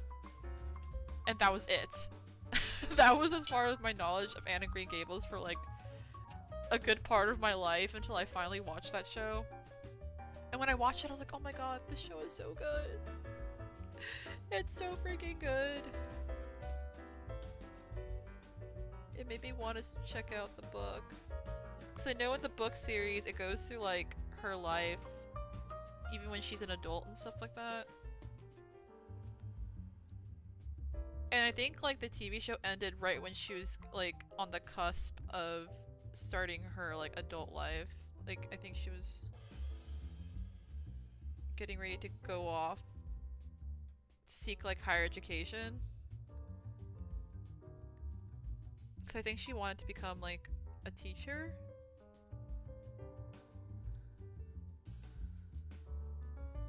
So sad that it ended.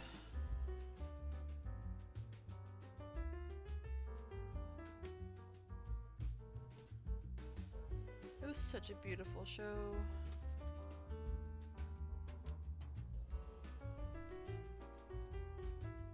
Oh my god, I've been meaning to watch that. I heard the Netflix series is great. I'm waiting for spring or summer, but I also never read it. There's also an anime coming out soon. I saw the promotions for it. I hope it's good.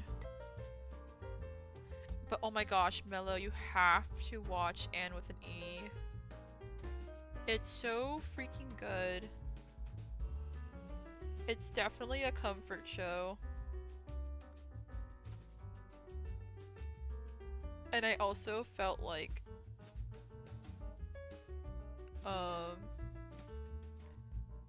I also related to the whimsy of Anne.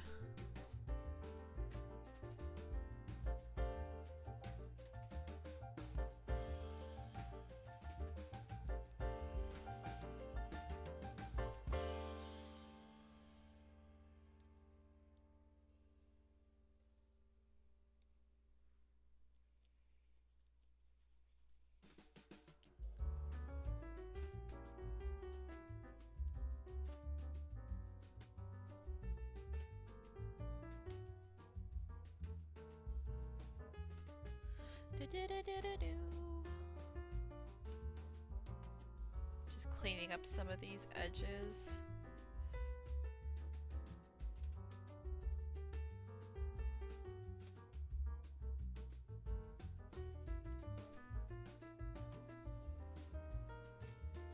Okay. Oh my god, it is time for us to do that heart. Oh my goodness.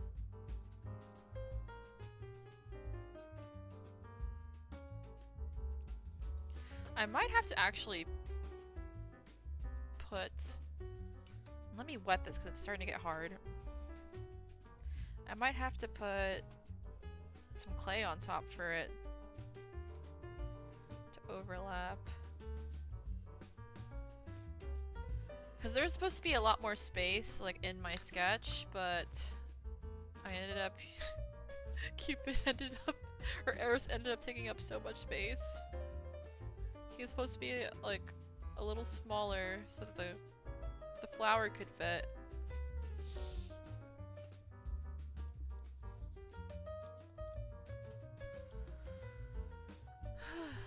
Let me see. Well, first and foremost, let's give them a heart.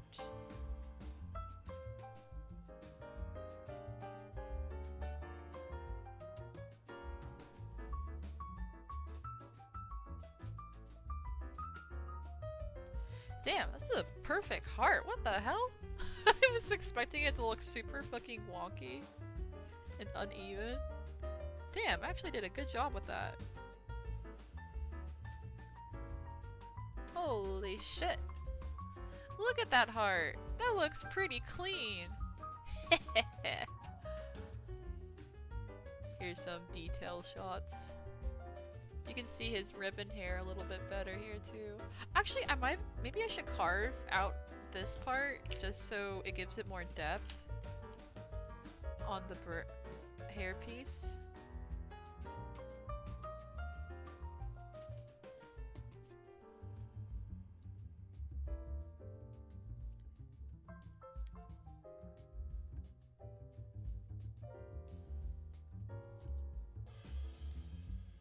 Just realized I should probably do that.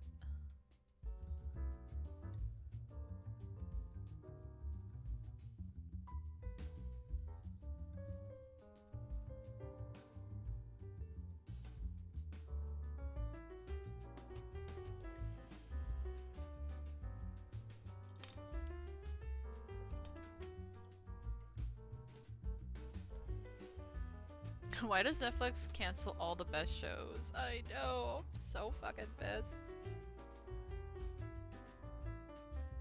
Ayo. I know, I'm so happy with this, how the heart turned out. You know what's another Netflix show that I was really pissed that they canceled? Cause I thought it was like really fascinating, and just when stuff was getting interesting, it just never came back after season 1. It's this show called The OA. It came out a long time ago. I just remember it being so interesting and fascinating.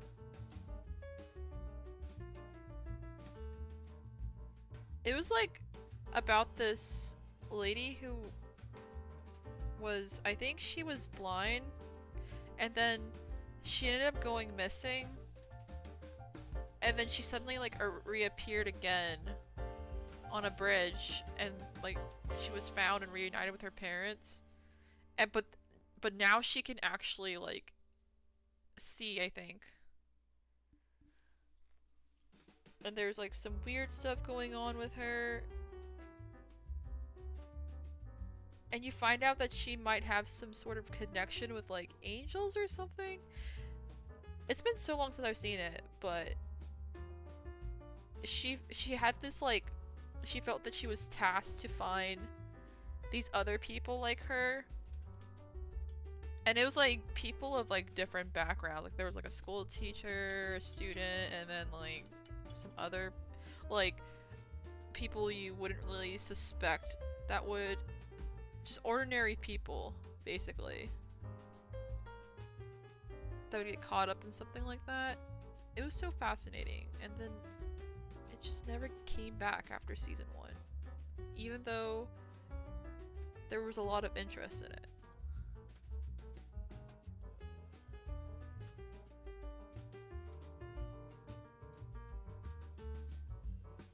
Oh, I never saw that, but it was another in my watch list. But I lost the desire when it was canceled, but I still want to watch Anne. Yeah, definitely watch Anne, because I mean, even though Anne was canceled, it's like a show that like, it feels like it was completed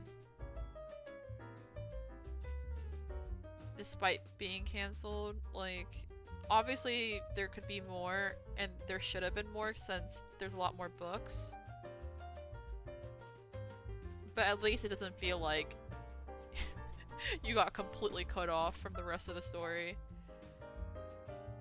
But totally understandable when it comes to like the OA, because that one, it was just like, no, tell me more, then we just never find out what happens.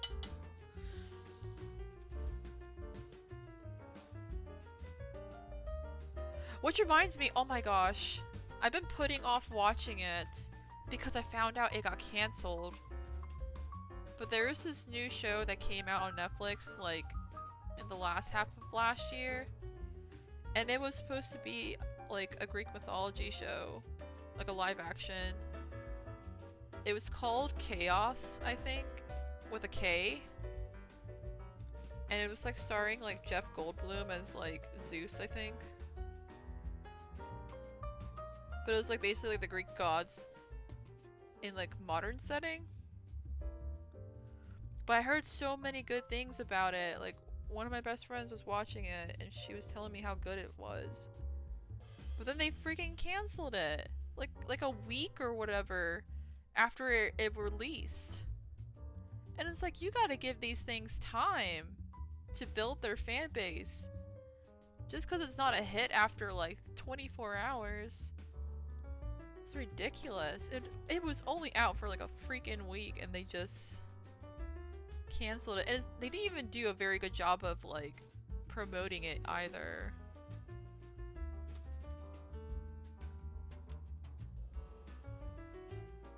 Really frustrates me how they keep doing this.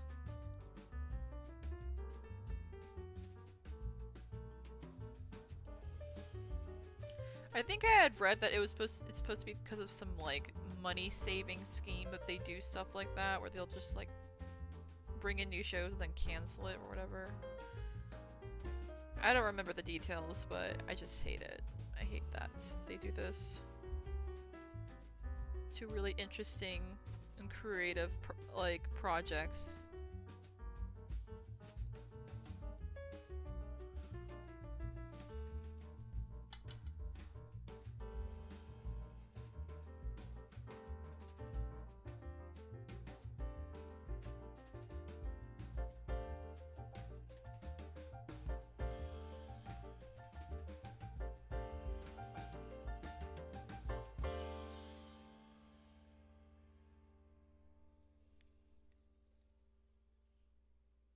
I also heard this other show, I think it's like an Amazon series, but Mackie was telling me how good it was. It's called My Lady Jane. And apparently it did like really well from reviews. Like a lot of people liked it, and then that was also canceled after season 1. Not long after it was released.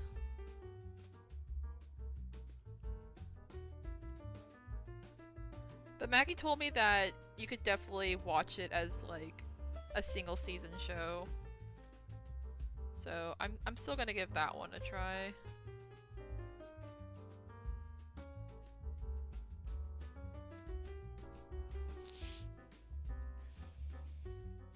There's so many good shows and books I need to consume. Stop, it was cancelled. I was literally just typing it out that you should watch it. Oh, wait, really? No! Yeah, it was fucking cancelled, Mellow. Fucking Netflix and Amazon canceling all these good fucking shows before they can even get a proper fan base behind them.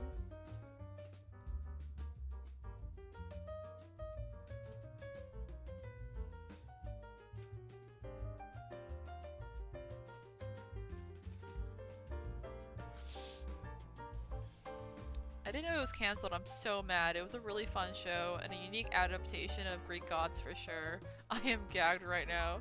No, Mel, I'm so sorry to bring you the bad news. Yeah, it was like cancelled like not long after it dropped. Like after its release. I was really pissed. So that's why I've been putting off watching it, because I was just like, oh my god.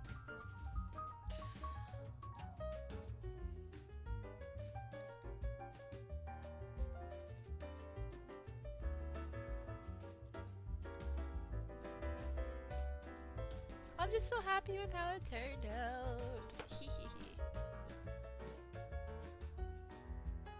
Honestly, maybe I won't do like the giant flower. Maybe I'll just do some heart plants or something. Since it might be hard to try and put that in here.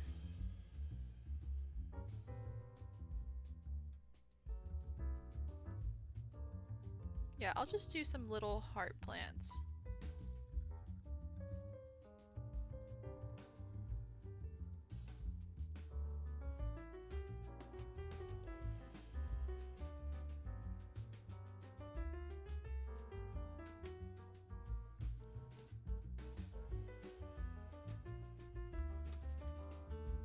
What is the point of getting into Netflix shows when they're like this? I know. I feel like the only show they haven't canceled on me that's actually still going is is Bridgerton.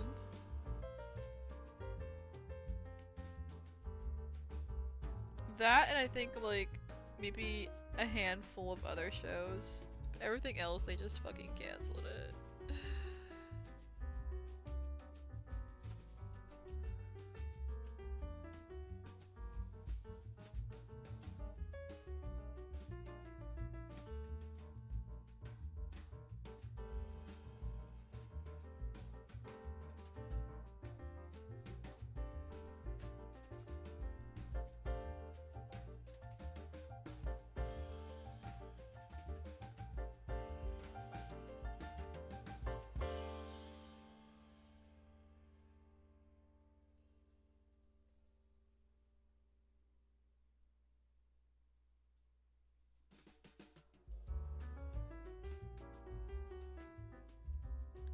And I tried to get into Blood of Zeus, but I just didn't really like that show.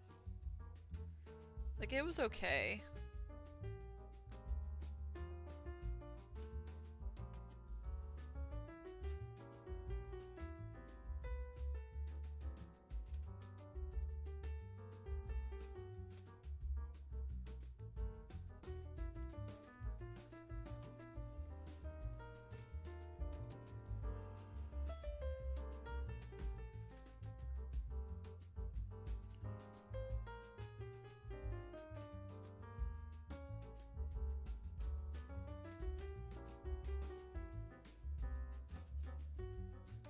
Look at my little heart plant.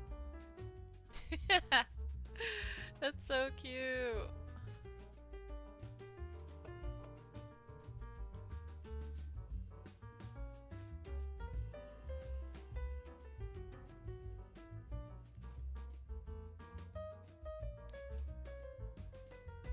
I'm looking forward to new, is it Invincible episodes? I don't think they will cancel that. Or is it Invisible? I can't tell if you're talking about... Oh, Invincible! Okay, yes, I do know what you're talking about. Yeah, I heard really good things about Invincible on Amazon. I haven't watched it yet, partially because I saw a really brutal scene from it and I wasn't sure if I could handle watching that show. Because I heard it has some really fucked up scenes. But yeah, I did hear some good stuff about it. I know it had like a new season that just recently dropped.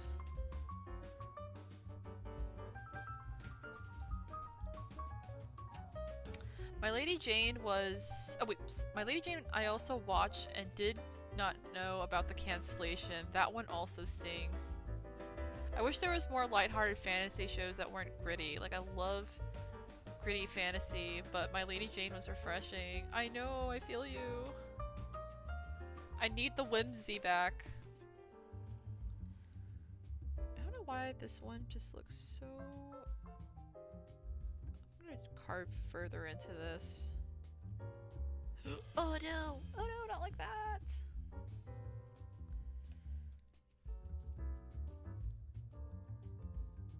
I feel like it just needs to be deeper somehow.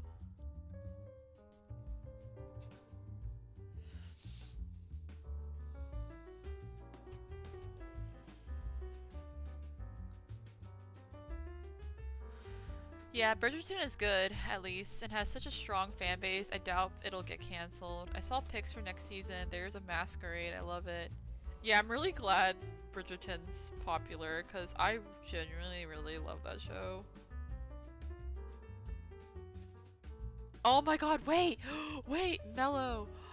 Did you see the trailer behind the scenes recent video that they shared? Oh my god, it's so pretty. They showed part of the masquerade in it. Let me see, I don't know if it's on YouTube. Let me see if I can get a link for it, because it looks so good. I'm so excited.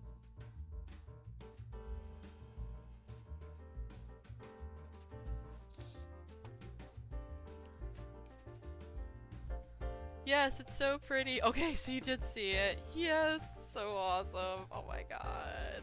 The costumes.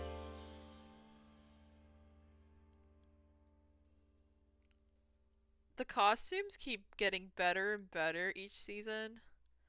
Like, I saw some people didn't like it, but I thought wow, I'm kind of lost. Season 3, right? Season 3's costumes were really good.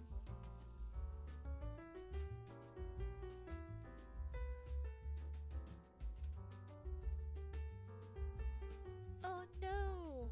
What is this? I have to get that out. There's like a piece of like dust that was like stuck in the fabric fold that I carved. I got it out though.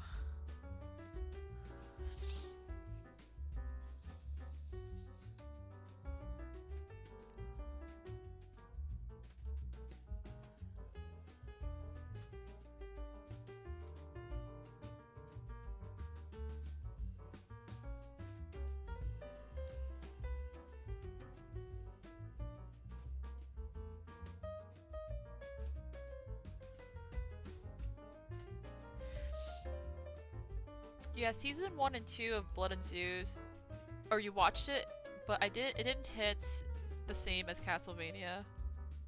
Yeah, I wasn't really crazy about it. I might give season 2 a chance, but I wasn't really too into it after season 1.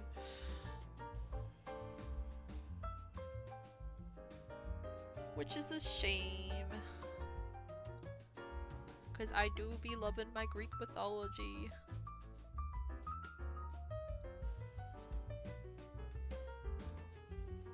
feel like this needs to be deeper.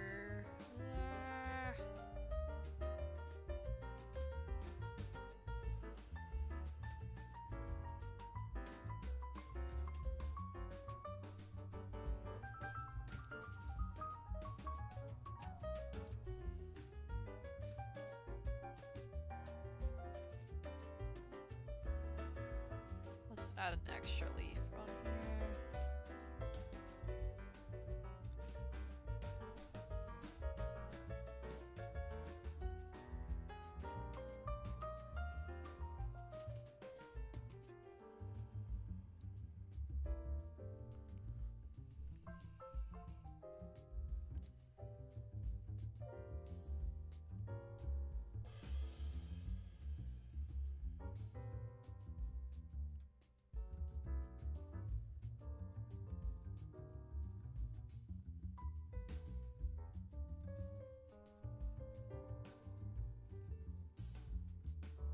Take this.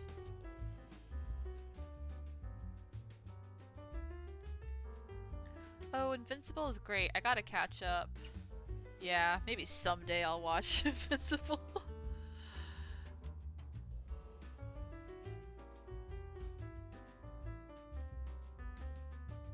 Yeah, I just feel like as I've gotten older, I'm having a hard time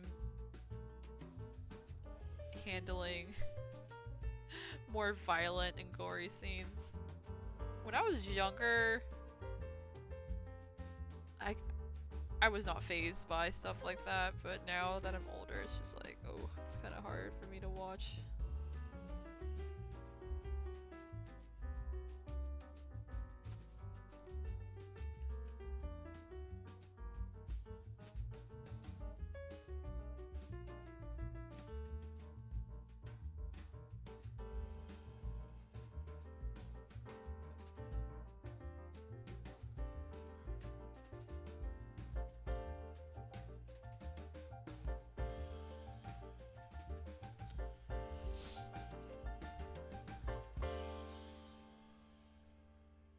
Yeah, it's really fucked up as a warning. Oh god. Yeah, I will watch it with caution if I ever get to it. It's so pretty. Oh, thank you. My little heart flowers. I love Masquerade storylines. Same. Classic. I watched some of Blood of Zeus. I kind of lost the plot. That's how I feel.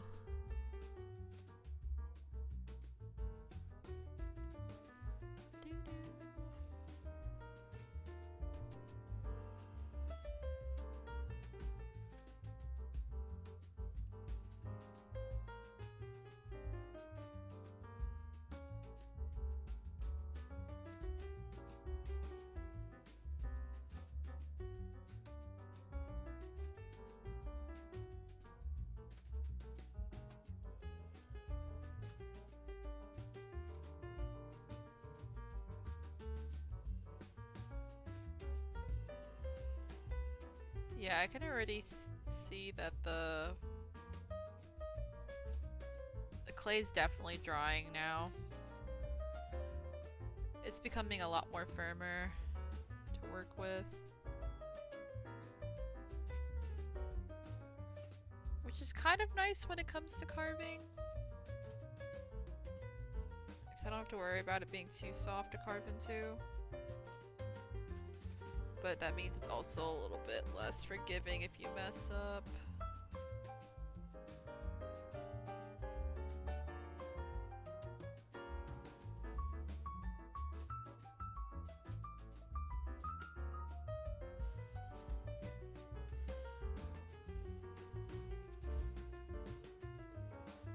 Oh god, I carved too rough right there. Oh no.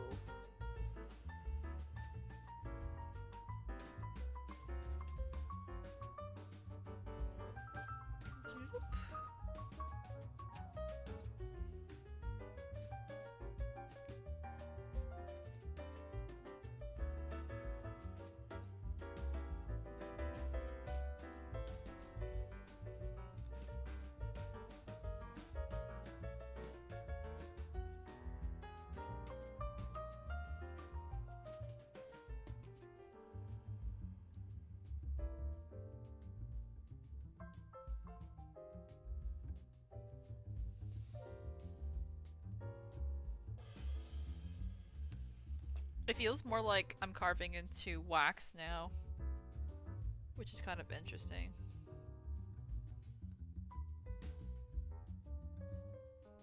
Ugh, this heart looks so wonky. I don't know why.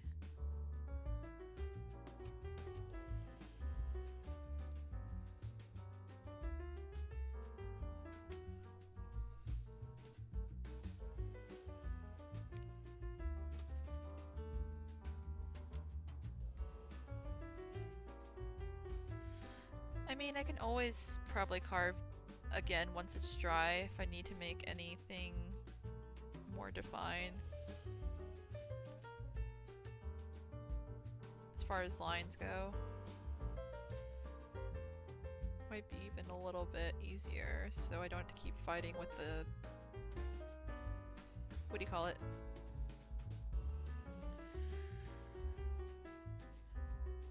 The clay. Oh my gosh. Words.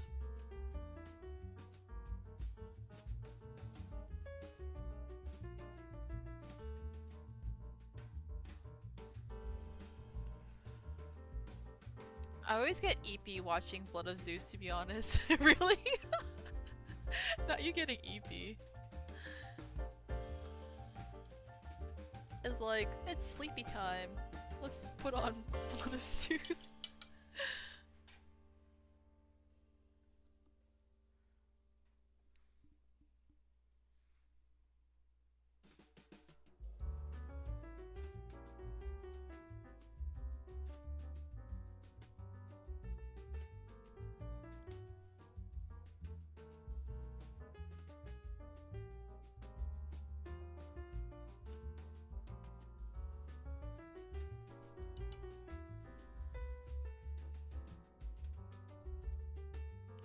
Oh my gosh. You know what? I'm gonna take this time again to promote to promote this anime I'm really enjoying called Zenshu.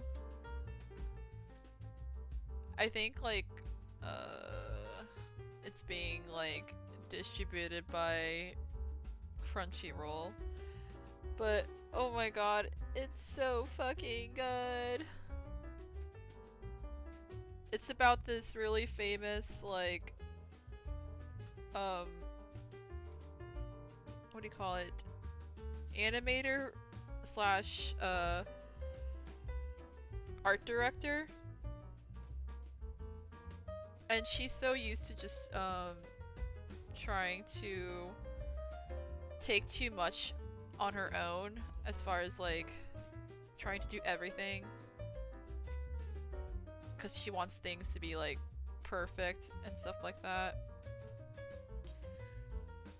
instead of trying to rely on like allowing others to like help her and all this stuff. So she like overworks herself and everything,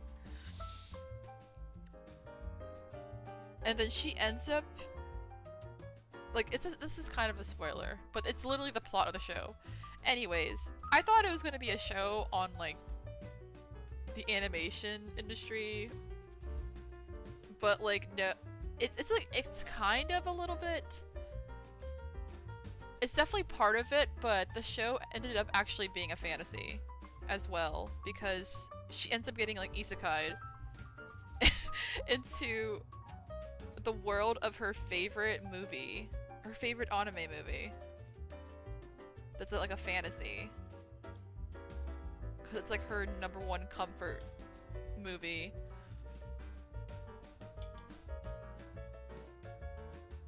And it's really good, cause like she ends up learning more about herself.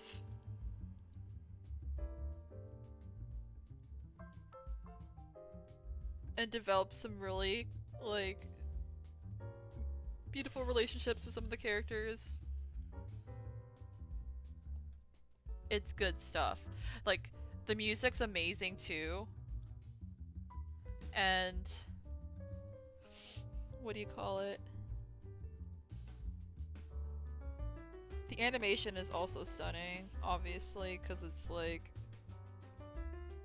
one of those MAPPA series where like they actually put like a lot of, I guess, like budget and time into it. And also it's like a series that's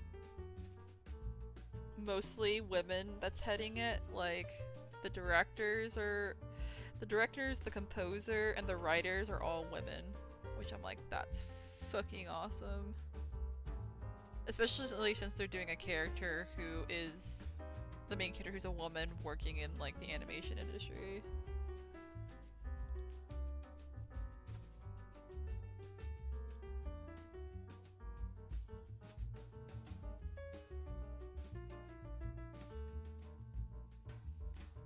But I love it because whenever they show like the original scenes from the anime movie, they do it in the style of like late like 90s to like early 2000s like anime, like especially like fantasy like shows, and it's just so cool seeing that difference, and then like going back to the more like modern anime like style when it's back in like the real world. Or when it's happening in real time kind of thing, when she gets like isekai'd.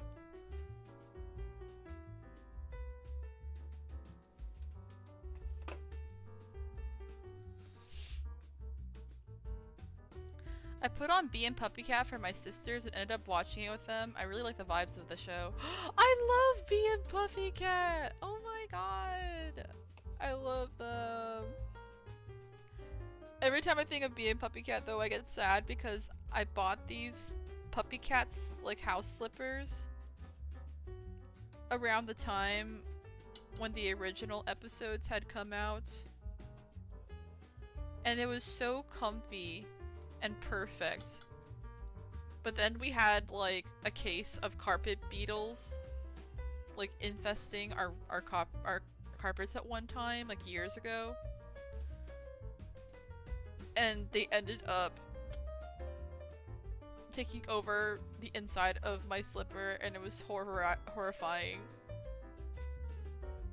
And I had to throw it away. I had to throw it away because there's no way of me knowing whether they had like built a nest in it on the plush part of the puppy cat.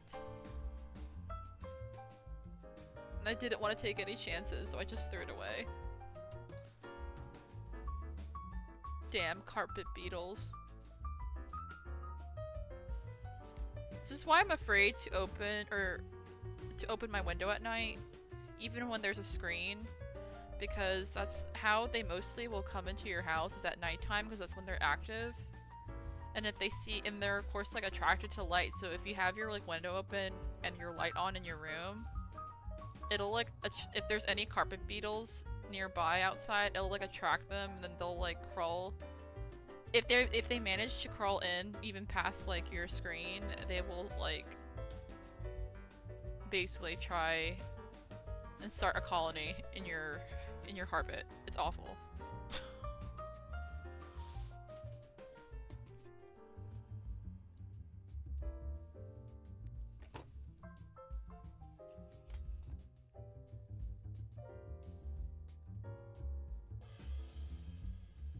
But yeah, I love being Puppy Cat. It's so good. I love the episode when they go to the bathhouse with the giant cats. And all they want to do is watch their TV show.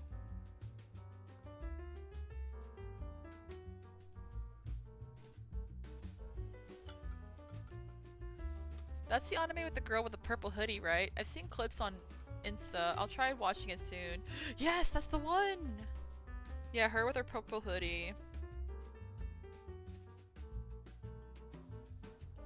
Also, her character, she's like so funny. I really love her.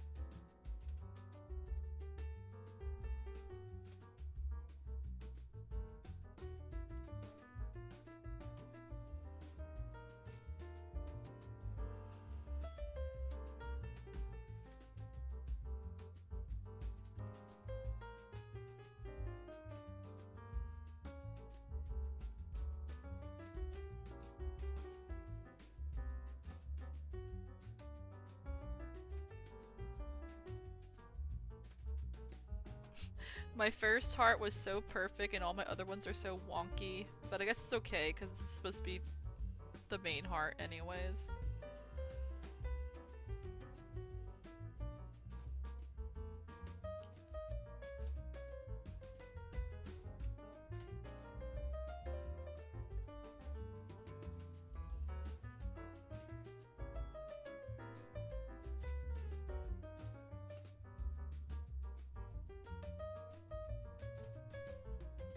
Oh god, no.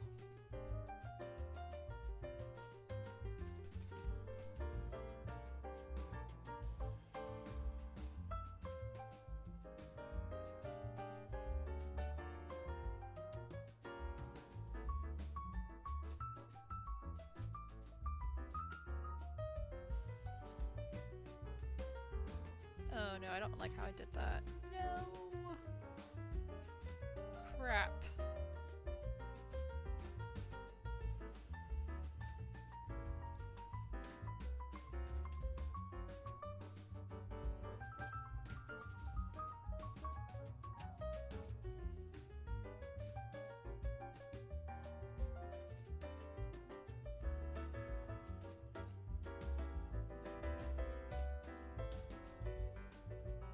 Oh no, I don't like that. No. I'm gonna try and smooth it out.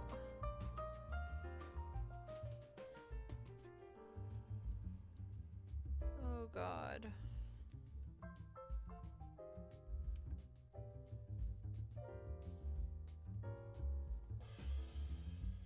That's a no from me. Ugh. I don't want to ruin this.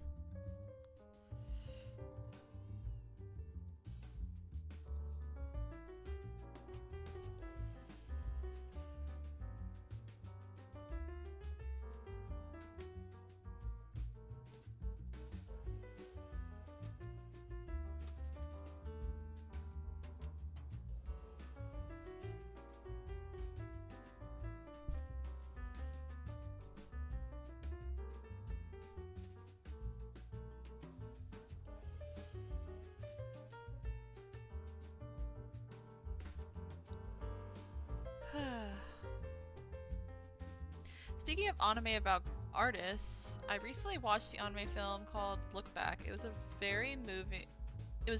I recommend. Oh yeah, I haven't watched it yet, but I did read the manga. It was pretty sad. But yeah, the movie looked really good. Actually, another anime film I really wanted to watch was I think it's called The Colors Within. Let me double check that. Colors Within. I wanted to watch it in the movie theater, but I missed my chance to see it. Yeah, it's called The Colors Within. It's about this girl who ends up starting a band with two other I think classmates, but like I forgot what it's called,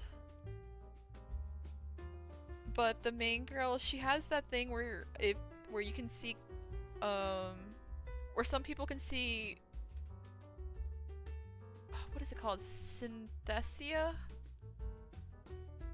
You can see like people with colors or sounds with color.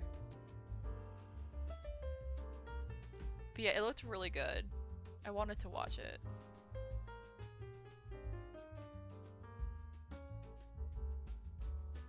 And I think the director is the same director who did a show that I really liked. Let me see her name.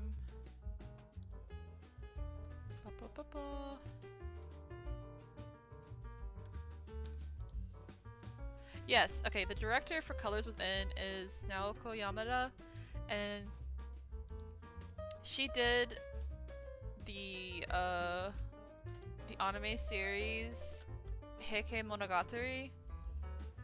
That show was so fucking good. I wish more people watched it.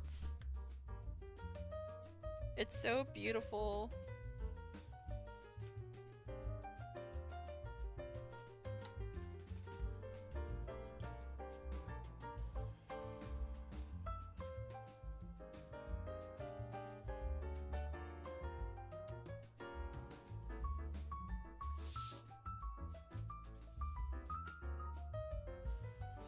Yeah, we have termite season, so I've gotten used to termites swarming me sometimes. My family members will literally rent a hotel just to get away.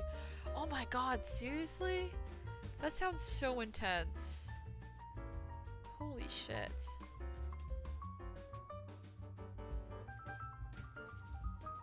Oh my god, I don't think I could deal with that.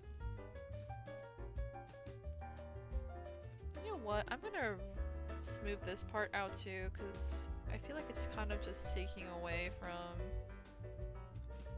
the hand here. I'll just put some leaf textures and that's it.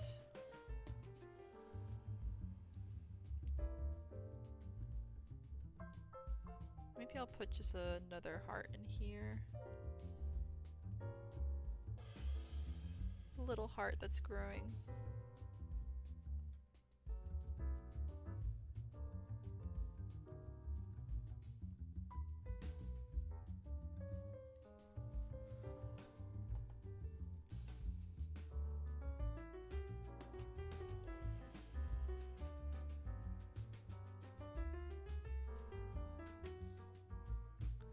I don't know if I should put like the leaf textures I see in the drawing. Maybe I will.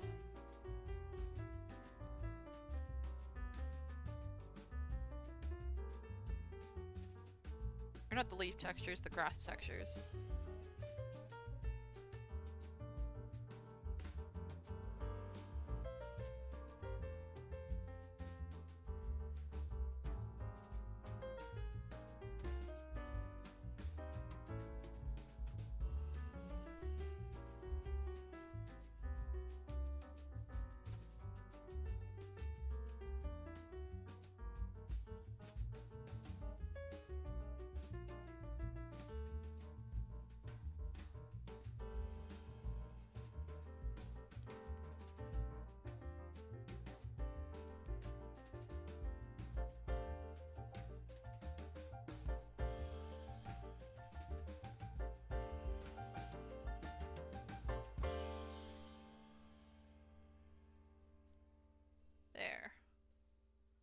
looks better.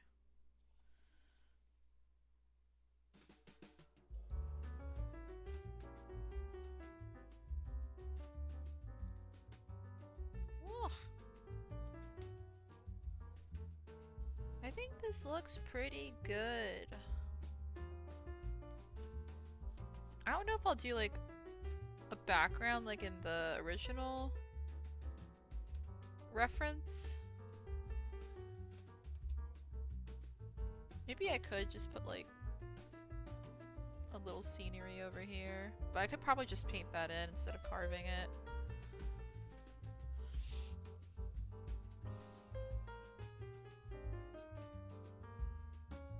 Yeah, I think I'll just do that if I decide to put a background. Maybe I'll just paint it in instead of trying to carve it.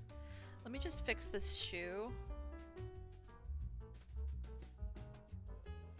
Because the borderline got into it.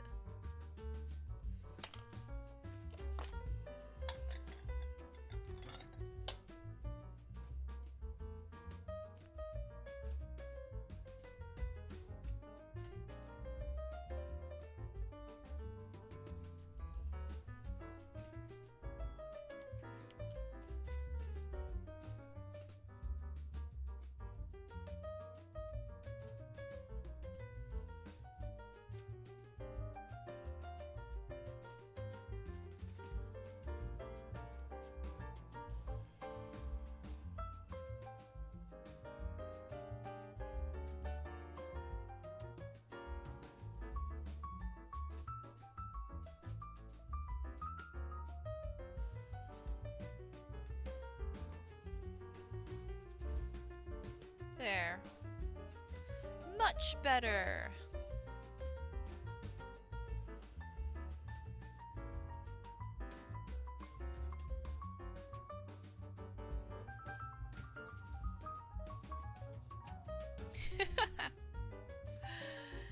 There.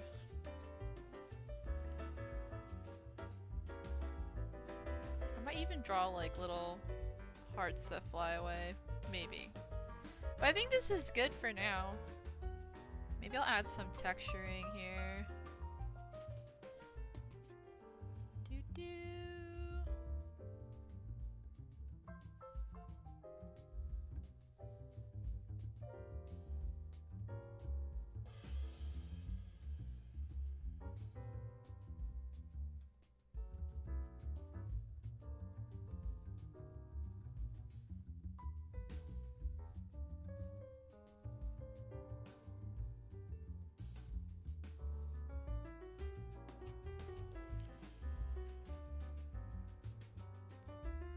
There we go. I think it's done. It's already pretty late. Woohoo! We managed to carve it. I'm so happy. We got to have something that's actually done for the stream. Maybe we'll do a bonus stream actually painting it once it's like been dried. But then that needs like at least 24 hours or more. But yeah, look, we did it! This was a lot of fun.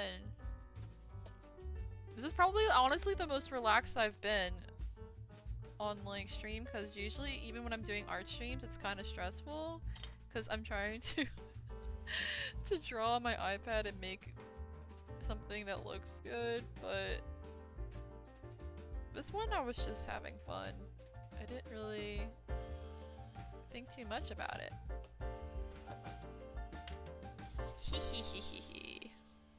It looks so cute! Yay! Thank you, Mello!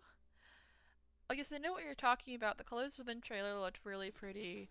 Right? Oh my god, it looks so beautiful. I love the animation. Gosh. I love that director's work so much. But yes, here we are! Our arrows for our, our wedding chest with our little hearts inside. You know what I actually wanted to do was sculpt little love charms that are like based off like aphrodisiacs, like oysters and stuff like that, or like figs, and I was gonna like fill them inside of this. But yeah, thank you everyone for watching. Let's go ahead and show the other sketch. Whoops. So this was like the original sketch we did in my sketchbook last what do you call it? Valentine's Day. And this is the card version on here. It's a little bit different because I didn't know if I had the energy or strength to really do a detailed flower like that, since I would have to like use clay. But I think I kind of like the other option of just having these little like heart flowers, like a little garden of them. I think it still looks cute. But yeah, I'm really excited for when I can actually like paint it and do some like, just have a lot of fun with it. I love how the heart plants came out. Thank you! Me too! I'm really happy with how it turned out. But yeah, let me see. Let me go ahead and wash my hands a little, just so it's not so like full of like clay. Eek.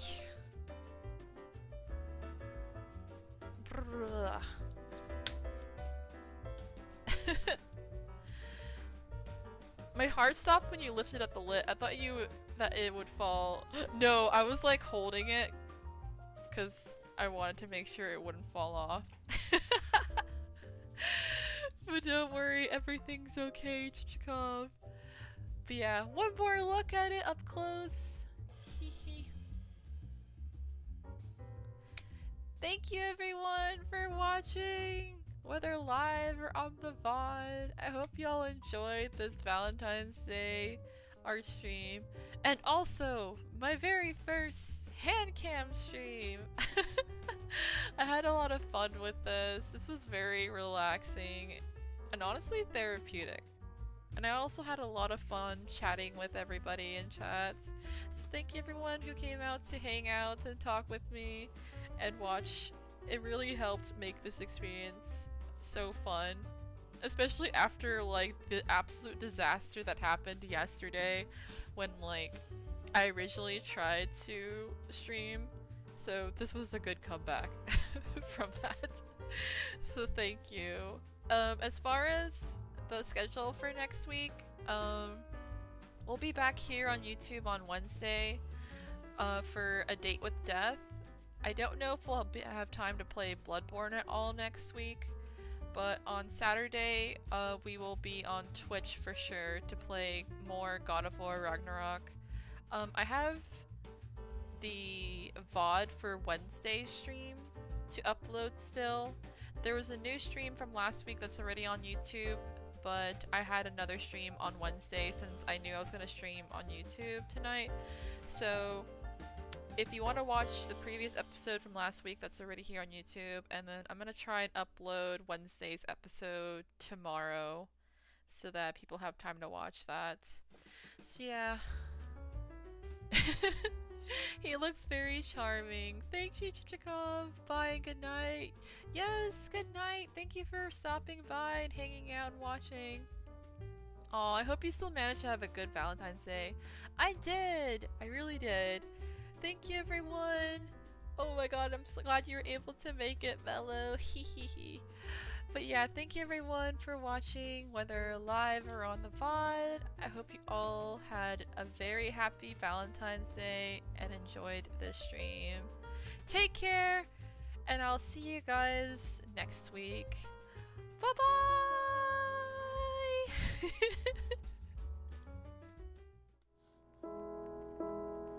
Also, if you guys enjoyed the stream, hit the like button below. It really helps with the channel's growth, and I really appreciate it. Hope y'all take care, and see you later. Good night, yay! I'm happy I caught the end. I'm glad too.